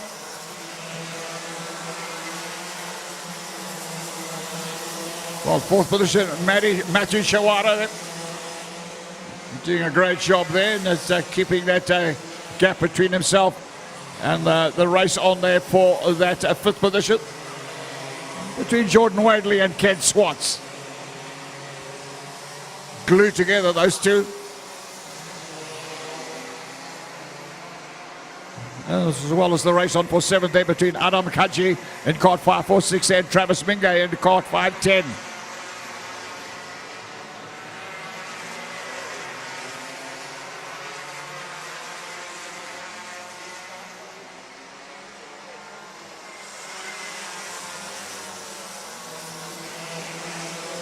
Well, looking totally relaxed there in that 575 Kart there.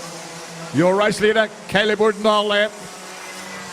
At the wheel of that CRG, the driver from Gauteng, looking totally relaxed up front there. Not allowing anything or anybody to break his focus on what's going down and what his plans are between now and the checkered flag coming out. Keegan Martin has tried everything. He's produced a couple of fastest laps of the race there, but it hasn't been able to reel in the man up front. Caleb Woodendale, Keegan Martin's, I think, now keeping a watchful eye on the hard charging Keegan Beaumont. Keegan Beaumont there, as I say, wanting to make a difference in his championship.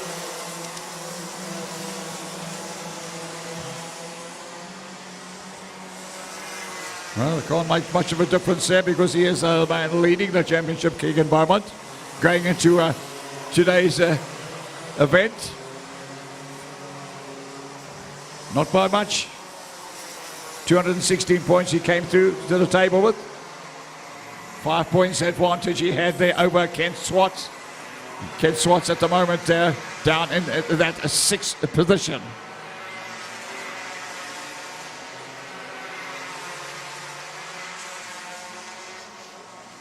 Well, the gap from first to second now at 0.783. So Caleb Woodendale is certainly feeling comfortable. They get very quick up the hill. Very late on the brakes down to the DT corner. Down through SMD into Hockey Stick. Nice line through there. 2 laps to go for the man running up front there in the 575 Kart. The CRG working well for Caleb Woodendale, running up front, the man from Gauteng.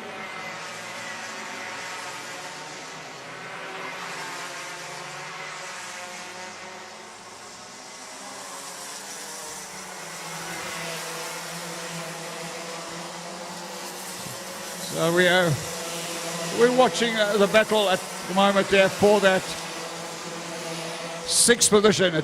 And that is Jordan Wadley defending that 6th position from Adam Kaji and Trav Minge. There they are, just looking. Oh, there we are, just coming together. That's Jordan Wadley there and Adam Kaji coming together.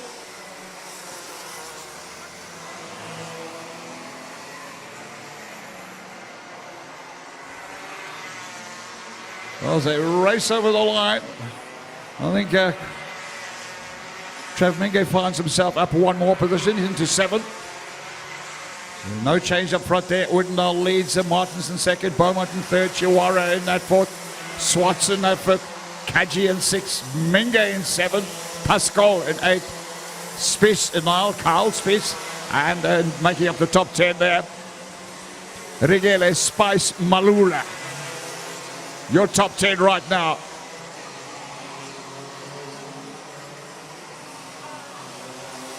And checkered flag waiting. It's going to be Caleb Woodendale's victory there. There you see how happy he is. Keegan Martin home in 2nd there, but under a lot of pressure from Keegan Beaumont as they roll over the line. Matthew Chihuahua takes 4th. I'm sure you'll be happy with that. Ken Swanson 5th. Adam Kaji in 6th. Trav Minge in 7th there from Gianna Pascal. Carl Spies. Rigela Spice Malula. Top 10. Right, that's their day done. Let's give them a nice round of applause. Been a great class today. They've really entertained. Well done to all our Minimax drivers. They'll be back in action, I'm sure, in the International tomorrow. For those of you who are going to be back with us, forward to seeing them. In the meantime, stick around. The grand final, DD2s and DD2 Masters up next.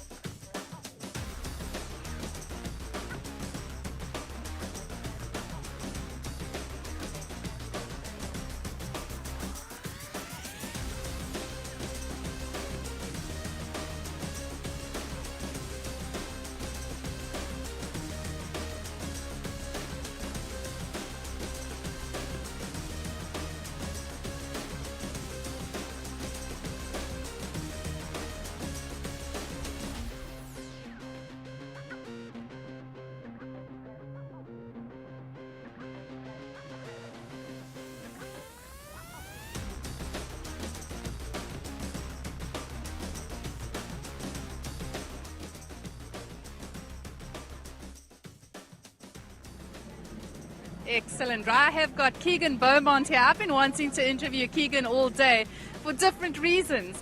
Keegan Beaumont is a classically smooth driver, but he came 7th in Heat 1, and I thought, what is going on? He's practiced here at iDube. This is not like Keegan Beaumont. Then he came 5th in Heat 2, and I thought, hold on, there are good things happening. And now, Keegan, you've just come off Heat 3 in the 3rd position, which is more like what you used to. Tell us about your day. Tell us what's gone right and what's needed to improve. So yesterday we had a bad quali. We were in a good position, but then someone hit us off into the tires, so we had a bench chassis, had to get back on, but still managed to quali 6.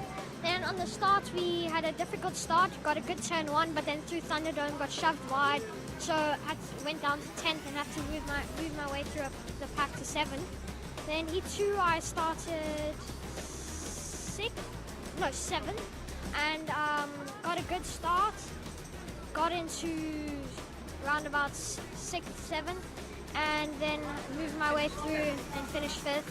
Then Heat 3, I got a good start initially in the first restart, but then red flag, and someone hit me from behind, so I think I got a bench chassis again. So yeah, but then managed to get an awesome start that time round. Managed to go from 4th to 1st. And got a little gap, but then got caught and passed and moved my way down and all the way down to 3rd. But yeah, overall, decent day, not the best, but we'll come back stronger tomorrow. Oh, I love the attitude. You've had to contend with bench chassis, restarts, red flags, the whole bang shoots, and you've just got better and better and stronger. So I have no doubt that you're going to perform in tomorrow's Africa Open. Thank you. Yeah, you're welcome, my boy, and all the very best. And that was Keegan Beaumont, and his dad is the busiest mechanic here at iDube. Caleb Woodendahl, fancy meeting you here. That priceless grin is just stunning. A first, and guess what? A first. You must be absolutely over the moon. I am. Yeah. And what do you owe your success to? I would like to say thank you to my dad, my mom, and my baby brother, and my big brother, for watching me. Yeah, they're your big fan club, hey? And who does all of your mental prep work, your talk before going onto the track, and who prepares you for a good race? My dad. Okay. Does your dad do any driving himself? He used to, but not anymore. Okay, all right. Well, Caleb Woodendahl, you are a champ here at iDube. I think this has just become your favorite track, yes? Yes. Well done, congratulations. We've got DD2s on the track. I think we're going to go back to live streaming. Thank you. Well done. Well done.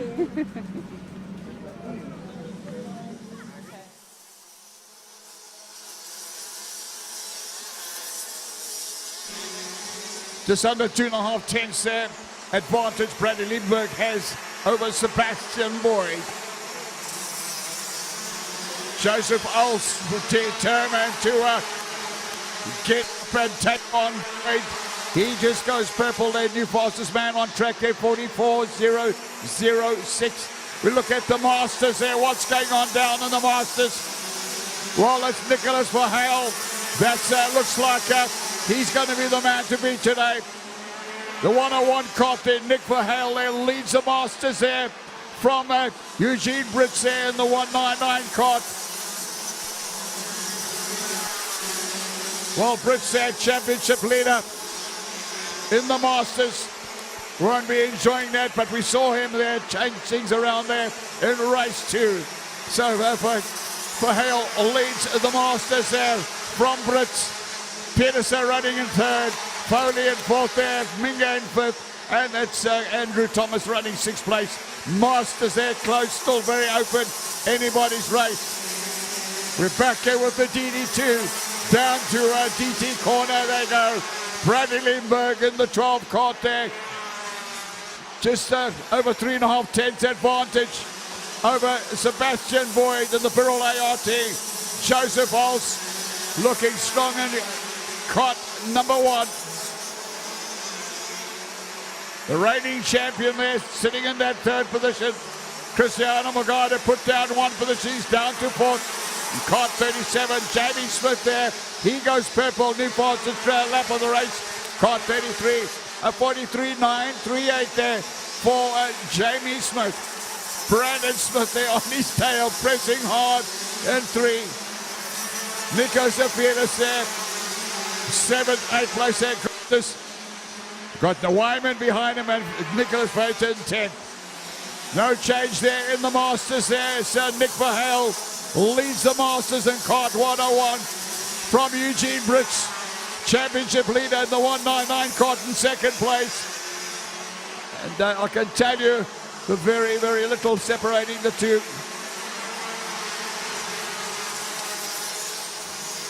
Well, that's in the 3rd place there. Jonathan Peterson in Kart 169 will want to try and improve on his 3rd position in the Masters. He's got Shane Foley chasing him down. Shane Foley in the 135 Kart. The Brantford entry. Alison Mingo, another one of the Brantford entry Karts in 101, sitting in that 5th position in the Masters.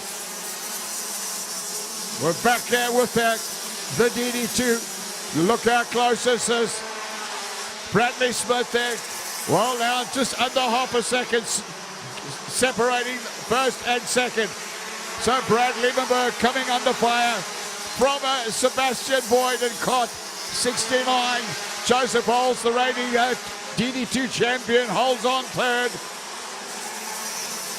Well, Morgado doesn't look like he's got the answers there to run a top 3 out in the final just yet. Jamie Smith there in Kart 33 just showed a new fastest lap of the race, 43.934.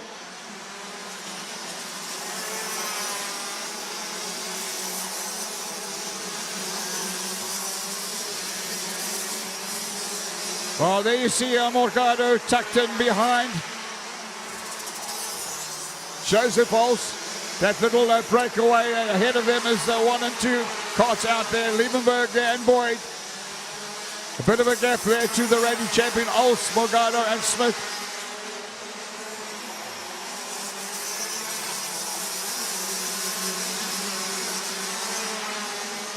Unbelievable, Bradley Liebenberg, 2 years out of karting, comes back and he hasn't done a thing wrong all day. He's been absolutely on rails.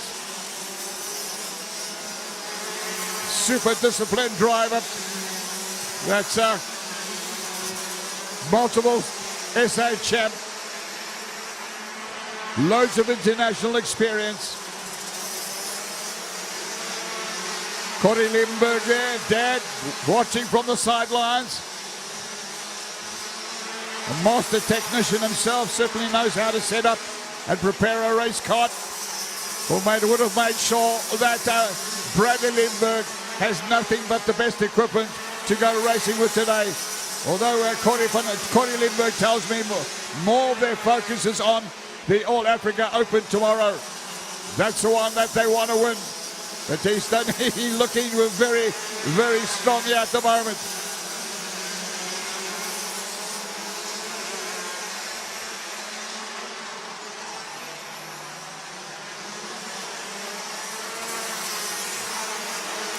Well, as they race up and cross over the line.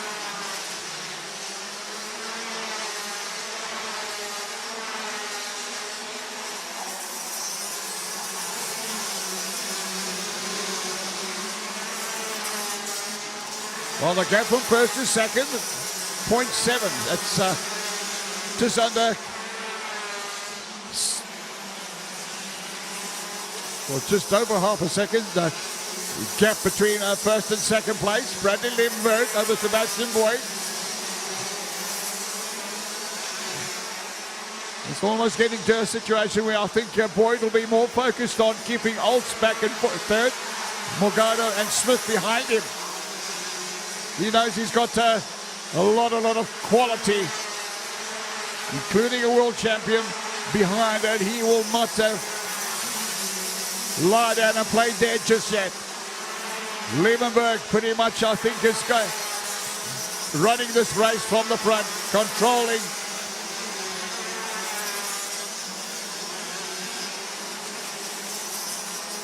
Sebastian Boyd dropping off the pace now. Well, I wonder if these tyres are going off, whether he feels he don't want to be taking any chances here, because he has now got the reigning DD2 champion on his case. Behind him, Cristiano Morgado and Jamie Smith. We're back there with the Masters. Nick Verheul there leads the Masters there in Kart 101. Eugene Brits there on his case there, the championship leader. The 199 Kart holding second place there in the DD2 Masters. Jonathan Peterson keeping it in the top three. The 169 Kart, Jonathan Peterson third. Your top three in Masters right now. Just out of the top three, Shane Foley in 135, Alistair Mingay in 104, and Andrew Thomas in the 114 Kart.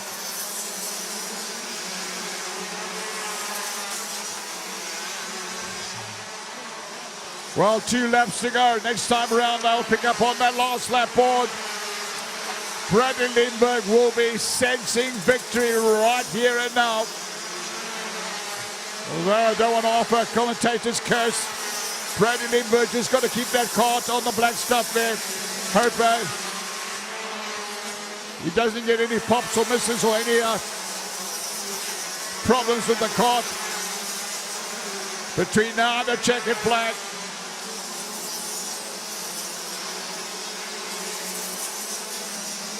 Right, so here we go. Last lap board, 1 to go for the man crossing the line now.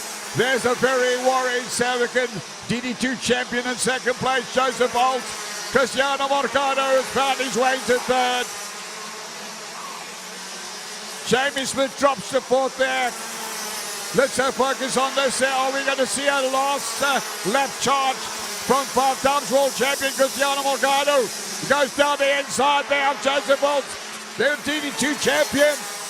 Just half a lap to go. Up the hill they go. Liebenberg got this one in the bag. Who's going to take second place? Also the fire there from hard charging Cristiano Morgado. Round that SND out hockey stick. Checker flag goes out. Liebenberg takes the win.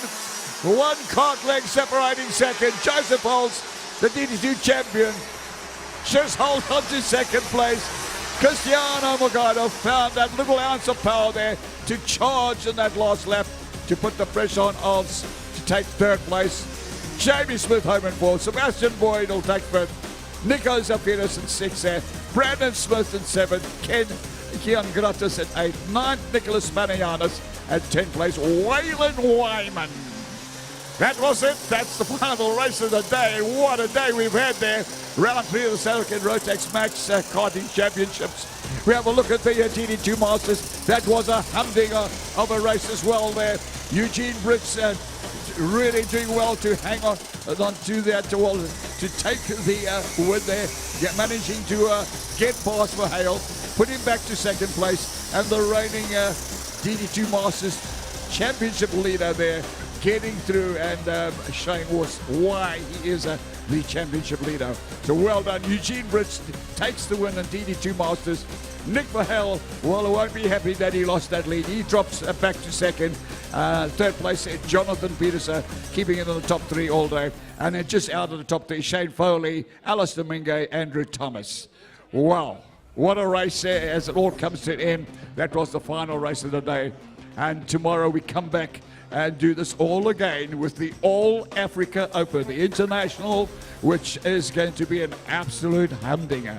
To all our marshals that did a fine job again today, to all you folks that have braved the elements, sat out in the sun there, and thank you for being with us, and we really appreciate it. It was been a real sellout crowd here today, and it's the award ceremony will be happening on track, by the way, guys, in front of the Rotax and banner. That's where they'll set up the tables, and it's going to be quite an exciting presentation going down. So stick around, go and grab your cameras then, or your cell phones, whatever you want.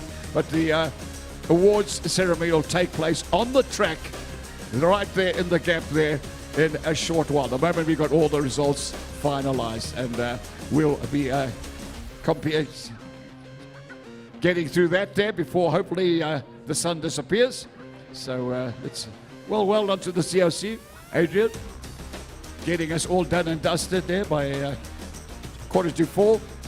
Great day's racing. All right, well, I'm Len from the Best Days, and I've had a wonderful day. I'm sure you have as well. been super exciting, and we've got a whole nother day of this tomorrow, and I think it'll be even better than what we saw today. Catch you back a bit later at the awards.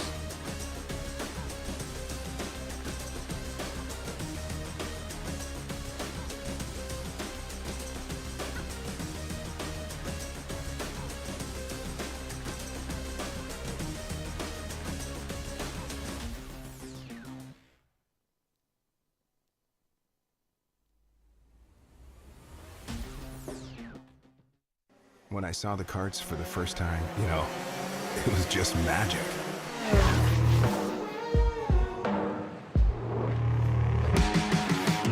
I loved my first race suit, helmet, gloves, and boots.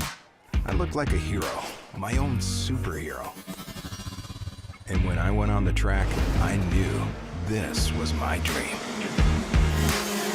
The rumble of the engines behind me, the screech of the tires around me, and I was in control of it all.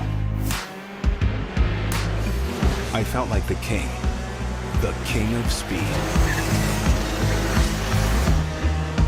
Then I learned it would take much more to be first. But every time being second just made me strive harder for victory.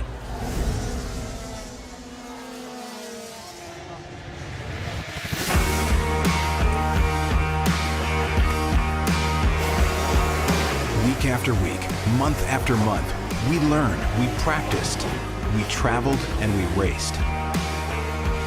We couldn't buy speed, we had to learn it. The power was always there, and it was down to us to unlock it. Every year we set out with one goal, one dream: to earn my ticket to the Rotax Max Challenge Grand Finals.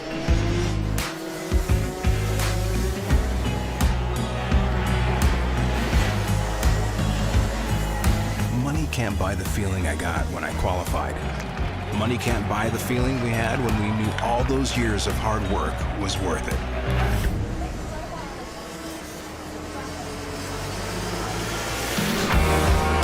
And now I am here. I raced my way to a ticket to the most spectacular, most colorful, most unique karting event in the world. All the sacrifices were worth it for the chance to compete with the best, to finally be among the best, and to give it all I had. To hit every apex perfectly. To be the best Rotax driver in the world. To be part of this is like a crazy dream. To get to the final, to hold your flag, to hear your anthem on the podium.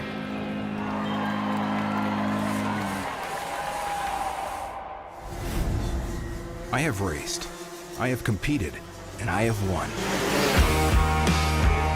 Through all these years, I made so many friends. I became a part of the Rotax family.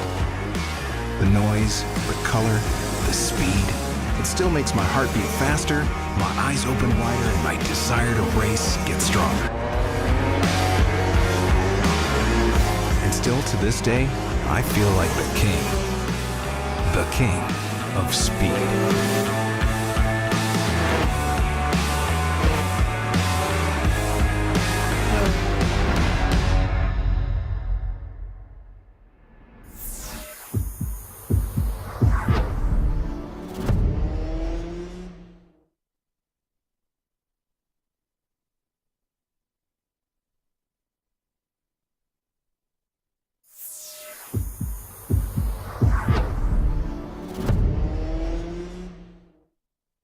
There is no feeling like winning. The glory, the emotion, the memories. But there is so much more to the Rotax Max Challenge Grand Finals than the world-beating, adrenaline-pumping racing.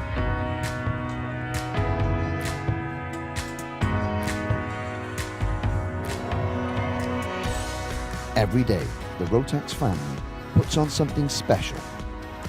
This is an event like no other.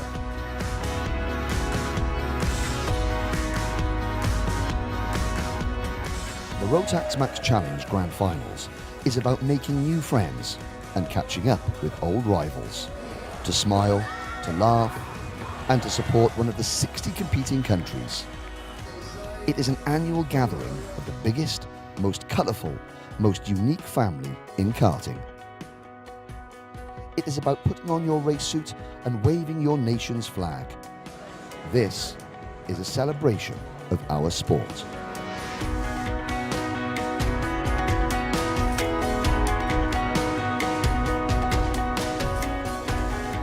Every driver has earned their place here, and this is their reward.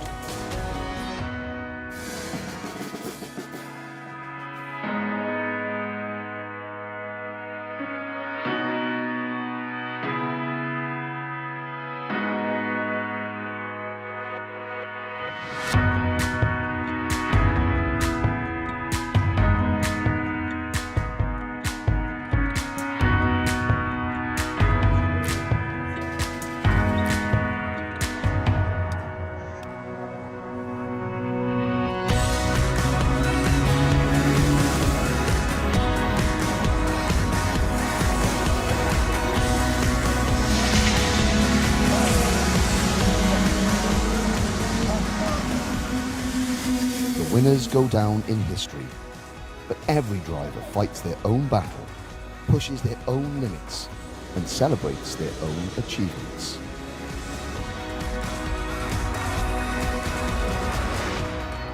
Oh yes, the Rotax Max Challenge Grand Finals is more than just a race.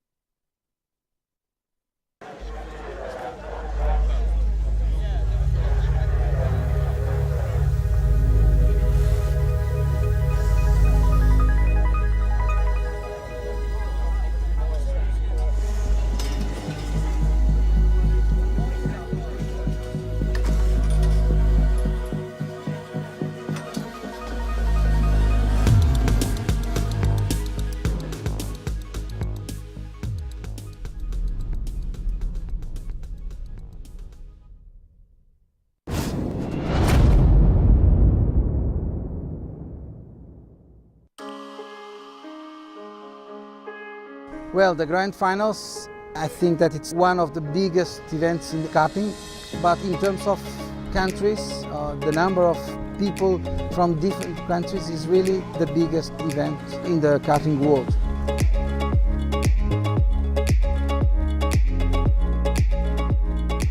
The Grand Finals have really a different atmosphere. There's a lot of drivers that are going there just being part in races with very good drivers.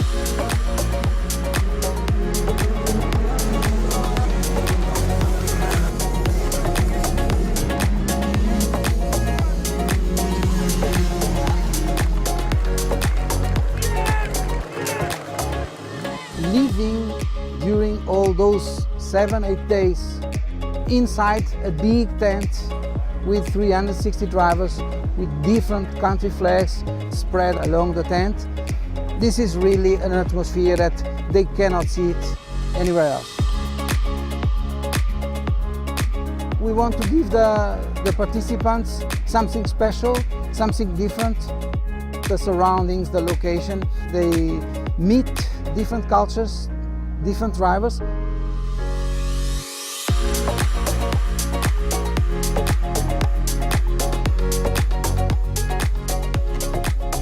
They all have the same equipment. It's equal for everybody.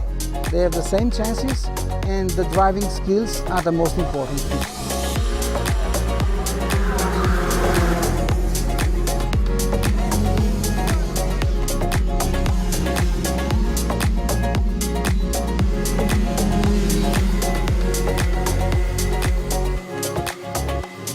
A lot of drivers are fighting for this ticket. They feel that they are among the best in the world.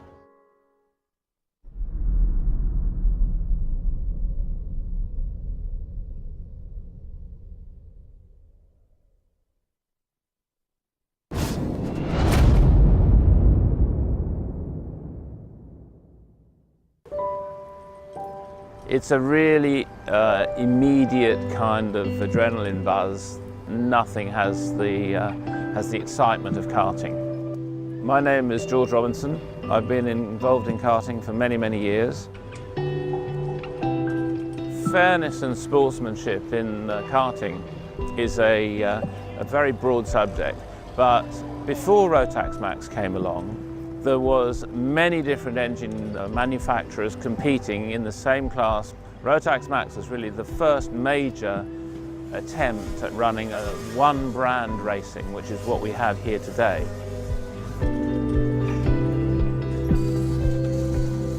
That changed karting completely because it meant that it was much easier to get the same baseline, a fair level of performance with an amazing level of reliability from a new product that was much more modern.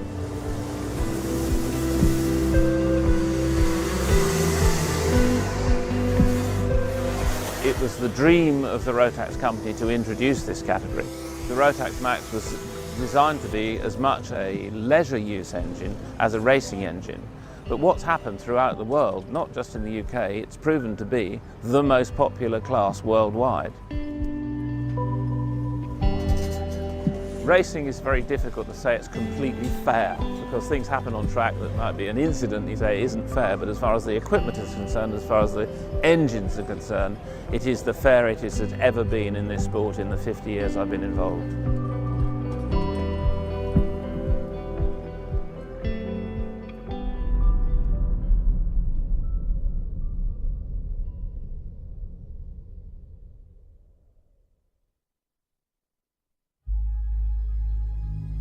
So tell me, why do we do it? Why do we push so hard? Why do we test our limits? Why do we reach for perfection? When others leave, we stay. When others pack up, we work harder. When others keep in the dry, our blood turns to ice. When others give in, we dig deeper.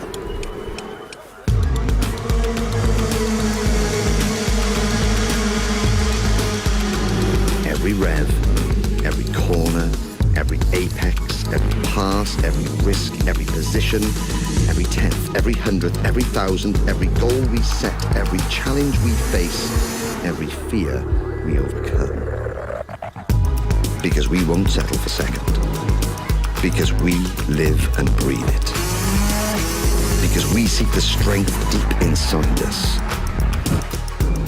Because we give our best. Because this is Rotax.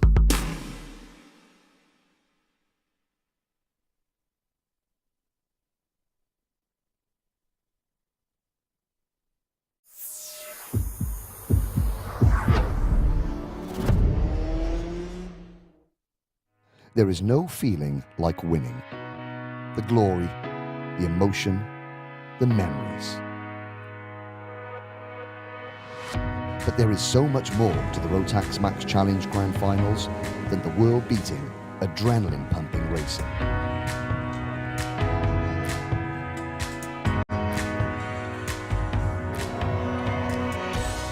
Every day, the Rotax family puts on something special. This is an event like no other.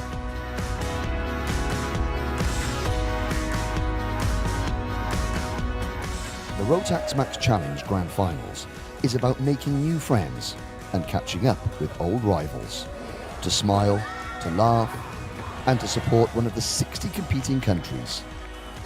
It is an annual gathering of the biggest, most colourful, most unique family in karting. It is about putting on your race suit and waving your nation's flag. This is a celebration of our sport.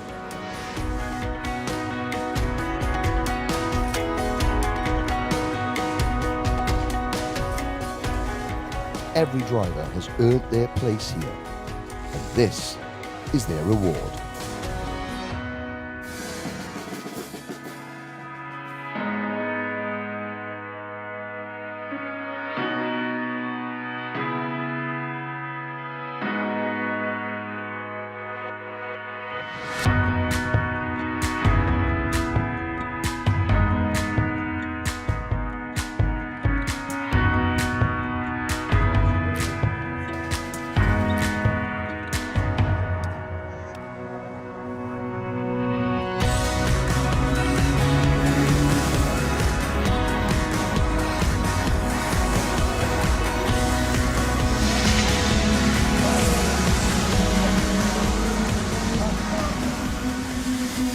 Winners go down in history, but every driver fights their own battle, pushes their own limits, and celebrates their own achievements.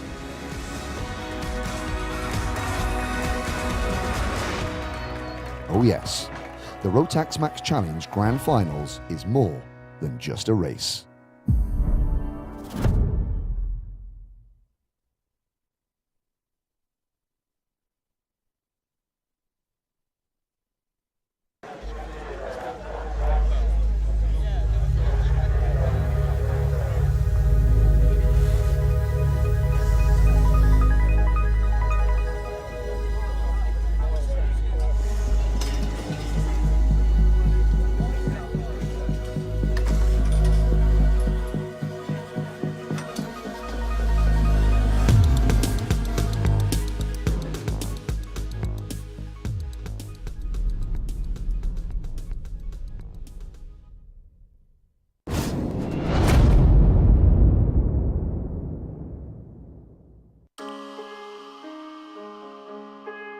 Well, the Grand Finals, I think that it's one of the biggest events in the karting, but in terms of countries, the number of people from different countries is really the biggest event in the karting world.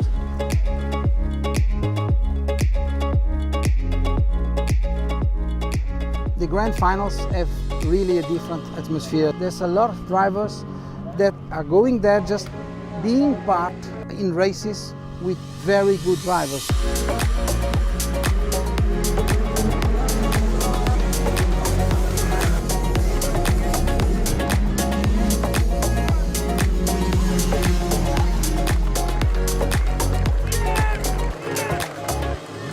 Living during all those 7-8 days inside a big tent with 360 drivers with different country flags spread along the tent. This is really an atmosphere that they cannot see it anywhere else. We want to give the participants something special, something different. The surroundings, the location, they meet different cultures, different drivers.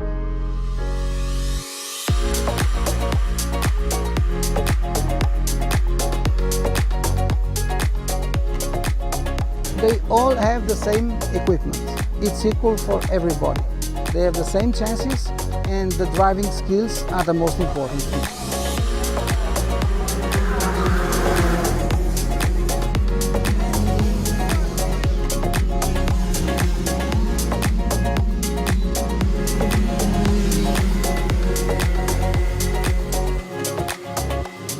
A lot of drivers are fighting for this ticket. They feel that they are among the best in the world.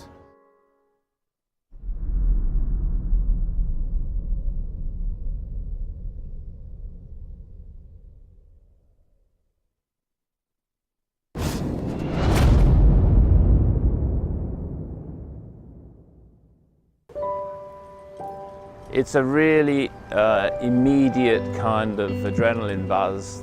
Nothing has the excitement of karting. My name is George Robinson. I've been involved in karting for many, many years. Fairness and sportsmanship in karting is a very broad subject, but before Rotax Max came along, there was many different engine manufacturers competing in the same class. Rotax Max was really the first major attempt at running a one brand racing, which is what we have here today.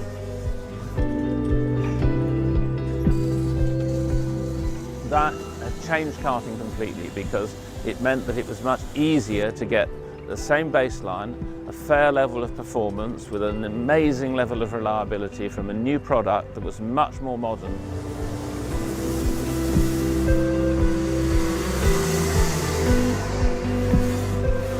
It was the dream of the Rotax company to introduce this category. The Rotax Max was designed to be as much a leisure use engine as a racing engine. But what's happened throughout the world, not just in the UK, it's proven to be the most popular class worldwide. Racing is very difficult to say it's completely fair, because things happen on track that might be an incident you say isn't fair, but as far as the equipment is concerned, as far as the engines are concerned, it is the fairest it has ever been in this sport in the 50 years I've been involved.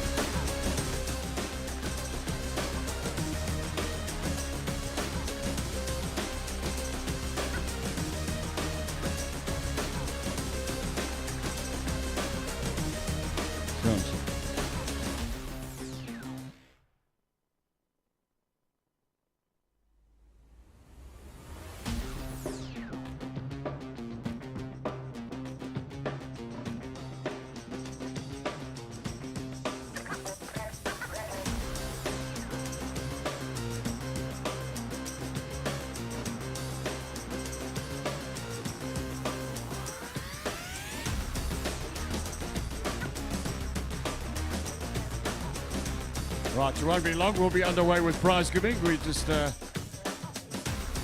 getting one more cart up into position and we'll be ready to roll. Come on, guys. For those of you down on the pits there, come and do the honourable thing. Come and support the guys on the podium.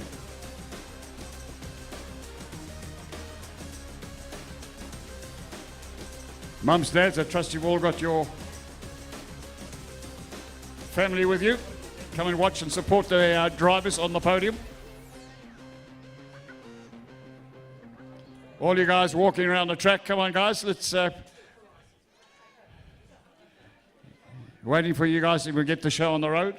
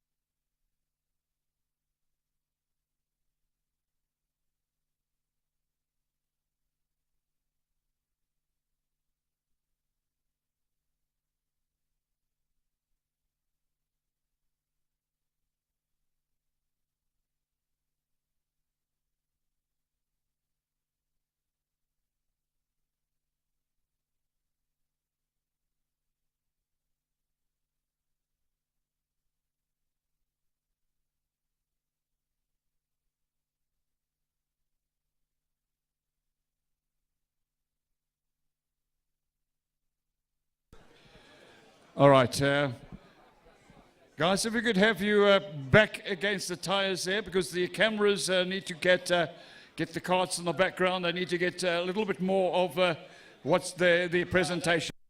That's the view we want. Yeah. So can you guys please move back to the tyres, at least to the tyres. All you drivers on the track, guys, come on, you're not listening. There's people that want to travel. Come back to the tyres, guys. Back to the tyres.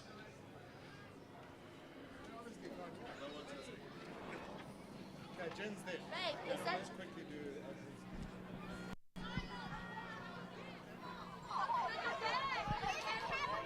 All right. All right. Guys, please hold it down. I'm going to hand the microphone to the KZN Kart Club Chairman, Alistair Minge, that's going to address you. Please listen up. Evening, guys. Just a quick introduction here. Guys, can we have a little bit of quiet there? Okay.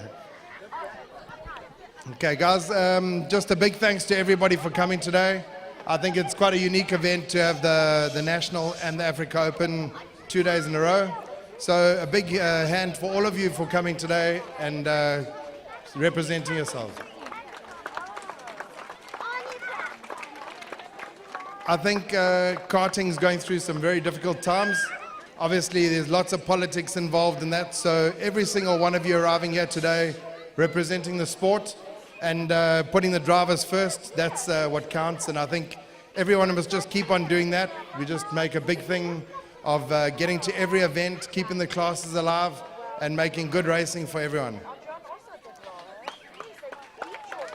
Just obviously tomorrow we're going to be having a bra in the courtyard at the back. So that's the main function this year. Just obviously tomorrow we're going to be having a bra in the courtyard. Just bring your own meat. If you don't have meat, there's bra packs for sale in the pit down the bottom here. So let's have a good party afterwards. Cheers. Okay, I hope the top three have heard what we asked for. You must have your helmets with you and that everybody is in race dress. Okay, here we go. All right, we're going to start off with the Bambino. Okay, I hope the top three have heard what we asked for. You must have your helmets with you and that everybody...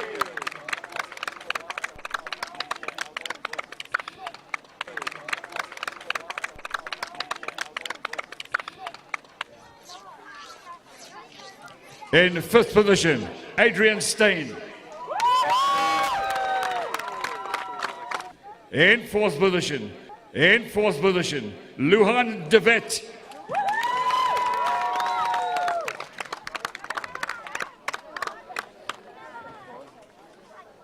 All right, we go to the top three. Onto the podium there in third position, Diego Antunes.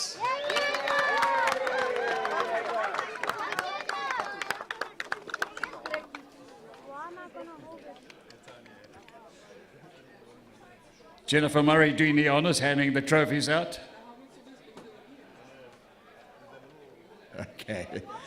All right, we'll go to second position and more than impressed with this driver today. Well done. Second position, Brody Cooper Dowling.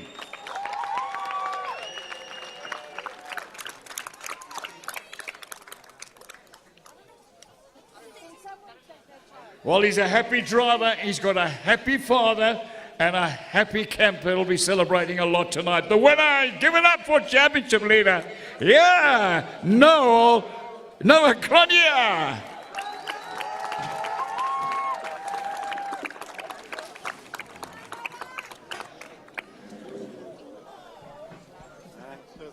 I'm pretty much getting like a wad of the whole podium. Yeah. You can go. Okay, I'll stick to that. Yeah, we've got a bit of ceremony.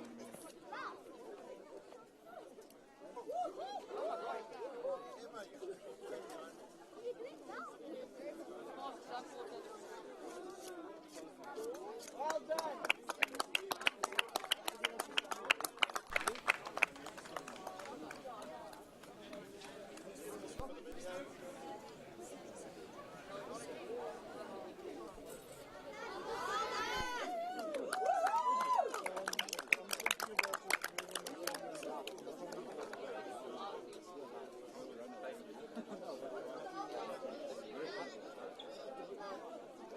Okay, guys, thank you very much. Thank you. All right, so we'll move on. Senior Max, your top six in sixth position, Ethan Steer.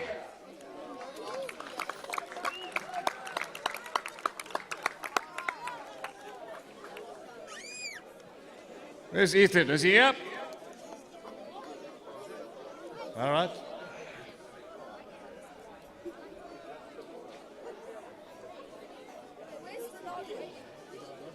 In fifth position, Shrin Naidu.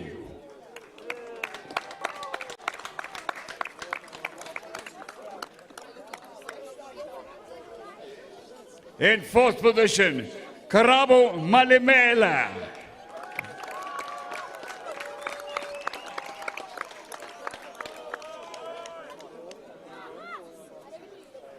Your top 3 senior max drivers today. Third position, Olaratu Sekudu.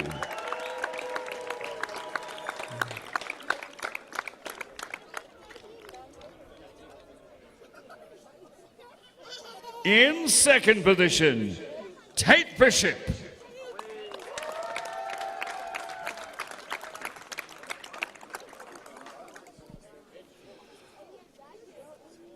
And we go to the number 1 spot in this very, very tough senior max class today.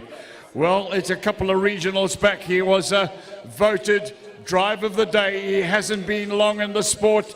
This is his very, very first national win.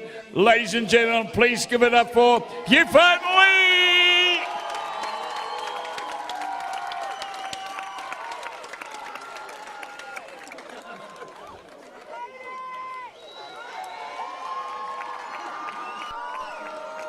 Well, his mum and dad come and support him. Mum doesn't speak a word of English. Dad speaks a little bit.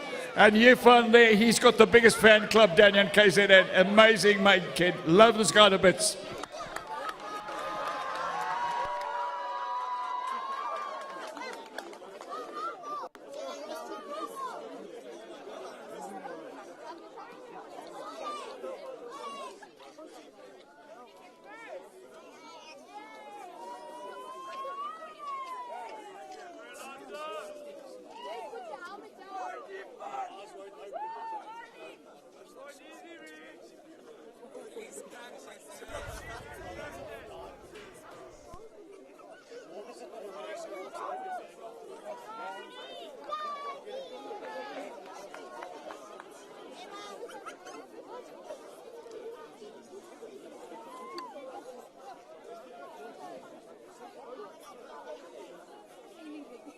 Right, we'll move on to Micromax, your top 6 drivers. Right, in 6th position, Christian Verheul.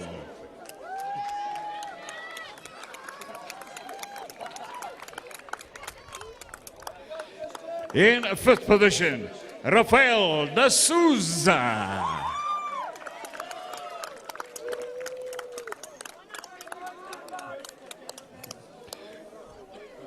Just missing a spot on the podium, taking 4th position in Micromax. It's Aidan Beaumont.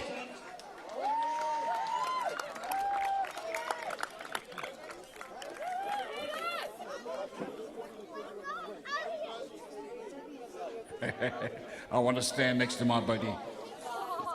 All right, we go to the top 3 in the Micromax today.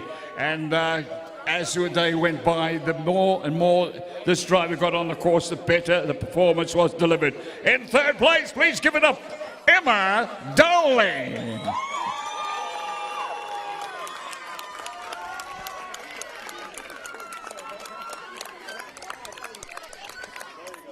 In 2nd position, Taylin Patel.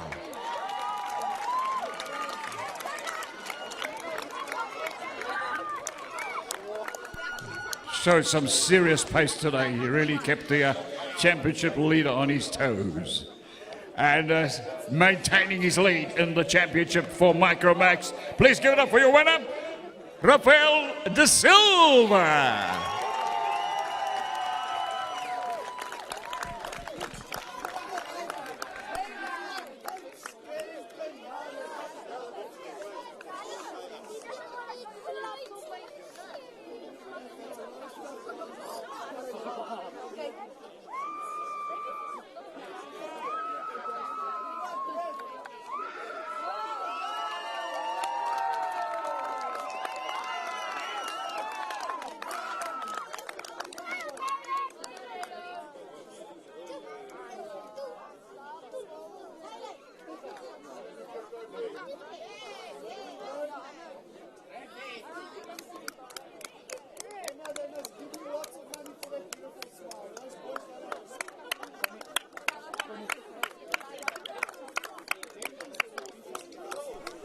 Right, well done, guys. Thanks very, very much. All right, we'll move on to the Junior Max. Your top 6 in 6th position. It's Divya Naidu.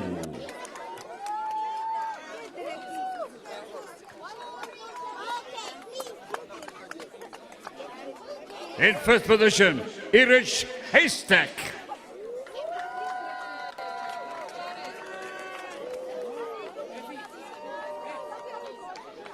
In fourth position, Saeed Variawa.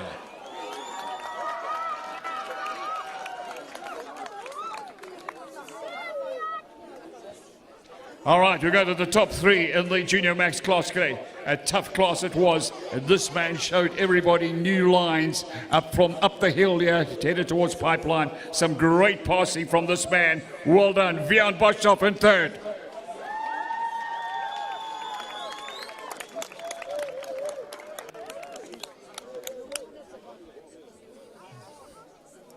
In second position, Nikolaos Fostaris.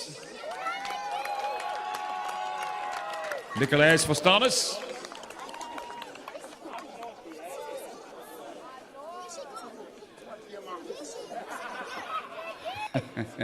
All right, at number one spot where we can see why this guy's a championship leader, and it looks like he's going to carry on the way he's performed over 3 nationals now. Well done. Your winner today, Casey Ansel Smith.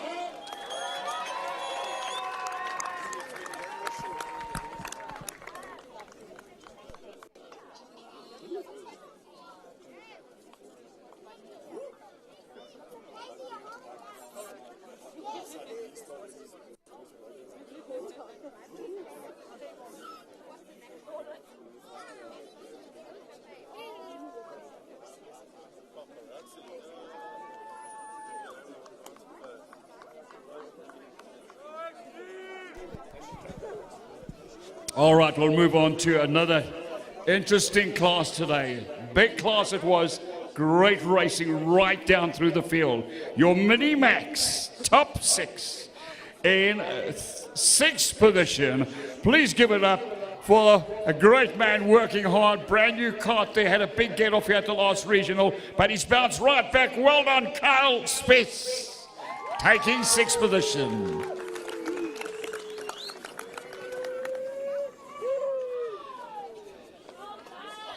In fifth position, Keegan Beaumont.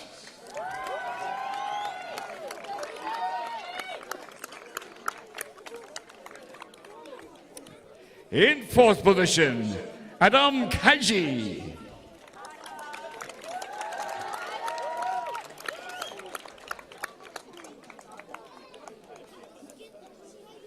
We go to your top 3 Mini-Max drivers today. In third position, it's Keegan Martin.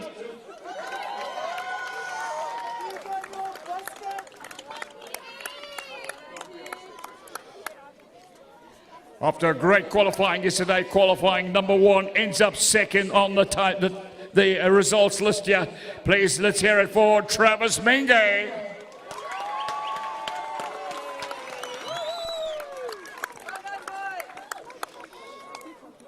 And this guy is just sheer quality, no matter what you say. This guy can drive. He's a great ambassador, and great to see him perform every time. Out to number 1. Please, let's hear it for Caleb Woodendale.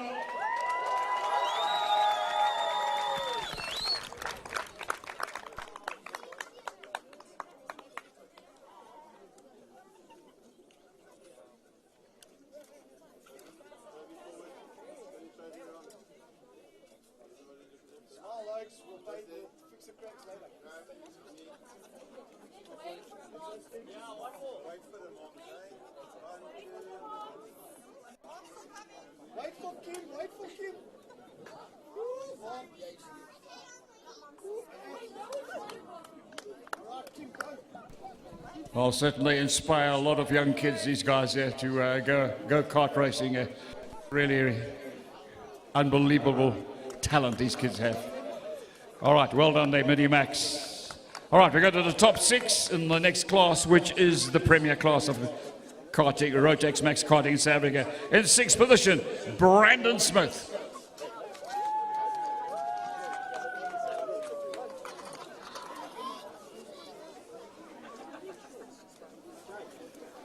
Is Brandon here? All right, we'll move on. 5th position, Nico Zafiris.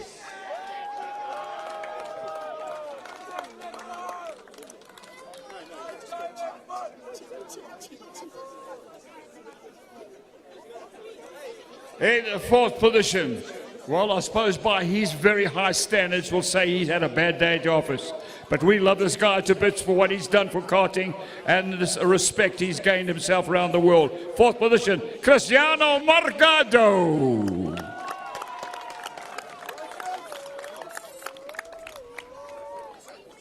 In third position, the reigning DD2 champion.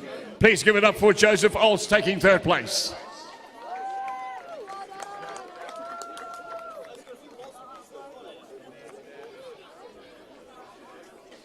Second position there goes to Sebastian Boyd.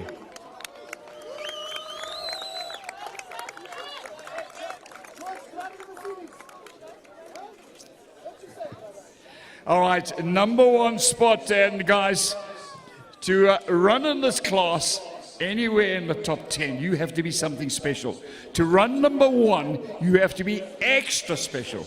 And this guy showed us that why he was a multiple South African champion. He's been away from karting for 2 years. He comes back, stamps his authority, and we can obviously fair to say that he's still number one in the country when it comes to karting. Please give it up for your winner, Bradley Liebenberg.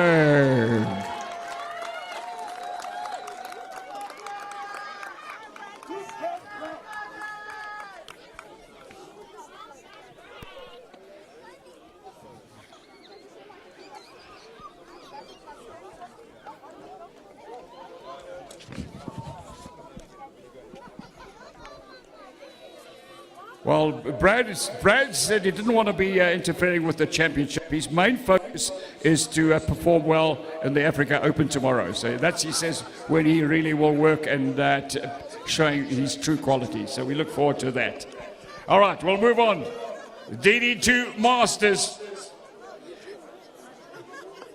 In sixth position, Jonathan Peterson.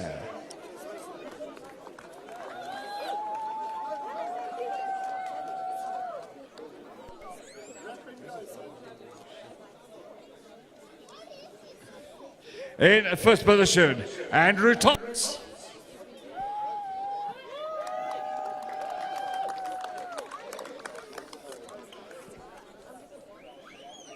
Fourth position, the DD2 Masters, Alistair Mingue.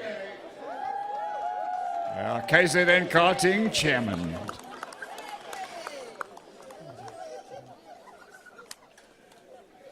We go to the top three DD2 Masters drivers today. And in third position, he'll be smiling at the Brantford entry there.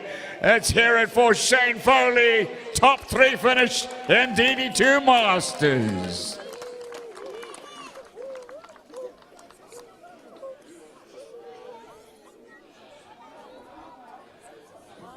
We go to second place here in the 101 kart there. A big name in South Africa when it comes to karting. Well done, Nicholas Verheil, taking that second spot.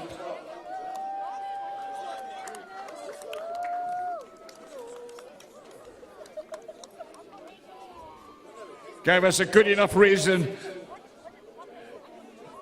as to why he is the pace setter, the championship leader in the Masters for DD2.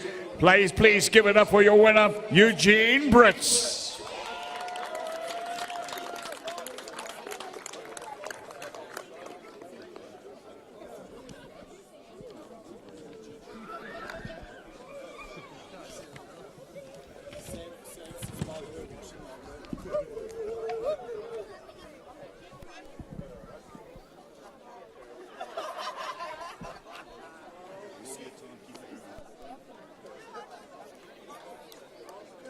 Okay, there we are, done.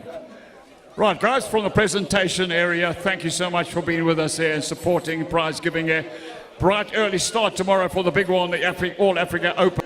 Look forward to that there. Take it easy if you're on the road. We'll see you back early morning. For me, Len van der West says, and good night, God bless.